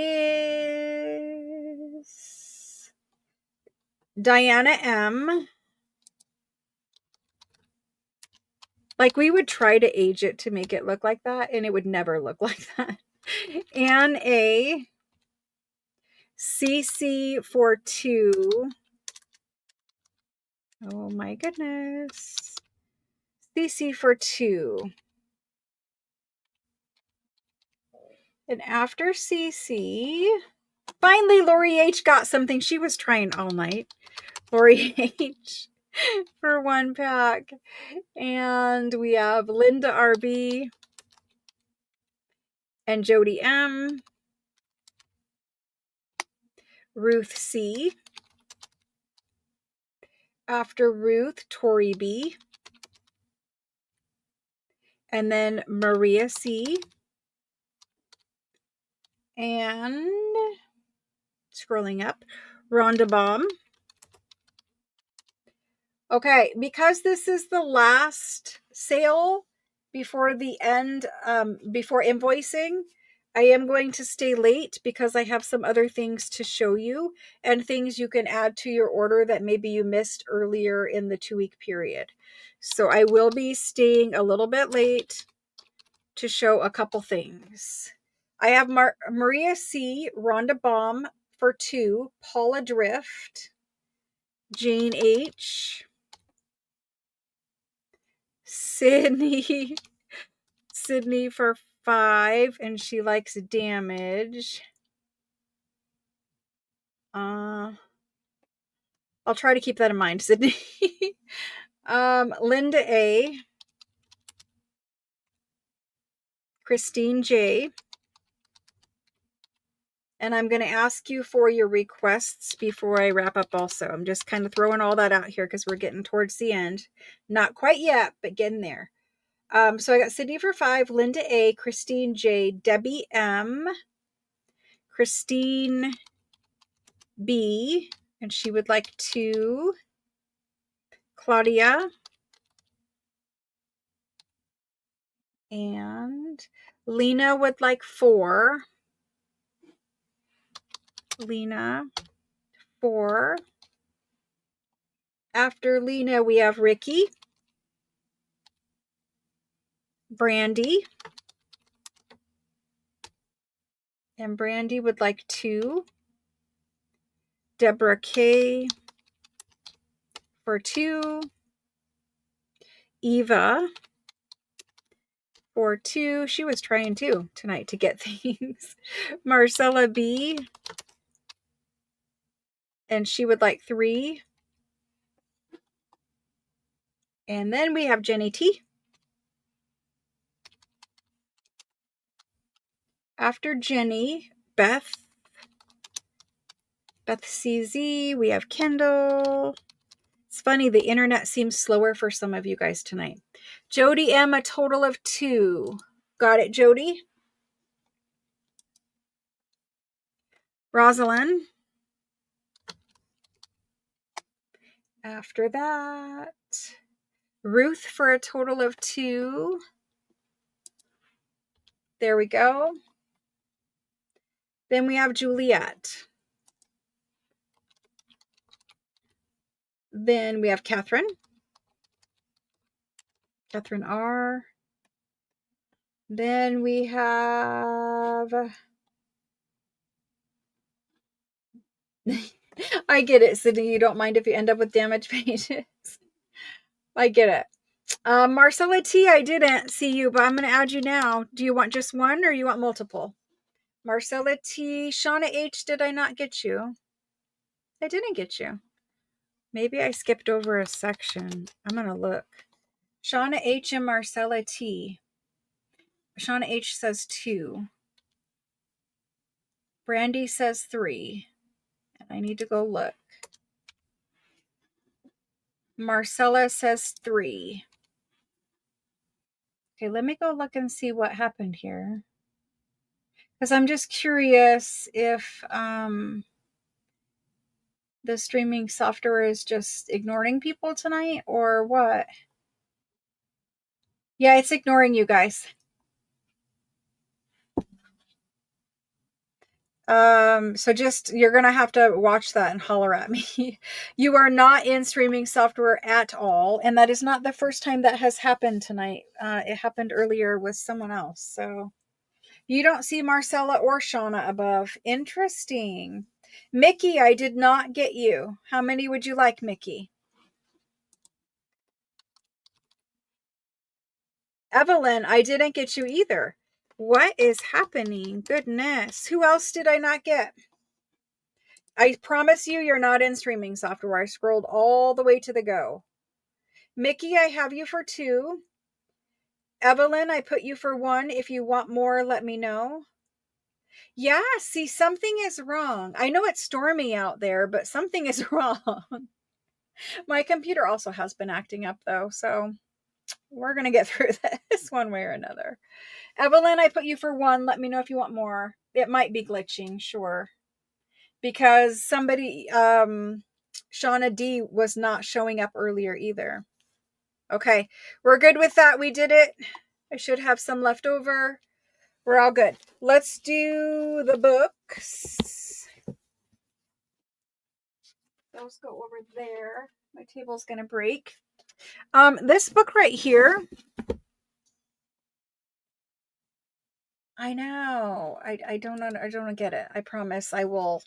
Well, we're going to have a reset during the next week, so it'll get fixed.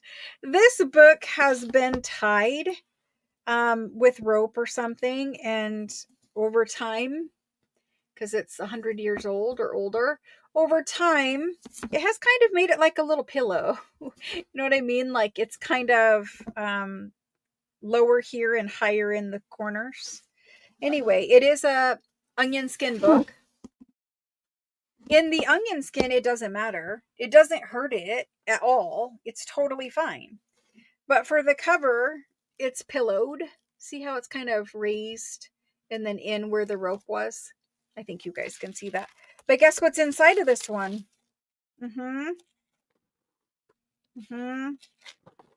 Onion skin pages. These are grungy. You can see the watermarks on them. They have beautiful handwriting. The handwriting looks from 1800. I don't know exactly if it is or isn't, but it looks like it. And I think this is a book of 500 pages. So I'm going to do this one whole. I do not usually offer the books whole. And I know as soon as I offer this one whole, because I have like 3 right now, I will not find any more for a very long time.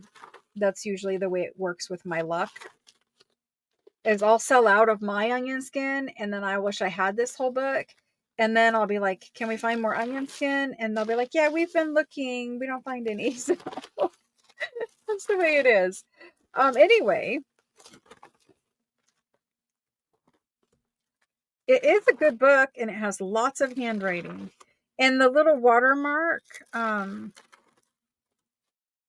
like it's there. How much you'll see later, I don't know. Because you're looking at it as a bunch of pages, like 100 pages.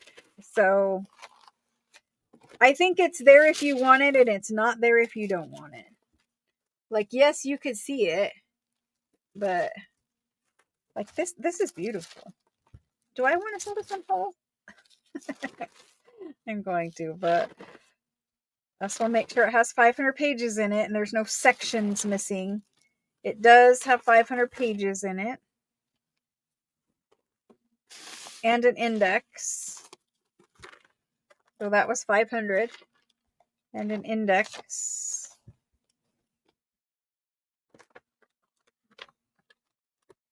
Little tab sticking. The tabs are sticking because they saw some moisture. You can separate them, but they are sticking. The index was written in, which is nice, I think. Yeah, so there's that. So you get your very own onion skin book of 500 pages. So does somebody need to have, ooh, there's some little ephemera in there. Does somebody need to have their whole very own? A couple of those. I don't know, but there it is. And this is basically what it looks like when you put it down over a ledger page. We're going to do it. Oh my gosh. This is a whole French onion skin book. It's 500 pages. Ooh. And it is. Need a calculator.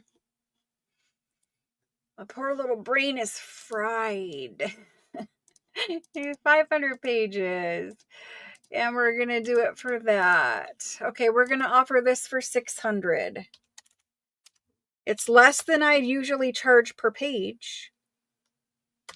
It's 600, and I usually sell the covers for around 40. Now, obviously that cover, you know, it's been tied with the string, so it is what it is, but I'm going to go quickly turn down my AC because I'm dying in here, and I'll be right back while you guys think about that book.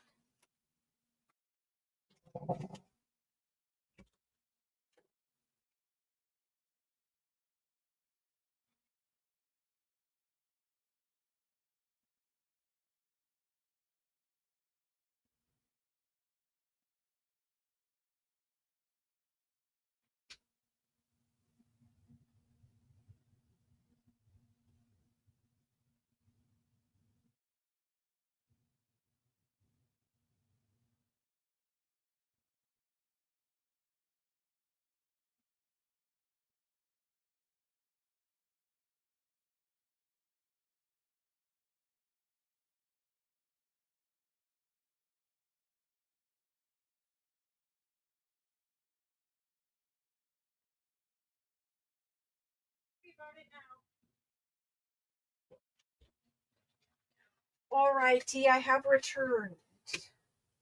I'm going to leave this door open now so that I get some air in here. Okay. I think it's just humid and it just makes it feel warmer. All right, so we're going to do this book. We did this book. It went to Sydney apparently. Yes, I can take you off. Okay.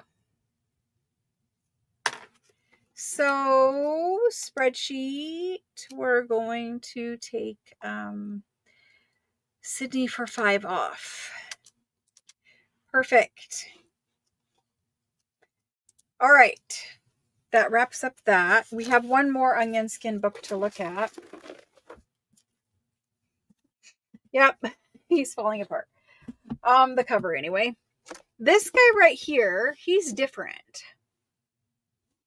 He's a different size than my regular onion skin pages. He's bigger. Like, I'm gonna put Sydney's right out there, but this one, the black one, is the normal size, and you can see this one is bigger. It measures 10 inches by 12, right by 10 by 12. It's a little over 12. Anyway, it's a nice cover. It's clean. Open it up to the inside. You have this lovely label. A little bit of handwriting here. It says it was $380. I hope I didn't pay that. I don't know. But anyway, it's got an index in the front of it. I don't know what I made. It's got an index in the front of it. Doesn't really look like they used the index. And it says on page 5, it looks like, is where we start. It's dated 1871. So 1871. There's some blank, but little bleed through.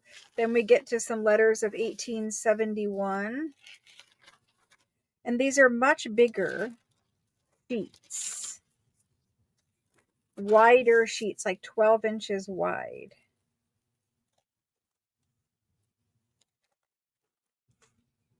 I mean, beautiful handwriting. Can you guys tell, like, the 1800s handwriting is just, it's better. It's just better. I'm going to try to show you how see-through this page is. If I can separate one. So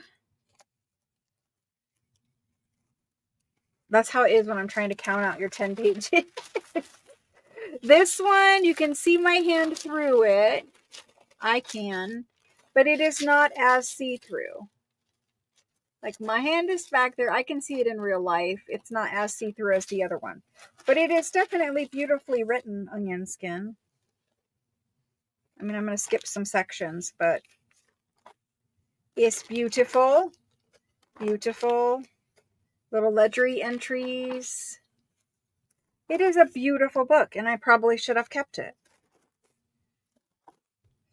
It's really beautiful. Maybe I did pay $380 because it is beautiful. Maybe I did. Even the fine writing is beautiful. It's like not as heavy of a, not a heavy ink one. I'll try to hold it up because you guys probably can't really see that. Like, it is beautiful.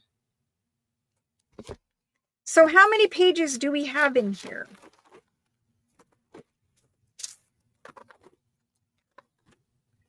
There's a little bleed through, like a heavier nib on their pen. We're in 1872. And we have 300 pages. Well, that's 300. And that's it. So we have 300 pages, basically. Very large. And I'm going to be 100% honest with you.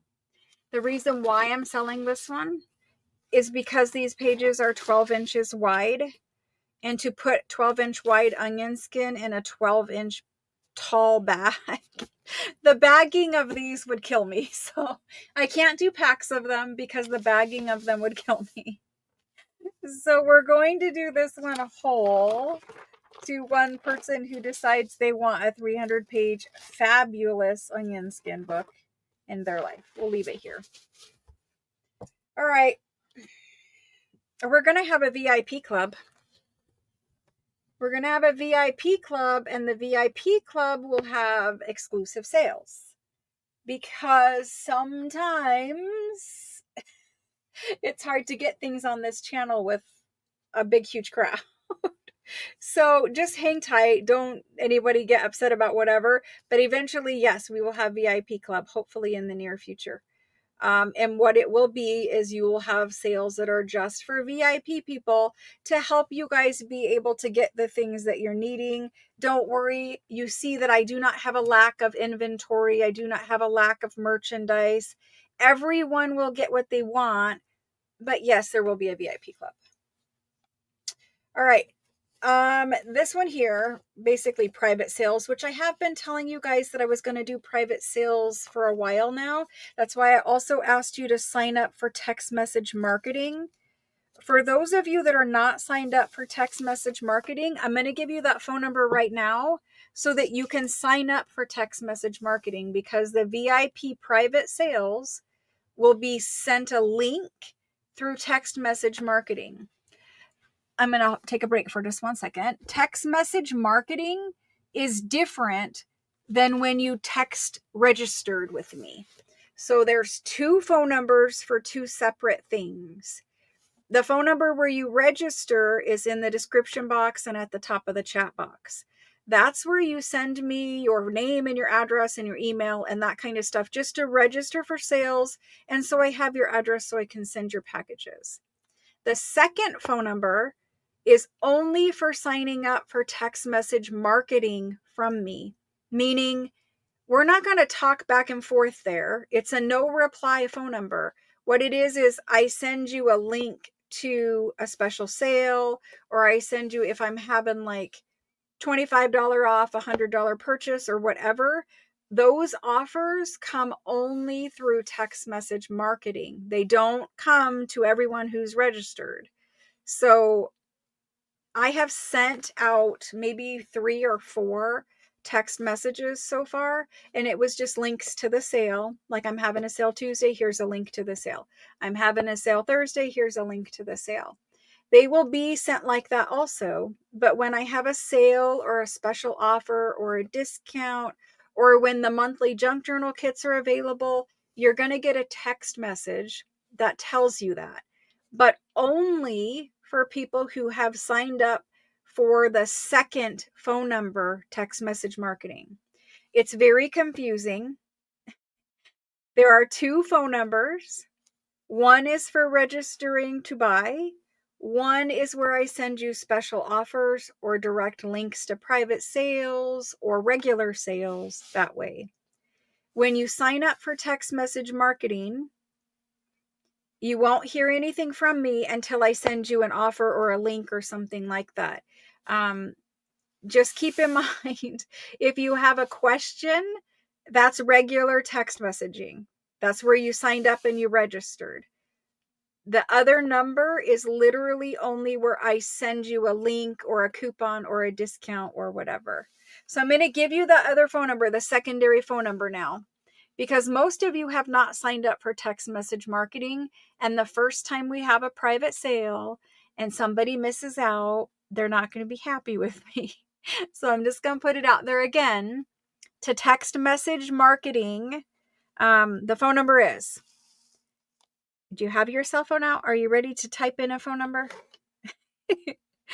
The phone number is 833-779-7594. 833-779-7594. You can sign up for text message marketing just by texting the word join to that phone number. So if you typed that phone number in your number keypad, you can just text me the word join. That's all you do. And then you're good to go. And I will send you the links to whatever is happening and whatever is important for you to know. That's where that's happening. So if you want to add it as a contact in your phone, you can add, like I just abbreviate it and I say IPA live sales. And that's where you could just register that phone number for just that. And then go to the texting phone number where you and I are having conversations and you're getting your invoices sent and whatever.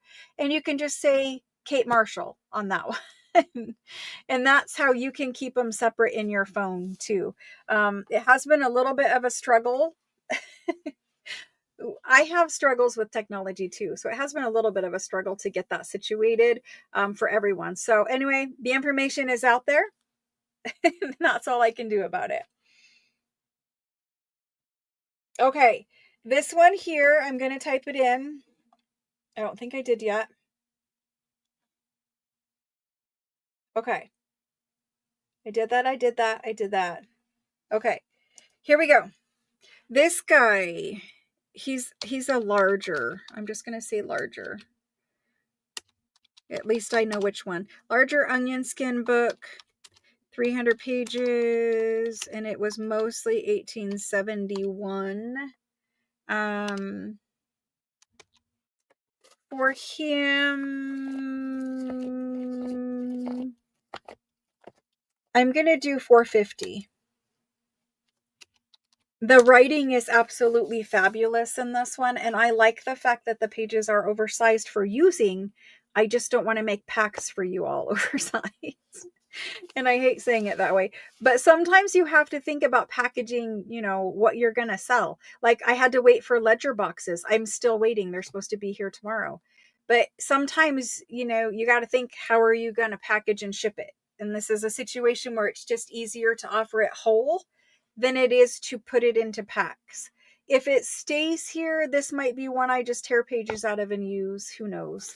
But I can't sell page packs out of it because packing them would be... A lot of people order one onion skin page pack and that's all they order. And to put this in a mailer would cost like half of what the paper pack would be selling for. So anyway, I'm going to mark this one still available. And if no one claims it, eventually I'll just keep it because I can't put it into packs. So this one is 450 and I think this is like number 7. I'm not sure, but 450 number 7. There's, again, the lighting is bright. 450 number 7. Alrighty. We are at time. I did not do music. I didn't do several other things. I think I talked to you guys about certain things that I needed to talk to you guys about. Sydney, did I miss the other number? Age of entries, they were 1871. Let me move this camera back around real quick.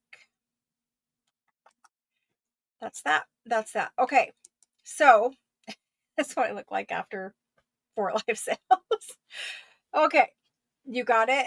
Okay, good. So I want to know what you guys want when I come back and start having live sales again. What items are you looking for? And so I know I found and pulled the little porcelain penny dolls and frozen charlottes. Those are sitting here. I pulled those out of the bin. What else are you guys looking for? Paper wise, books wise, ledger wise. What are you guys looking for? Do you want fabric packs? Do you want lace? You always want those. Do you want postcards? What is it that you're looking for? What would you like me to bring when I come back? Because during this week, I might have time to prep some things for when I come back. And I would rather sell you things that you want instead of things that I think you want, it kind of works better that way. Sandy, the mini crochet doilies, those are listed in my Etsy store and they're in there all the time. And what I sell in Etsy is different than what I sell here for most items. The little crochet doily packs, like I have one. I'm going to flip the camera down. I have one right in front of me. And you may not want this, but at least I'm going to show it so that everyone knows. This is the little crochet doily pack from Etsy. There's two of them sitting here. This is the ones that are in Etsy. And what these are like crochet doily tablecloths and that kind of thing. These are all American. They're from the probably 30s to the 50s or 60s. These are American women sat and crocheted all these things, and then I cut them up. Y'all can yell at me. I cut them up and I make them into packs. And what we do with them is we decorate our journals with them. So in Etsy, they're sold as 3-ounce pack. This is a 3-ounce pack. You can see, like, it's a 3-ounce pack. So doilies weigh nothing. That's why I'm giving you an ounce count. Because if I said 30, it doesn't really compute. Some are heavy, some are light, some are teeny tiny, right? So I make sure that there's always the same amount in each pack, and that's why it says 3 ounces. Just so you know, 3 ounces is roughly 30 doilies. I don't ever count these little thingies in here. So sometimes there's bigger, thicker ones, and those are great for the fronts of journals, but you also have to make sure that there's enough in here, right? Look, so 3 ounces works good. But anyway, these are the ones that are in Etsy. They're in there all the time. I try to keep them in there all the time, but obviously somebody has to sit and cut all the doilies out, which isn't a fun job. But anyway, there's that. So let me see what else there is. Paper doilies. You guys are always asking for those too. I will do my best to make this humongous list. Christmas Florentine paper, about between 3 and 6 weeks, probably closer to 6. And that's the last Florentine order I have planned for this year. Now, if I bring it and you all sell it out instantly, I might bring one more order in before Christmas, but that's probably going to be it. We're getting to that period where at the end of the year, I have to watch how much I order and how much inventory is on hand. I need enough, but I don't need too much. And lace by the yard is always sold in Etsy, because if I brought a spool of lace here for you guys and I said, okay, how many yards do you want? I would have to cut 800 million pieces and all different lengths. And I have like 100 different kinds of lace over there. So that's why I only sell the lace by the yard in Etsy, because it's not possible to sell lace by the yard in volume like would happen here at the live sale. It would be far too much cutting to do. It would just take me like weeks to cut it, right? So that's why lace is in Etsy. Home books. Letter stencils are definitely here, and you guys will be able to choose your initials. Those are here. Those are prepped. Those are ready. German antique books. French lace. French lace is here. Cabinet cards and French postage stamps. Okay, good to know. Costume jewelry and a 365 on how to use it. Definitely get that. As soon as it cools down, I can get it. It's in the garage. It's too hot. Ledger page number stencils. Those are sitting right here. Awesome. Lace packs, French fabric.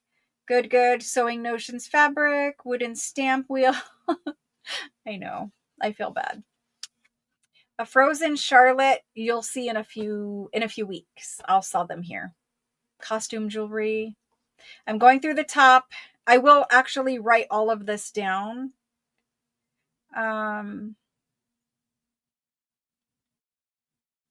File folders. Florentine file folders are coming.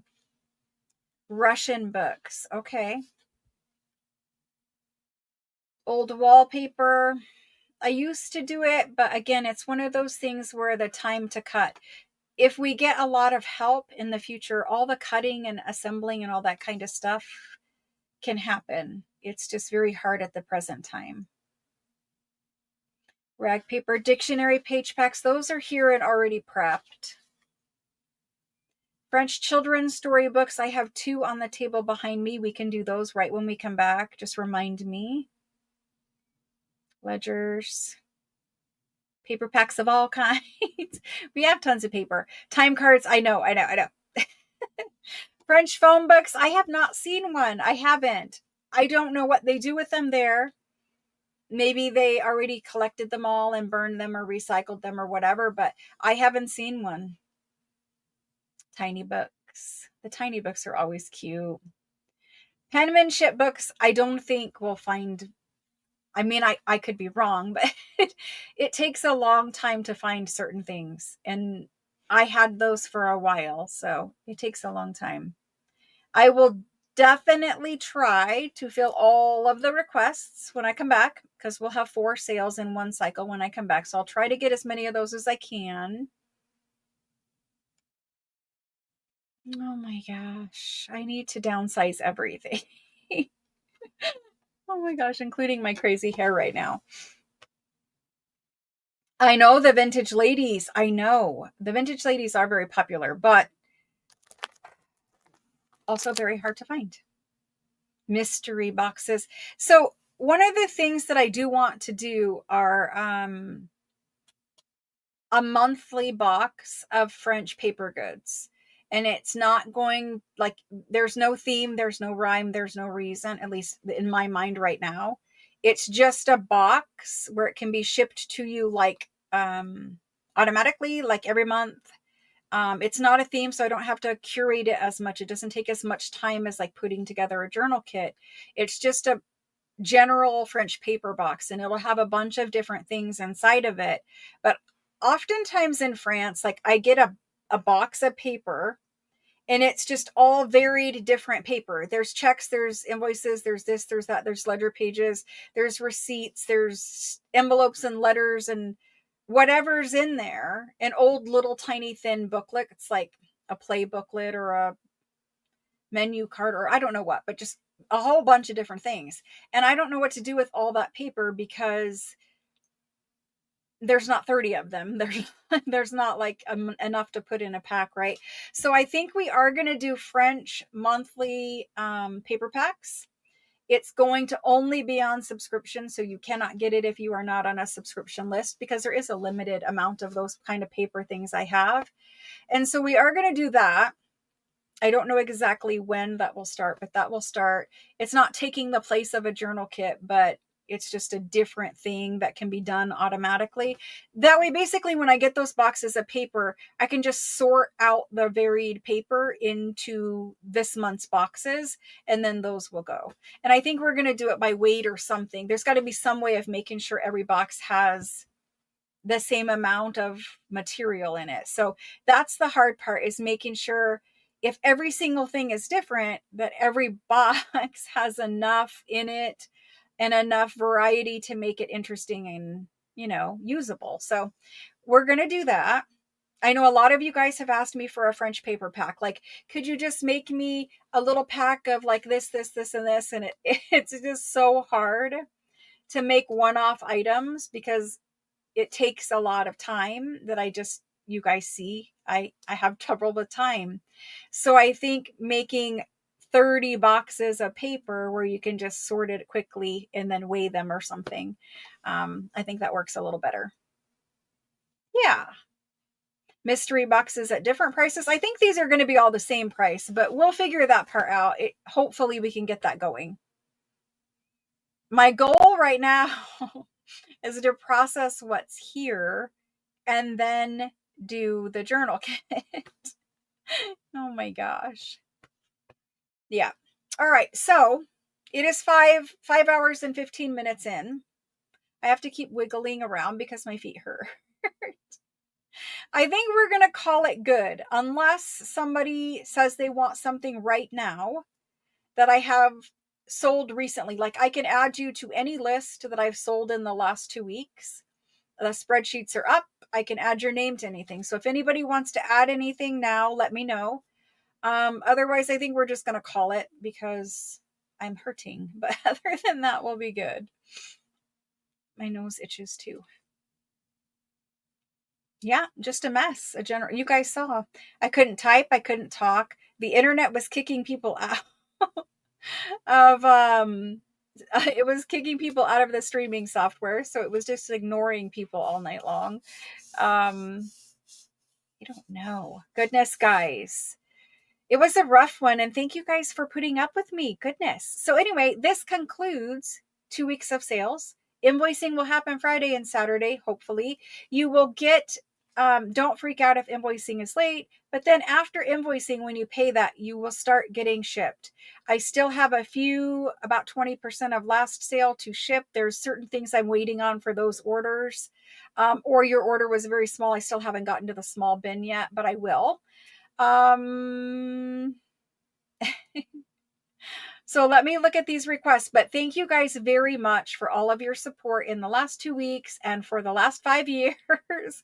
Thank you guys very much for your support. Yes, I'm coming back to 365. I hope to film that this weekend. For sure on Sunday I will film it, but I was also hoping to film some Saturday night. I have a special project I want to work on Saturday, and I want to film it.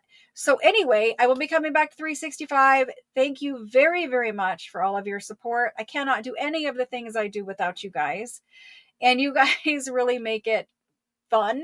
If I didn't get to come here and talk to you and see you and whatever, I wouldn't do it. So anyway, thank you guys very much. Let me scroll up here and look at anybody who said they wanted more Atlas books. Okay, I will definitely there might be one left over there, but I will definitely try to bring them. Did you miss the cover bundles?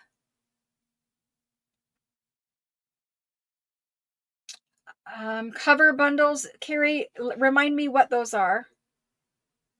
It's not a break, Cece. There is literally no break. It is still working 14 hours a day, 7 days a week. The only thing is I'm not going to have live sales because I cannot fit it in with what I need to do, the work I need to do. And I don't want to get too far behind and whatever. So that's what the break is.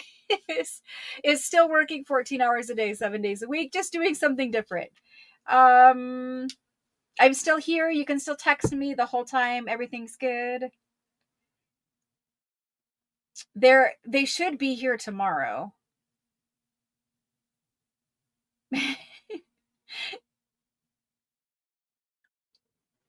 Early 1900s agendas.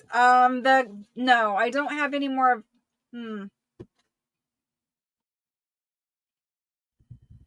I don't think I do. I'm going to say no at this time. However, there is one here somewhere, but I do not know where it is. If I find it, I'll let you know, Marcella B. But I'm going to say no at this time. I will bring them when I have a stack of them, or if I find that one. That one is a special one, and that's why I put it in a different place. I will look for it, but it might be in a bin in storage at this point. There is no news on a journal kit. Yeah, I'm trying. I'm really trying. Here's the thing. I have to have time to do it with you all. I have to have time to do the craft with me's, which is a whole evening, and do a whole journal kit, which takes like a minimum of 3 days of doing like the whole thing for 3 days. I literally can't fit it in at the moment, but I do hope to very, very soon. I do have help as long as they show up. So as long as that's good, we'll be fine. Okay. Anything else? I think we're good. I think we're good. I think we're good. Atlas books. Yes, please. I see it. Bags. Oh my gosh. Yes, I do have those. Can we do them next time? Can we do them next time? Because there's 2 of them. I do have those. Jody, remind me you asked when I do them next time. When I come back, remind me that you asked. Maybe you dreamt it. What are they, though? Packages of assorted covers. The book covers. Are you guys both, okay, hold on. I'm going to flip the camera down. Are you guys both asking about these? Yeah, you didn't dream it. If this is what you're talking about, is this what you're talking about? I think this is what you're talking about.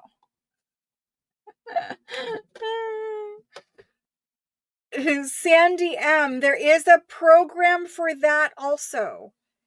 I have a very good idea for that, Sandy M. Hang tight. For people on a limited budget, for people who, you know, tearing up a $400 book might not be in your budget. Like, it's not for everybody. I get it. And there's no there's no weirdness with that. We all have our budget, and we all, you know, we're doing the best we can, and we're crafting with what makes sense to us, right? So there is a program that I'm going to roll out that tailors to people who maybe they want to spend nothing. There's a program where you're going to get French goods for literally nothing, and it's going to come out. Just hold tight for that. There is a program. These are the two book covers. Yes and yes. Yes, yes. I am very tired. I'm sorry. So let's do these two quick because you guys are asking.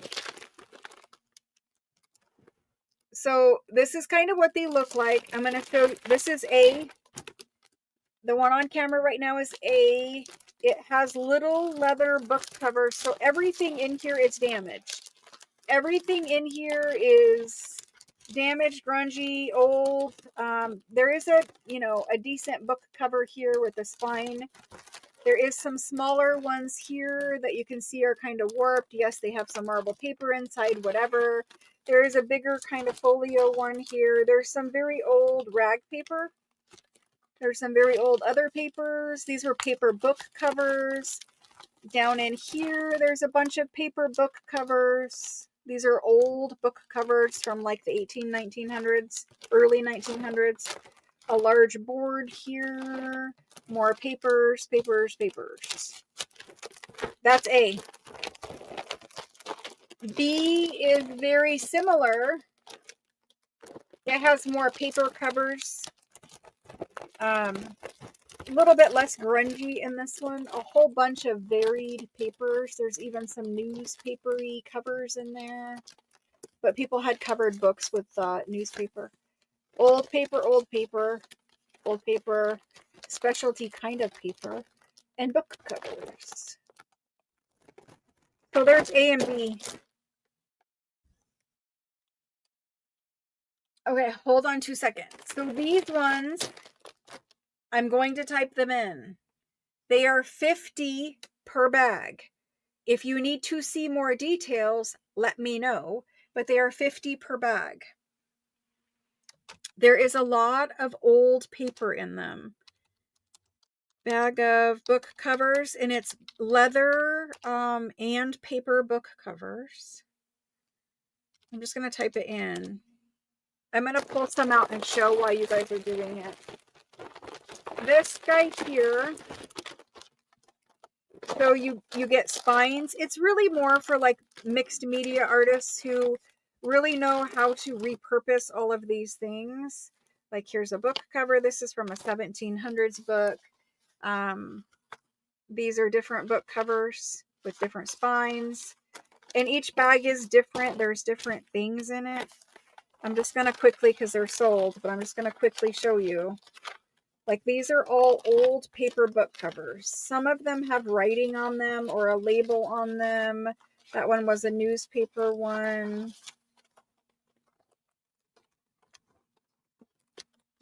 So it's kind of junk, but kind of junk journal goodness. Junk journal gold. If you know how to repurpose them, right? So there's that. And this one is similar but different. So I have a lot of book covers because I take apart a lot of books. But these little paper ones, they came off of some of the antique school books from like 1890. So the paper ones, some of them came off of that. All right, I'm going to sticky note these, then we're going to literally call it. I'm sorry. I forget that I show things. The people who asked, Carrie G asked, and who else asked? Somebody else. Jody M. Let me look and see. Carrie G is in here. I know it's not exactly fair like this, but hang tight, guys. I will have other things just like this or very similar. I'm just going to check and see. Jane didn't come in, so the first person after that, Rhonda has a B. Jenny T. Yep, Jenny T. It's really a special type of creator who thinks that this is gold, right? Because on first glance, it's a little bit like, but once you dig into it, you see how much is there and the ideas start popping. So anyway, thank you guys for reminding me of those. I'm just going to leave them right there and we'll go back. So I'm going to wrap this up as best as I can. Thank you guys very much. Sorry about that. Anything else you guys want to yell at me about that's sitting here, let me know. But we will wrap it up otherwise. So again, you guys know what's happening. If you need anything, you can text me when you get your invoice. If there's a question, just text me and let me know. Hopefully you guys did register for the text marketing system. I need to make sure I say it right. Text marketing system. That way, when I do roll out some of those new things, you guys get notified of that. They are cool for mixed media, but they're not for everyone. And that's kind of what I was trying to say is you really, you got to know what you're going to do with it, or at least, an idea or something. I don't know how to phrase it. It's for a particular kind of art and artist who enjoys working with things that are a little out of the box, if that's okay to say. Stamps like the round ones, Shauna.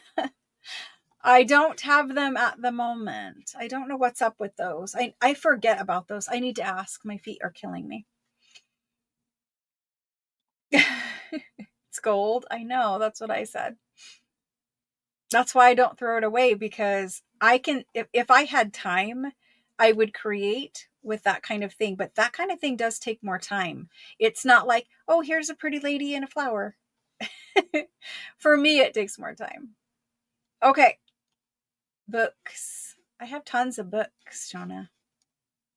Assorted stamp packs I hope to do, but they're one of those things that have to get sorted too. I do have some stamp books here, and I'm going to do them when we come back because there's like 6 of them sitting here. So there's books of postage stamps, kind of like what I sold on Tuesday, that are sitting here. We'll do them when we come back. Thank you guys. Stamps and books. Okay, they're here. They're here. They're not going anywhere.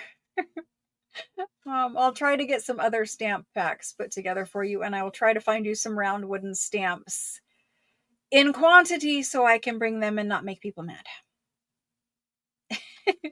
Thank you very much. And Shauna, I will be sending you pictures in text messaging just to verify that you want them. One of them is really like bowed.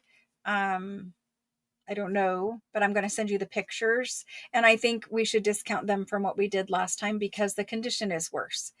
You do have a lot more blank pages to play with, but anyway, I will send you those messages. Napkins. I haven't done napkin packs in a long time. That's a good reminder to do napkin packs.